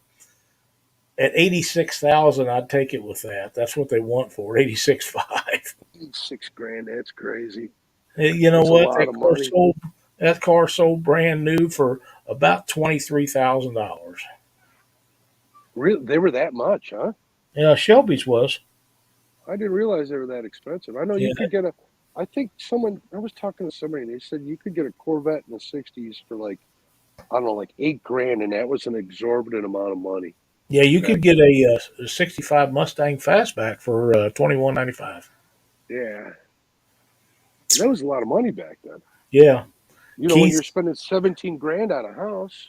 Yeah, Keith says a '70 GTO. I used to take my old Cougar over and race a guy in Mexico, Missouri that had a '70 GTO Judge, and it was fast. It was really fast, but it wasn't fast enough. But I, then I again, I had a car that had the first roller camshaft anybody had ever seen. We didn't even really know how to set it, but it was really really fast. It's like taking the brakes off, right? Well, we went to Peevely one night, and Gary Bradshaw and his dad and his brother had a pro stock, and they set a world record down there, run 628 in the eighth mile, and I run 649 in a car I drove back and forth to work every day. Hmm. So yeah, that old Cougar was pretty hot. I told you the story about my uncle Michael. Came back from Vietnam, bought himself a Judge, right? Orange, ugly as sin, but they had those indestructible nose cones. Remember those ads? I do. I'll tell you what, doing 100 miles an hour and hitting a cow in the Connecticut countryside, that nose cone gave. That was it for that car. Total that hit a cow. He had to pay for the cow too. Texas Tiger says a '72 Formula 455 Ram Air was his first car. There was some guys in Troy, Missouri that had one of those, and it was fast, really fast. He'd sit at the speed shop all week, and he'd pick it up on Friday nights every week. I don't know what that guy done, but I guess he just turned his check over to that speed shop every week because he'd sit there all week long. They'd work on that thing, and he'd write him a check, bring it out, and run it Friday, Saturday, and Sunday, and Monday it was back at the speed shop every week for years. Getting fixed or getting built. I don't know if they was repairing stuff he tore up or just making it faster, but it was pretty fast. He was Now, one of the which in those days he was one of the only black guys that had a really really fast car. now remember the old Trans Ams? What was it? The 455 HO or HD? What was like the king of that HO, one back? yeah, HO. My buddy had one of them in high school, and that thing was a beast. yeah, they're fast. That thing was crazy fast. Tom Sketch was his name. I think once his dad figured out how fast that car was, he took it away from him. He talked him into giving it back, though. Yeah, I've seen that happen before. Keith, I think he's caught one channel cat. One channel cat missed a couple of bites. What's going on, Keith? How you doing, Mr. Reed? I miss those days. Dockery and I was talking about that a while ago. Yeah. Let's James see the was fast. James was a Probably the race car fastest. guy 2 years ago. I never got into racing, but I had a 5.0, but I had the not the fastback, but the notchback. The Mm-hmm. coupe, Yep. and that thing used to get up and go pretty good. Probably faster than I needed. Yeah. Yeah. Oh, yeah. I started racing cars and building motors when I was a teenager. I built race car motors for stock car guys when I was in high school. I had a great teacher, a guy that knew all about it, and he's the one that got me in the industry, and that's what I made my living doing for a lot of years. My auto shop teacher, Alan Brower in Maine West, he taught me probably more about life than anybody else. And all he did was teach me how to problem solve. Yeah, yeah. See what's going on in chat here. Tiger says, "Yep, mine was a 455 Ram Air stage 4 heads, HO motor, 4 speed." Whew. I'll bet you there's not a handful of kids in any of the high schools now that can drive a stick. Kids will figure it out though. They might not be able to. They say they don't know how to work an ice tray either. A what? An ice tray either. Oh, they know how. They'll figure it out. You're right. They will. Kids are resilient. Van wants a shovel head. Are we talking motorcycle or catfish van? Come on now. No, you could be talking to Harley Davidson. He could be. I always I'm want to get in guessing the pan. that's what he is talking about. Yeah, I always wanted a panhead. Never had the money to get one of them. They got. You know what? I heard some. We went to that all-you-can-eat chicken and fish place on Friday night, which was fantastic, by the way, Lyle. I think I sent you pictures of that, You didn't I? did, and I'm still salivating over that. And the guy, so I was overheard some guys talking while we were waiting. And they were saying that Harley Davidson stopped all production because they got like no chips, nothing. Man, I'm I'm like, telling you, oh, there's an opportunity for somebody that can figure out how to make them chips that them companies need and quit sending our business overseas and make them right here in the United States of America. oh. We got right here, like literally, like maybe 40 minutes from here.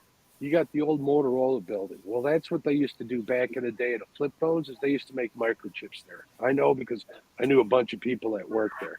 Yeah. And that building's still standing. There's no reason why they can't buy a building like that or one of the old buildings in Detroit, like they said they were going to do, and Yep. turn that into a place. There's a You reason got why it's not. yep, you got companies that can afford it, like Ford and Tesla. Why aren't they doing it? There's got to be some sort of reason. Yeah, Ford's got really, really deep pockets. People don't understand how much reserve cash that Ford Motor Company's got. They got more than all the rest of them put together, probably, and they don't have to sell the cars if they don't want to. Well, they've been making cars for what, like two, three times your Yeah, age? long time, long time. So, but I read a deal this morning where they said that. You can buy the last 2 or 3 year model Ford trucks when they're starting to get some of the chips in now. You can buy them really, really cheap. Well, show me. Let's see the price on them because that's the only way I'll buy one. I'm happy with my truck. I ain't looking for a new one for quite some time. Van, the last Hopefully, time I went by Kentucky Speedway, I seen them just sitting in there by the hundreds. It was amazing how many of them was in there. I've seen pictures of like Ford trucks everywhere just waiting on Yep, chips. yep. I've seen them for GMs and Chrysler too, but there's no reason for that. That's just a way to stick it to the American taxpayer.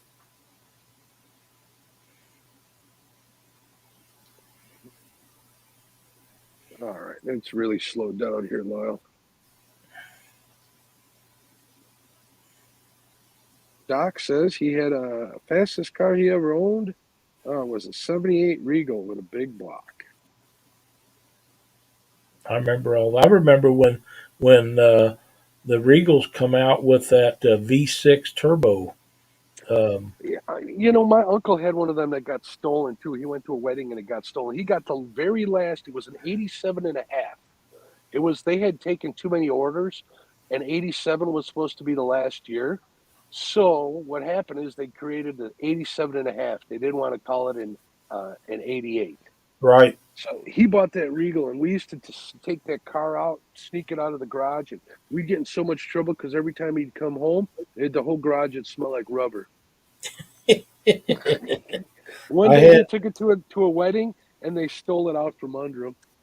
Yep. I rebuilt a girl that lived in Chicago was going to Springfield to college, and I worked in Lebanon at a car place there. Oh, I don't know, probably 1980, 81, something like that. And this little girl turbo went out of the car, and the seal went out of the turbo and sucked all the oil out of it. And she, of course, she didn't know, and she drove it till the motor quit. And they pulled in this place I worked, and I rebuilt that motor for her, and they had the turbo redone and got it all going. And I don't know, it was a week and a half getting her going. They rented her dad rented her a car so she'd get on to college, and then she'd come up and. Uh, that was one of the first times I ever heard of anybody paying over the phone with a credit card. Didn't know that you could do that, and he sent me. I don't remember what he sent me, but it was some really nice thing for getting that car going for his daughter. Something really nice, thanking me for making sure her car was good for her to go. And And you she's, know, 2 years later, she'd stop in there on her way and fill up the gas and come in and talk to me and tell me if the car was doing all right. nice. Yeah, them turbos need oil, don't they, Lyle? Yeah, they do. I had a turbo go out on my '04 Cummins, and thank God it was under warranty. That was an expensive repair, Yep. and it was because it just leaked oil into the turbo. It leaked it all It, out. that seal goes bad, it'll sucker right out. Van said he had a 383 stroker in a power glide in a Mustang. My son's got my last hot rod. It's a 83 T-top car. Um, runs 840s in a quarter, 168 mile an hour. We stroked it. 8 second Yeah, quarter mile. That's insane. street car, street car, licensable. You can drive it on the street. What do you put cheater slicks on it? No, we run regular slicks on it. Cheater slicks won't hold that. Well, I mean on the street though. Do you got to change tires No, or I what? don't care what they say about that. It doesn't matter. I've had the front end off the ground at that on the upper end of the quarter mile, and it'll make your butt pucker. I promise you. Baits are all It, coming alive, one it after was another. it was really fast, and I drag raced it. I didn't license it for years. It hadn't been licensed since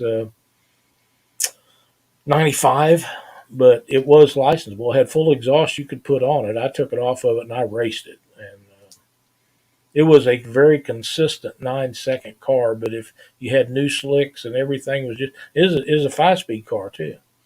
Um, it had a clutch in it. It was really fast, Don't they but say that these new automatics are faster than the sticks used to be they are. at But shifting that gears? takes the fun out of it. You can't get a for a Ford. You can't get a stall converter to go to 6,500. And I'd launch at 6,500 and shift it at 8,000. And I mean, it was a race car. It was a lot of fun. We had a lot of fun with that, and I got to where I just take it out on Friday nights and play around with kids, and we'd bet money on it and stuff like that. I wouldn't get into races and stuff because you couldn't be consistent as the automatics was to bracket race.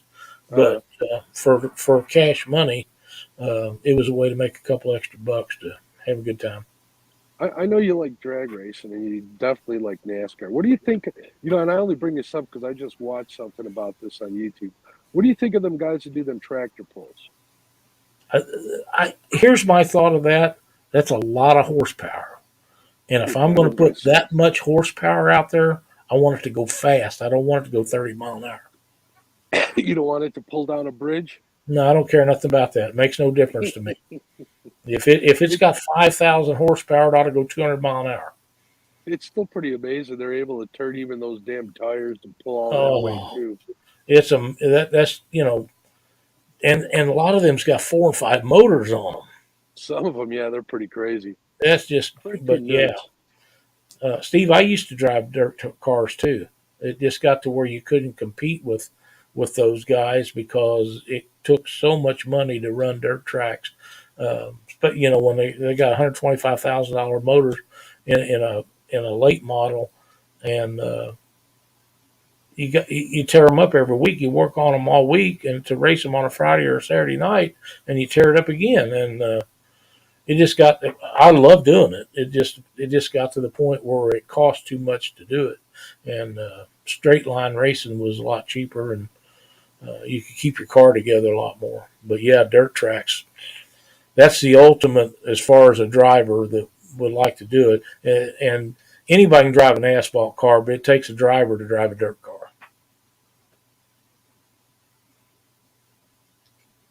Okay, so what do you think? Let's say about like the guys that do the Baja races. I would love to try that one That does seem like a good time because they're hauling ass over like time. crap Oh too, yeah, right? Robbie Gordon used to do that. That was his sideline stuff when he ran NASCAR. Was those, and when he quit NASCAR, that's what he done full time for several years. And I'm telling you, that Baja stuff looks like it'd be too much fun. It does look like a good time, don't it? Yeah, And then they have some pretty good parties that whole week down there too, don't yeah, yeah, they? yeah. Imagine any sport like that. I always had dreams. Of course, my brother was a race car driver. He's 9 years older than me. He rode race cars long before I did. And at one time, I thought I would build one, and him and I would go out and run that. But little did I know, I got to check it into it. I know nothing about building them kind of cars. That's all casting and suspension. Oh yeah, and They're, you they're got to have a trying. lot of working suspension.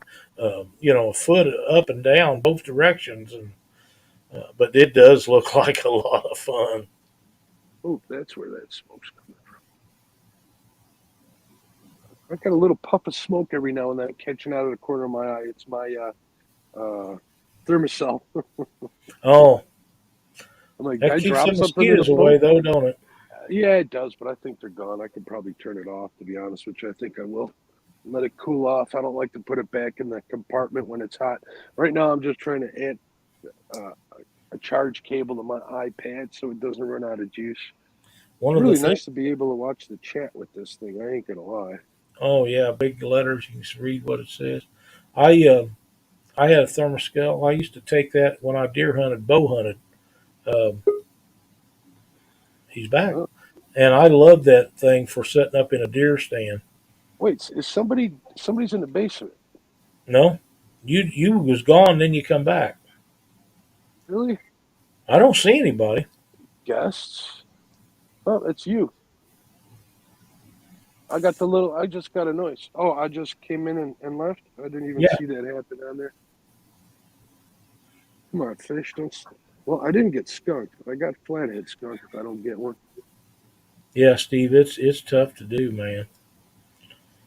It's tough to do. Back when I did that, if you could get somebody to sponsor you with gas money, that was a huge deal.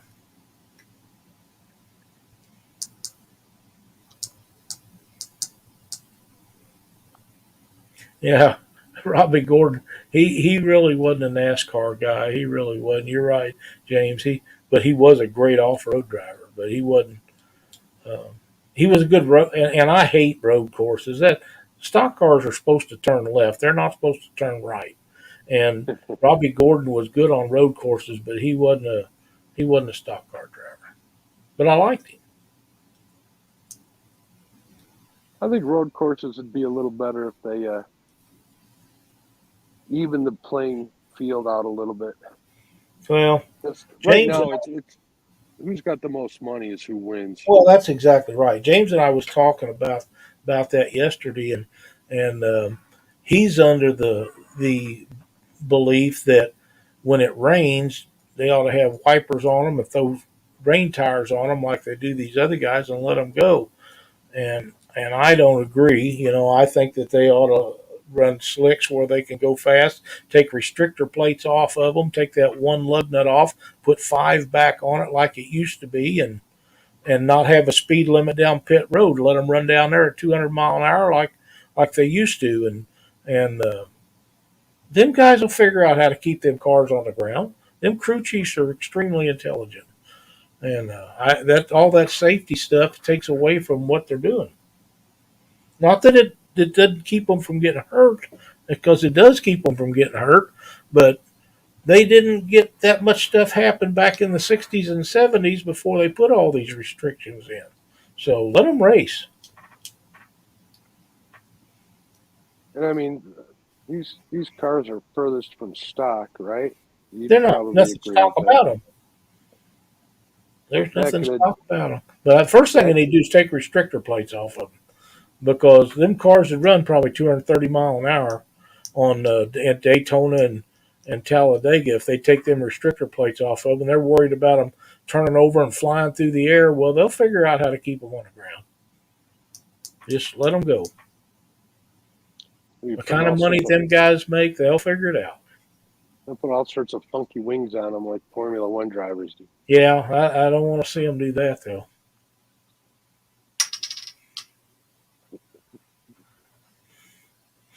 I miss the old days. There was a good races when Cale Yarborough and Richard Petty and Bobby Allison and Donnie Allison, all them guys, Neil Bonnet, when all them raced, them was the better races by far.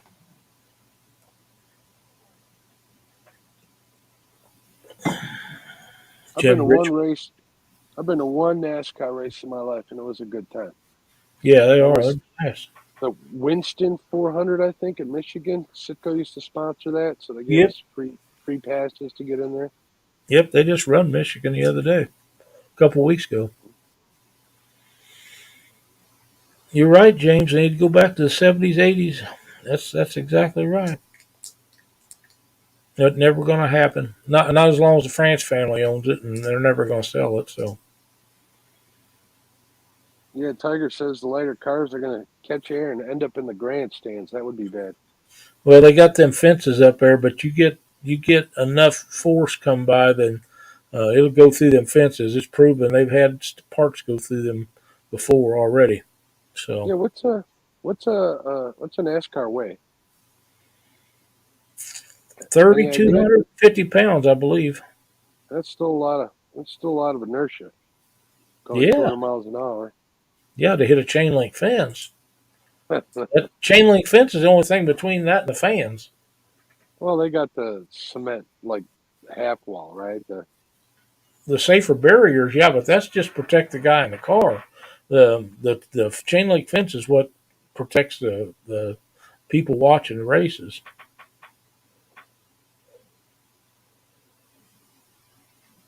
Man, this flathead fishing sure is a waiting game, ain't it? Wow. It is. Your structure is contours on the bottom of that river, where most guys are looking for rocks and trees and stuff like that, but you don't have the depth of water for that. Uh, we got too much. We got too much traffic. We don't have enough depth. I mean, you can literally see where some of these big boats go across. You can see where they cut into the bottom with the I with bet. the side scan. It's pretty crazy. So you just kind of got to figure them out and wait them out here for the most part. Where's the next biggest river system close to you? What is it? The Illinois River? Illinois? Yeah, Rock River's pretty close, but I wouldn't call it much bigger. But and I hear they ain't been doing really well out there either. So Yeah, I was going to fish the Rock River one time. A bunch of us was going to a tournament. I think I told you about it. And the guy went up there and called me up. He said, "Don't bring your boat up here."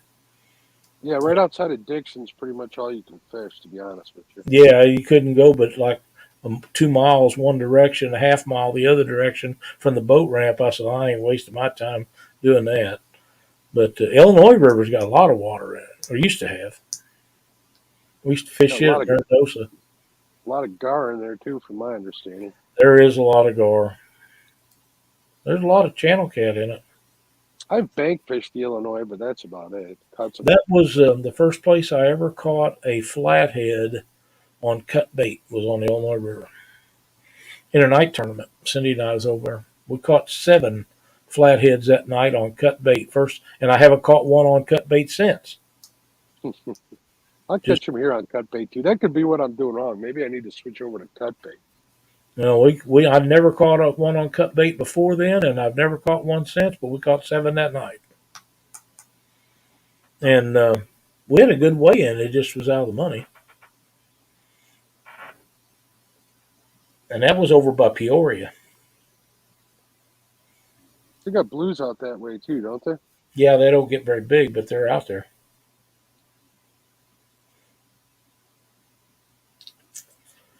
We caught a couple of small blues and those 7 flatheads, and I forgot how many channel cat that night. We caught a lot of fish, and Now we was that a only five moved, fish bag? yeah, and we only moved 3 times, and I bet we could see every spot we was at, but we just kept catching them. We just couldn't catch the right ones. I don't know what I'd do if I got onto a good body of water where fishing was that Yeah, productive. Jody says cut bait's where it's at. You come over where I'm at, and them fish will jump up out of that water and laugh at you. Flatheads will if you put cut bait out there. They'll make fun of you. because they just don't bite on cut bait around here, Jody likes using that skipjack. It's what they got down there. and that won't do you no good over here really, for not for Yeah, flatheads. I brought skipjack up here, and I couldn't even get a channel cat to bite on it. People don't realize it. They know me as a blue cat fisherman, but my biggest fish is a flathead, an 80, That 87, and my biggest blue is an 86. Um, but no, I'm lying to you. 70, 77, and 76. nice. But the That's a flathead was, monster flathead. yeah, it was a giant. We caught it below the Clarksville Dam on the Mississippi River on a hand-sized bluegill live, and I got to looking at my line, and it was behind the boat or in front of the boat, and it didn't start out that way. Oh damn it! My sinker turned loose, and I rolled it up, and that sucker took off, and it was running down the wall where the barges run through. And my God, it was a struggle getting it in because they was letting water out because they was locking a barge through, and that thing was in that current. Holy crap, man! It was a giant flathead. I like never got in the boat. Cindy had to help me get in the boat. It was a monster. That's a big fish. Jody It says was. 99% of her flats come on cut skip. Do you use anything? I thought that's all you use was cut bait, Jody. If that's all you're using, Yeah, we used everything when we lived up there, and I fished below that dam all the time. I used skipjack and moon eye and bluegill and shad. Uh, Shad and skipjack were the two best baits for cut bait, but bluegill and bullheads was the best for flatheads. yeah, I'm a Bullheads if fan you of. could get them. Oh my God, there's feeding over here, or is what the hell is that?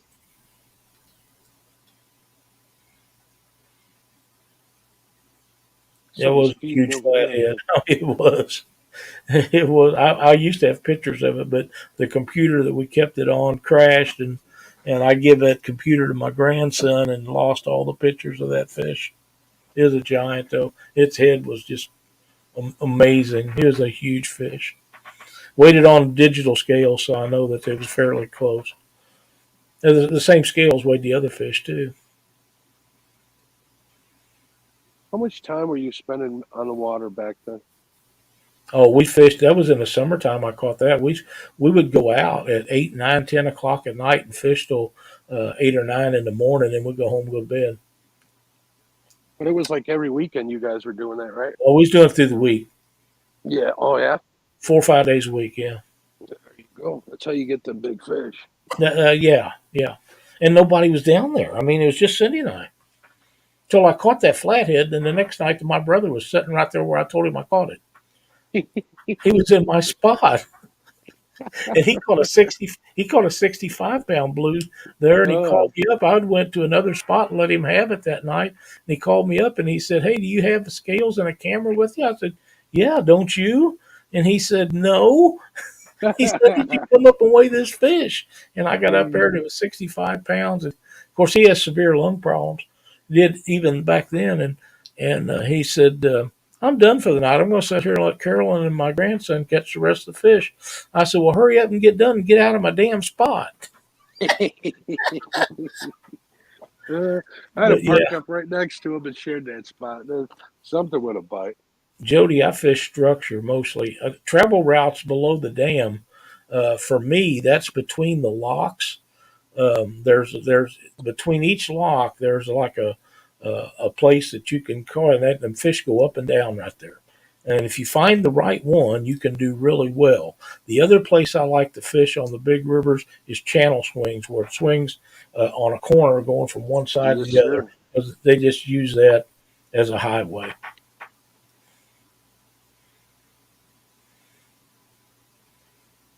What But is going on? I'm hearing gunshots here. oh wow, Jody, I really like wood structure for flatheads. Tree roots, balls, submerged trees. Rocks work all right, but wood is my favorite thing. Flathead fishing. I like That was wood during the day. I like rock piles at night. yeah, one of the things that but on that uh, Clarksville Dam, there as it makes a back eddy, all them trees and stuff that come through the dam, they go back up in there, and that's what I was fishing that night. I caught that one. I throw that live bait up there right at the edge of a big pile of trees that had come through the dam, and I knew there was flatheads in there. There always had been, but that one was exceptional. People think I'm cold putting on my hoodie, Lyle, but the reason why I put it on is if I lose my earpiece, it falls into my sweat jacket, not into the river. There you go. I explained that to Dieter. Actually, he was in here earlier. I He's seen like, him. yeah, he says, I'm getting nervous watching you with that earpiece. Try not to get to the ledge too close or put up my hoodie. Yeah, I was in there for a long time before I come in. I actually having salsa and chips, and I didn't think anybody needed me sharing that with them. Crunch, crunch. Yeah, I got a bologna sandwich in the cooler. I probably won't get to that until morning. I'm kind of filling up on coffee. I'm not going to be able to sleep, so I'll probably end up fishing for a while yet, Jody whether says it's she likes a live or not. curve. Jody says she likes a curve with a deep ledge or a narrow bridge they have to swim through. Yeah, Choke points are a good bet. I like the outside corner. Pardon me, the outside corner of a curve in a river. The problem with the big rivers that we fish, the curves are so long and that they sweep for a mile or two. Uh, and if you don't have a really good ledge or wood or rocks or something in there for structure, um, there's just nothing because an undercut bank is another great place for Yeah, flat. absolutely. If we had them, I would fish them. You know, another one of the reasons why I like this spot, there's this side is one of the few sides that has a tall bank, Yeah. right? And it's weird because a tall bank comes down to a flat, but it's still got a couple of undercuts here. I can't hmm get my boat close enough to cast into them, but that don't mean that they ain't coming in and out of them. That's one of the things. And I do not like jet boats motors. I don't because they plug up too easy. You got to Uh huh. dig all that crap out of them. But that's one advantage to a jet is they'll go in more shallow water than a prop boat will. And that's why Luke bought one. I know why he did, but I've drugged so many people in that have plugged those up and can't get them unplugged. They got to load them up on their trailer, dig all that stuff out, then relaunch and go back to fishing. And in the meantime, they're just dead on the water. And I've pulled tons of them in. And I when I duck hunted all the time, guys said, "Oh, you got to get a jet." I said, "I ain't unplugging out, being plugged up with stuff sucked up into places I go. I just How use hard the is it to trolling." unplug them, Lyle? Well, most people carry a rake, a Uh metal huh. rake, and they just reach down with that rake. But when that grass and stuff gets jammed up in there, that won't even get it out. Then you got to take it up. And you got to take your hands and pull it out of that jet. See, this guy's getting nervous over here. Well, maybe he'll do something here in a minute. I don't know. Can only hope. Yeah,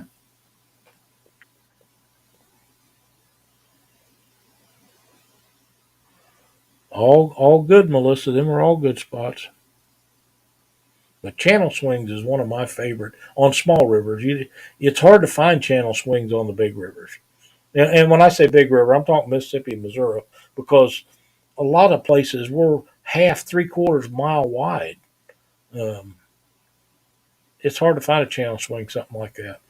They might swing underneath you, and you might not even know it. That's exactly right. And if you don't have really good electronics, the key to good electronics is knowing how to read them. Yep. Know how to read that side scan. Know how to read the high and the high and the That's low right. spots on your It side doesn't matter scan. what brand it is. If you can't read it and know what you're looking at, it does you no good. No good at all. You're as well off having an old one and knowing what it does and how to use it as having a new one and not knowing how to use it. Tiger says, take some braid and tie up a neck retainer for them. I don't think there's anything to tie onto these. He's talking about Super my glue. earpiece. Super glue. I guess you could.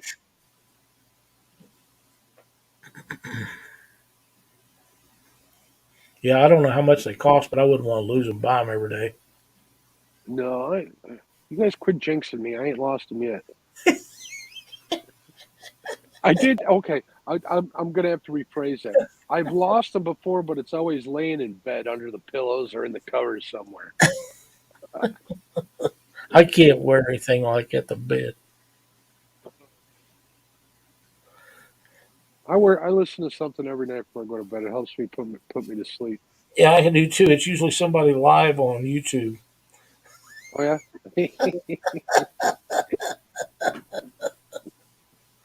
Yeah, I won't go out without sonar working, Jody. I just won't because the water that I fish a lot of times changes so much with up and down current situations. You can be out there one day and it's clear, and the next day you go in there and there's something in there that ain't supposed to be, and I just don't go without it. Even on the lakes, because these drunks up here, they're liable to sink a boat at night that wasn't there last Well, night. there's a lot of see. That's one of the problems with this river. If I'm gonna fish a channel swing, right, that's the traffic lane. Yeah, And I don't want to be in those traffic lanes. This time of night, I can probably get away with it, but here in a half an hour, that last pass of that these bars close up. I don't know if there's going to be anybody at them. It seems pretty dead out here, but oh, I can hear coyotes in the distance. Ooh, a whole bunch of them. Um, but last time they locked through is either 11 or 12. I think they dropped it to 11 this year, but they come through there like a bat out of hell. yeah, yeah. And see, in Missouri, there's a speed limit. I think it's 35 is as fast as you're allowed to go on the water at night. Yeah, you're only supposed to go So 15 here. yeah, and all these guys that's putting these lights on so they can see to navigate up and down the water, that's illegal in Missouri. It's illegal here too. People get all pissed off. They got pissed off Yeah, when I they turned on the still do alerts it. recently. Yeah, they still do it. But if the game warden comes out, that's the thing. Game wardens don't go out at night unless there's a reason for them to. So you get away with it. But the fine for having like driving lights on a boat is pretty high. That's why they're called dock lights for docking. That's it.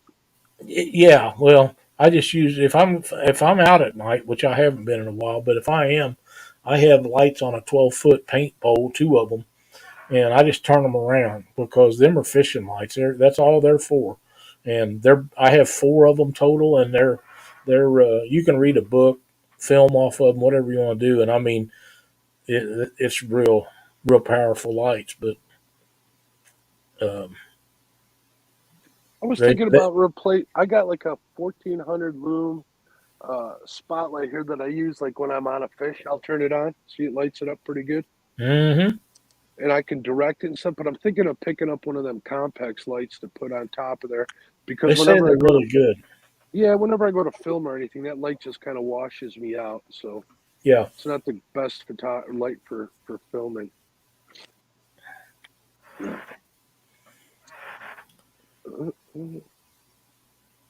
Getting a little damp out here again. We'll see if the water is getting. No, I don't see any smoke in the water, so it ain't that cold yet.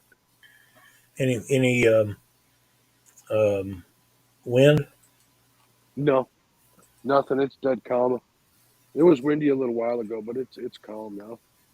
I'm just sitting back here watching, listening to you talk, reading, checking out chat every now and then, and watching all the buoys behind me blink.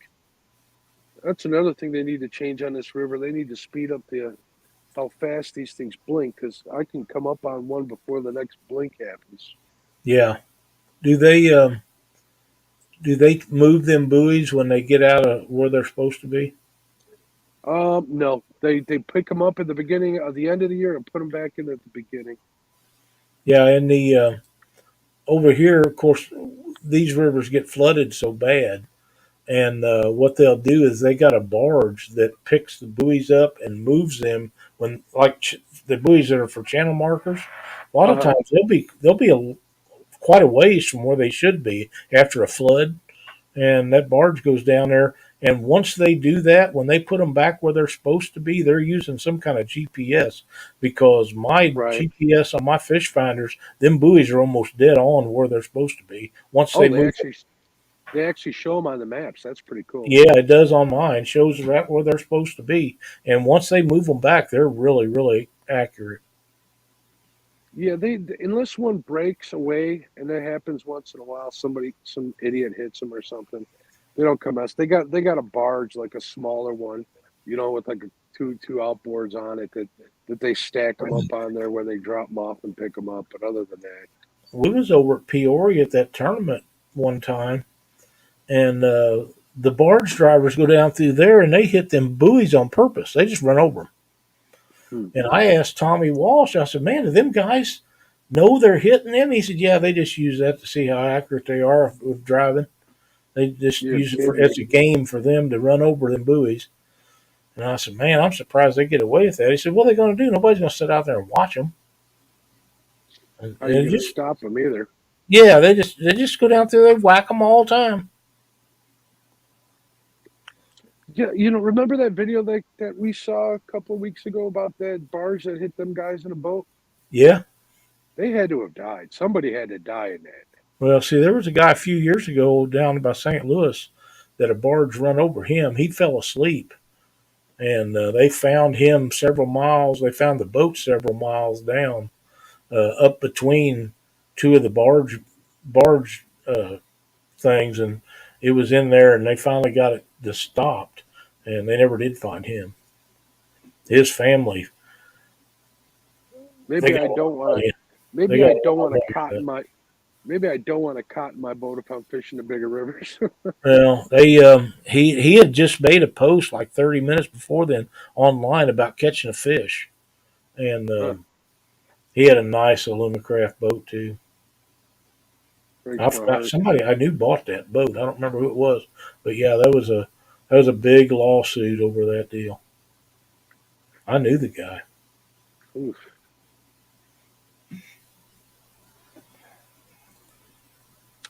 I think I'm going to give this spot until 1 o'clock, and then I'll probably shut this stream down and maybe go find another one and maybe hop on the hog legs or something afterwards. I understand. I do want to fish one more spot here before I go to bed. If you're tired and want to hit the sack, Lyle, don't let me hold you.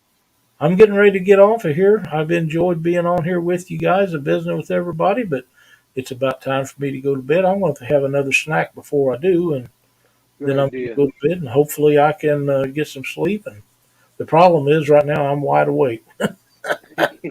I just poured another 30 ouncer full of coffee, so I'll be up for a while. Well, good luck, and if you need anything, I'll be up for a few minutes before I go to bed. But hope you catch a big one. All right, bud. We're going to keep trying. All right, talk to you later. Thanks, bud. Bye. Bye. All right, folks. We're going to hang out here. You guys heard what the plan is.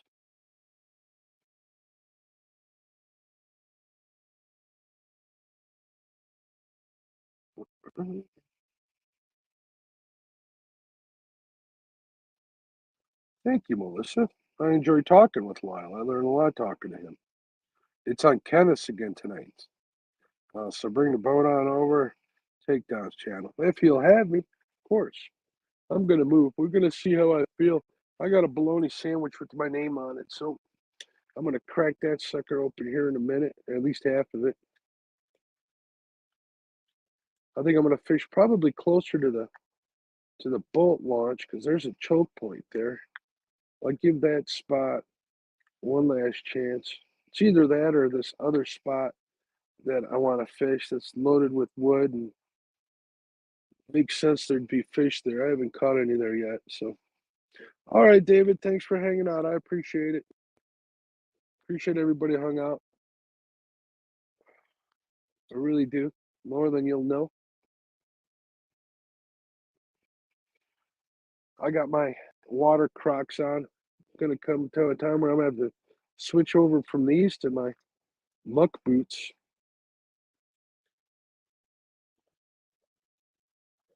At least I'm getting a charge on this thing.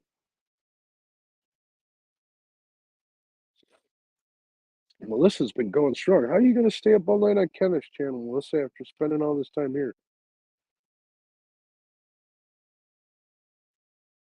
Thought for sure we were gonna get one there for a little bit. I'm really upset that I missed that one that picked up that bait.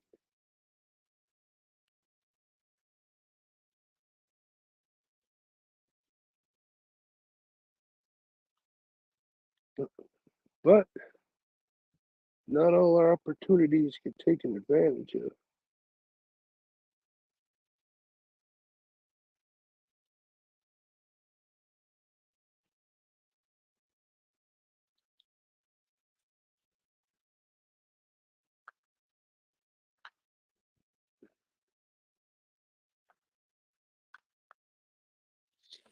Tiger says, Mark's brand of selective hearing. Us old folks best, our old folks best friend. You ain't kidding.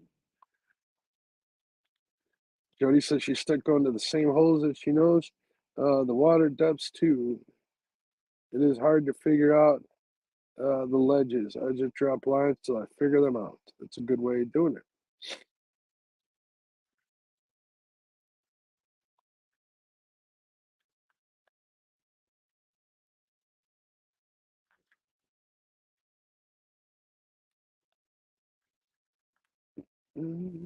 Jody and Melissa are having a chat. Yeah, I got coffee. Like I said, I just refilled again. Might be a mistake. I'm gonna have to block the camera out here in a minute. Coffee goes in, and you know the rest of that story.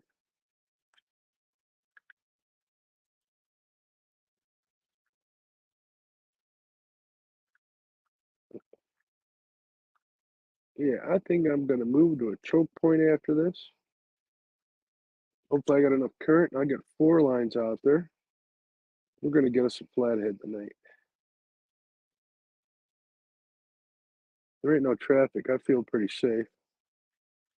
So we're gonna do that.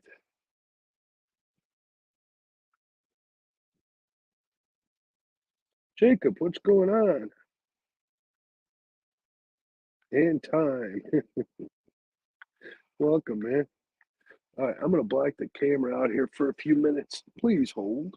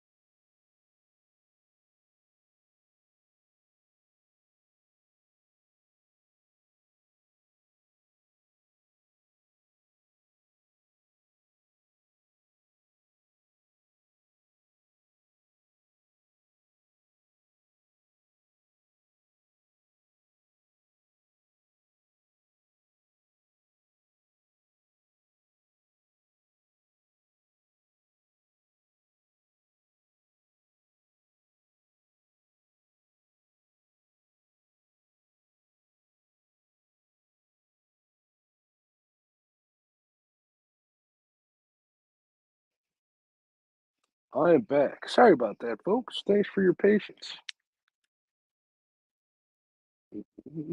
Why isn't it showing my icon on there? That's kind of odd. Oh, there's a long lag on here. It shows it up on StreamYard, but it doesn't show it here.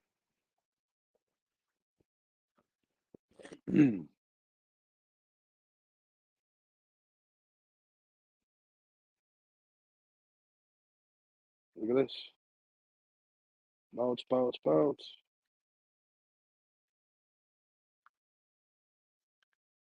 That's a pretty big bluegill, so that's what's going on with that. Something's spooking that sucker.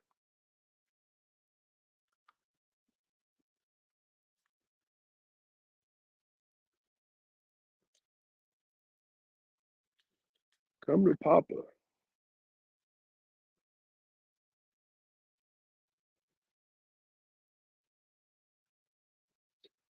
Still got 34 people watching. How many thumbs up do we have, Melissa? I don't mean to order you around, but I can't see it from here. I have to reload the chat, and it'll make me watch another commercial.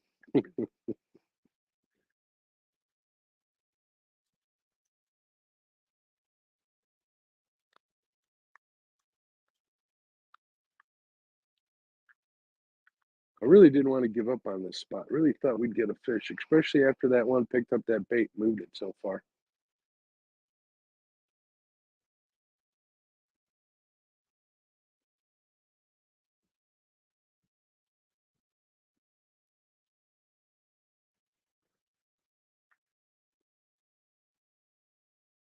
$120, awesome. Jacob says he sees 119. Awesome. Had me a little coffee. I won't make you guys watch me eat that sandwich. I'll eat it as I'm moving spots before I go over to Kenneth's channel if he'll have me.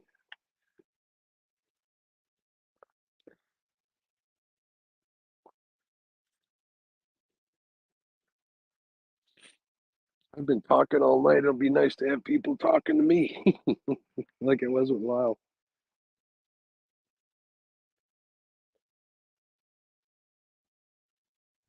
I could get used to this non-sweet coffee. How do you all drink your coffee? I got some heavy cream in here. I don't like half and half because there's sugar in that. I'm trying not to have any sugar. I will use like a Splenda.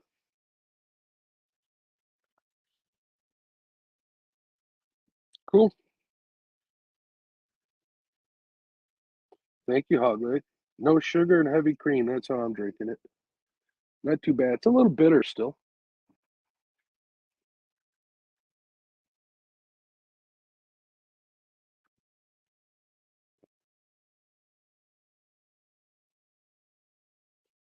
Still a little bitter, but that's okay. As long as that doesn't give me like heartburn or something like that.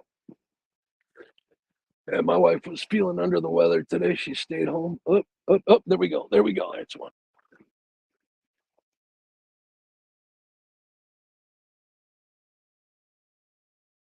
How could I miss that damn fish?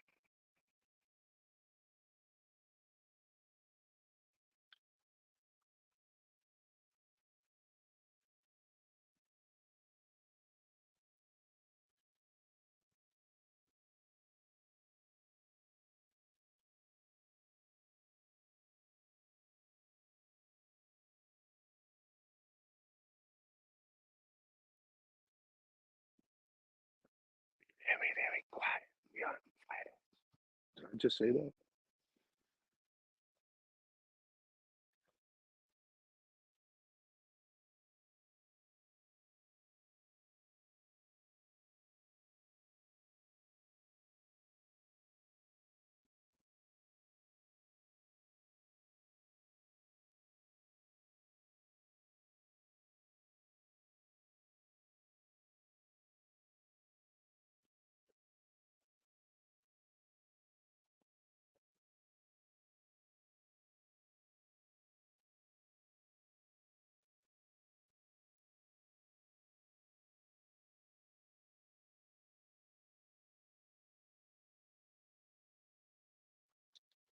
I wonder if you guys were able to see that, but that was something. It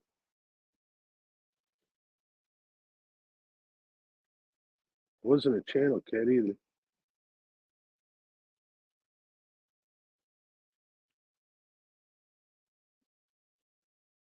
If I pull that one in and that hook's turned in on himself, you guys are going to hear me scream or cry.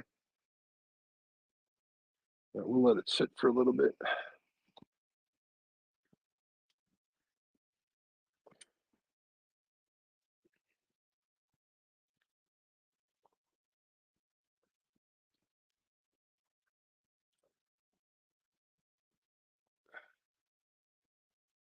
Woohoo!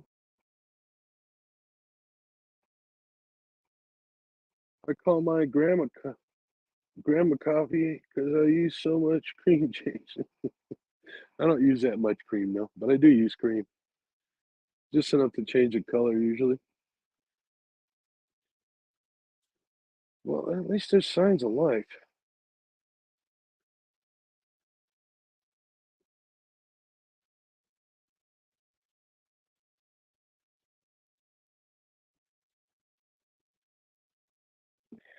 Kick myself.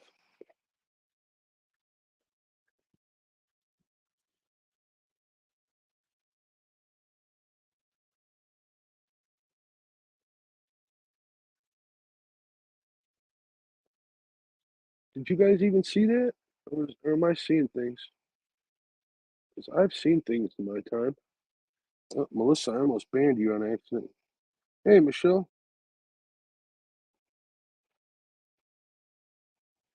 Michelle says, cream, no sugar. I need the jolt.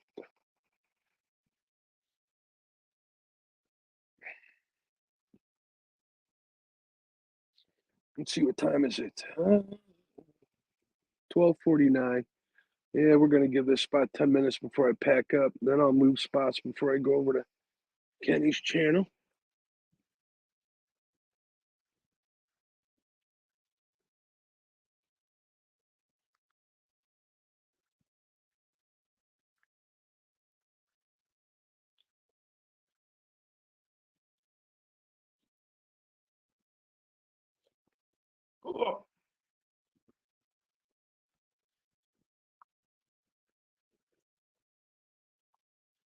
I think I jumped the gun too much on that, too quick on that one.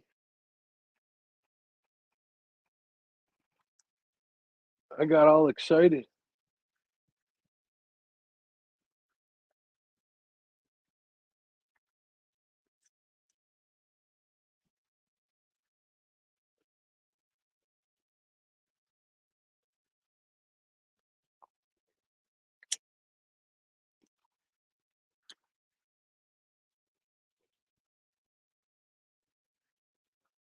Probably missing bait on that one.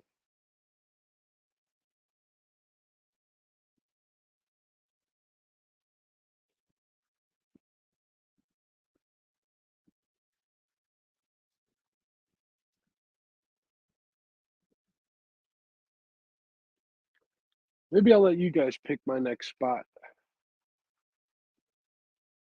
Got a choke point just south like a block of the boat ramp.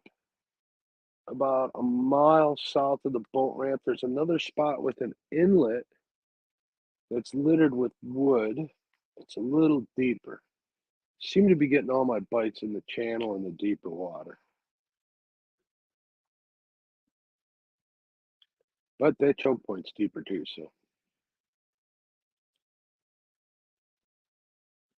we'll have to drive over them and see what the chat has to say. Fish the wood, Dead Sea Pirate says. Okay, Mark, be safe. Moving spots. We'll see you over at Kenneth's. Y'all come on over. James says the inlet. All right, we'll go fish that spot. That's awfully dark. It's a little bit of a cruise, but we can get there. But I'm going to give this spot till 1 a.m. and then I'll let you guys go. I'll get all reeled up. I eat my bologna sandwich and get over to the other spot. We're going to use fresh bait at the other spot. Hopefully I can get on spot lock and get 4 lines out.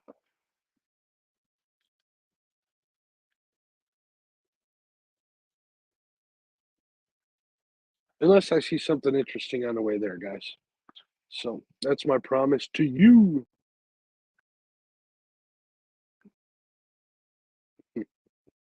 Pirate says, you know it's the right choice. I feel like I'm fishing the Dead Sea today.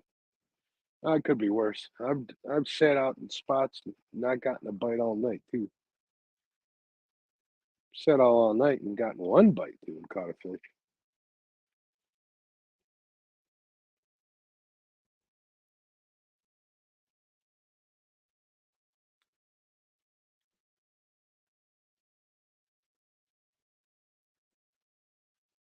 Maybe I should be using bait clickers. See, this is what goes through my head every time I fish.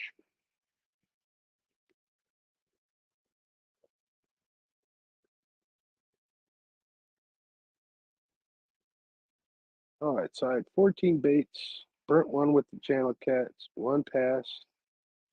That's 2. That's 3 more, and I'll be 5. So I have 9 left. I'll burn 4. Oh, look at this middle one. Going crazy. See it? Look at that. He's going nuts.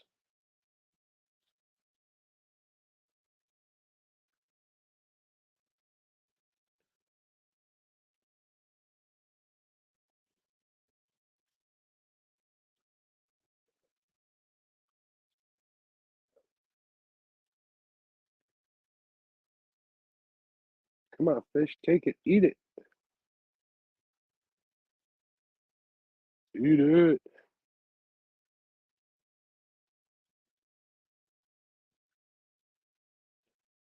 And nothing. That one's coming with me. I might keep that one alive. We'll see what the other ones look like.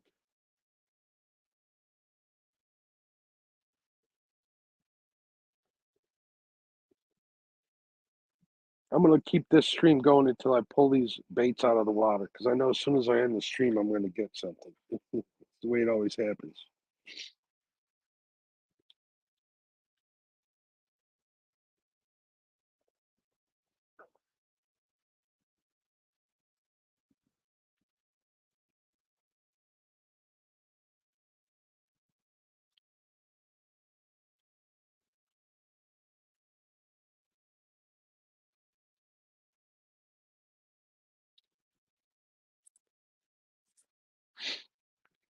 Should have had Melissa drop the link over to Kenny's show.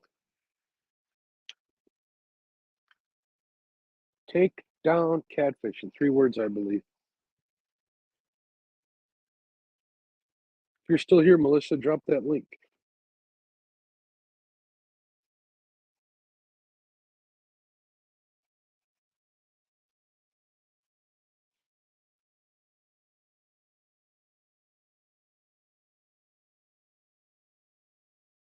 I hope there's a monster staring at that bluegill, making him nervous.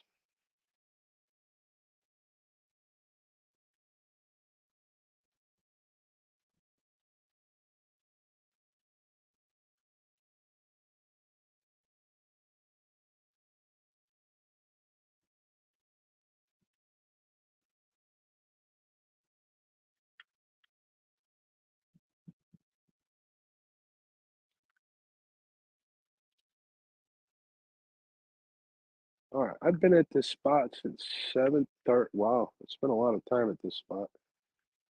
Had 1 pickup, 1 channel.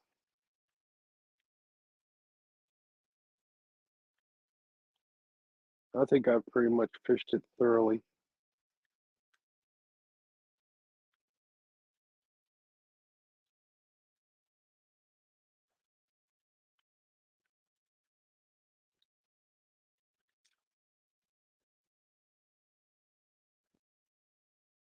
I think it's going to be a long night.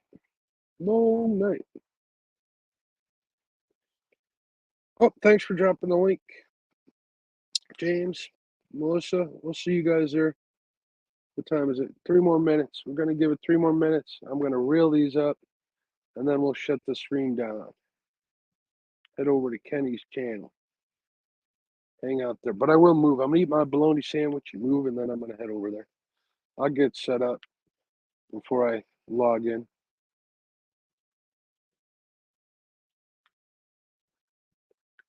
Sorry for making you stare at the back of my head. It's not like I'm pretty or nothing.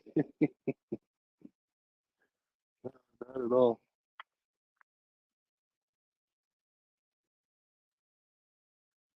It is dead calm out here. Almost spooky.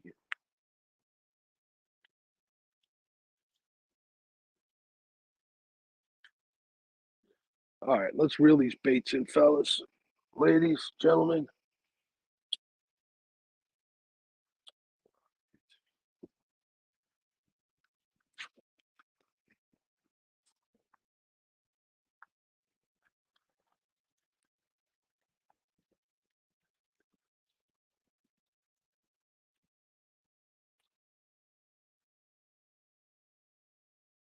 One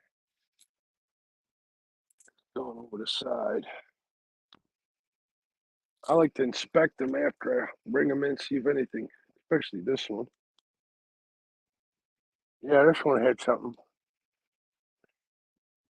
Those are flathead. You can see the scales on one side scraped off. Son of a gun, and it just missed the hook too.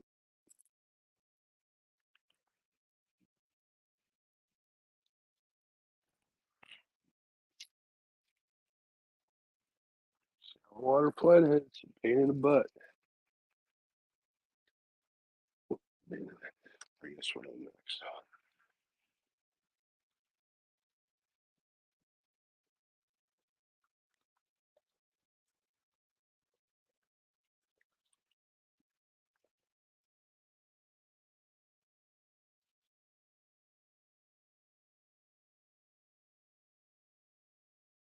This one's still kicking too. How good he's kicking is another story, but he's still kicking.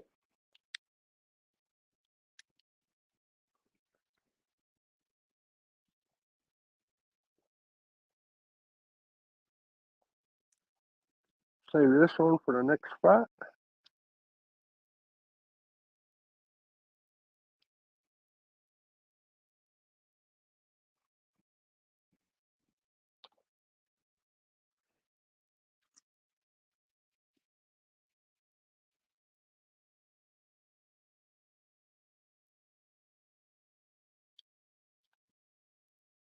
I'm not talking. I got a mouthful of flashlight here.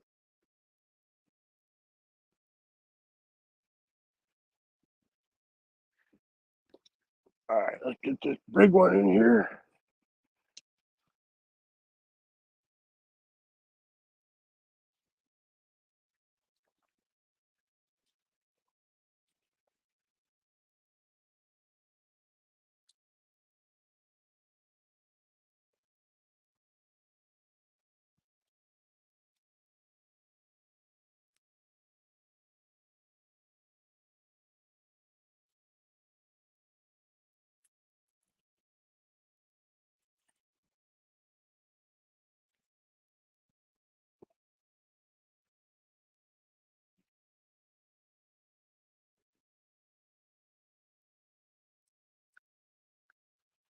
All right, we're ready for the next spot.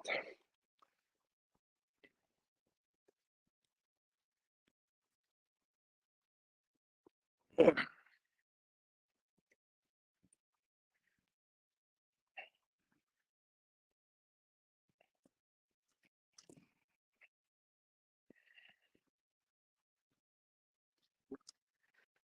right, folks. I want to thank you all for watching. I appreciate each and every one of you. Thanks for the thumbs up. Anybody who gave super chats is still in here. Thank you for that too.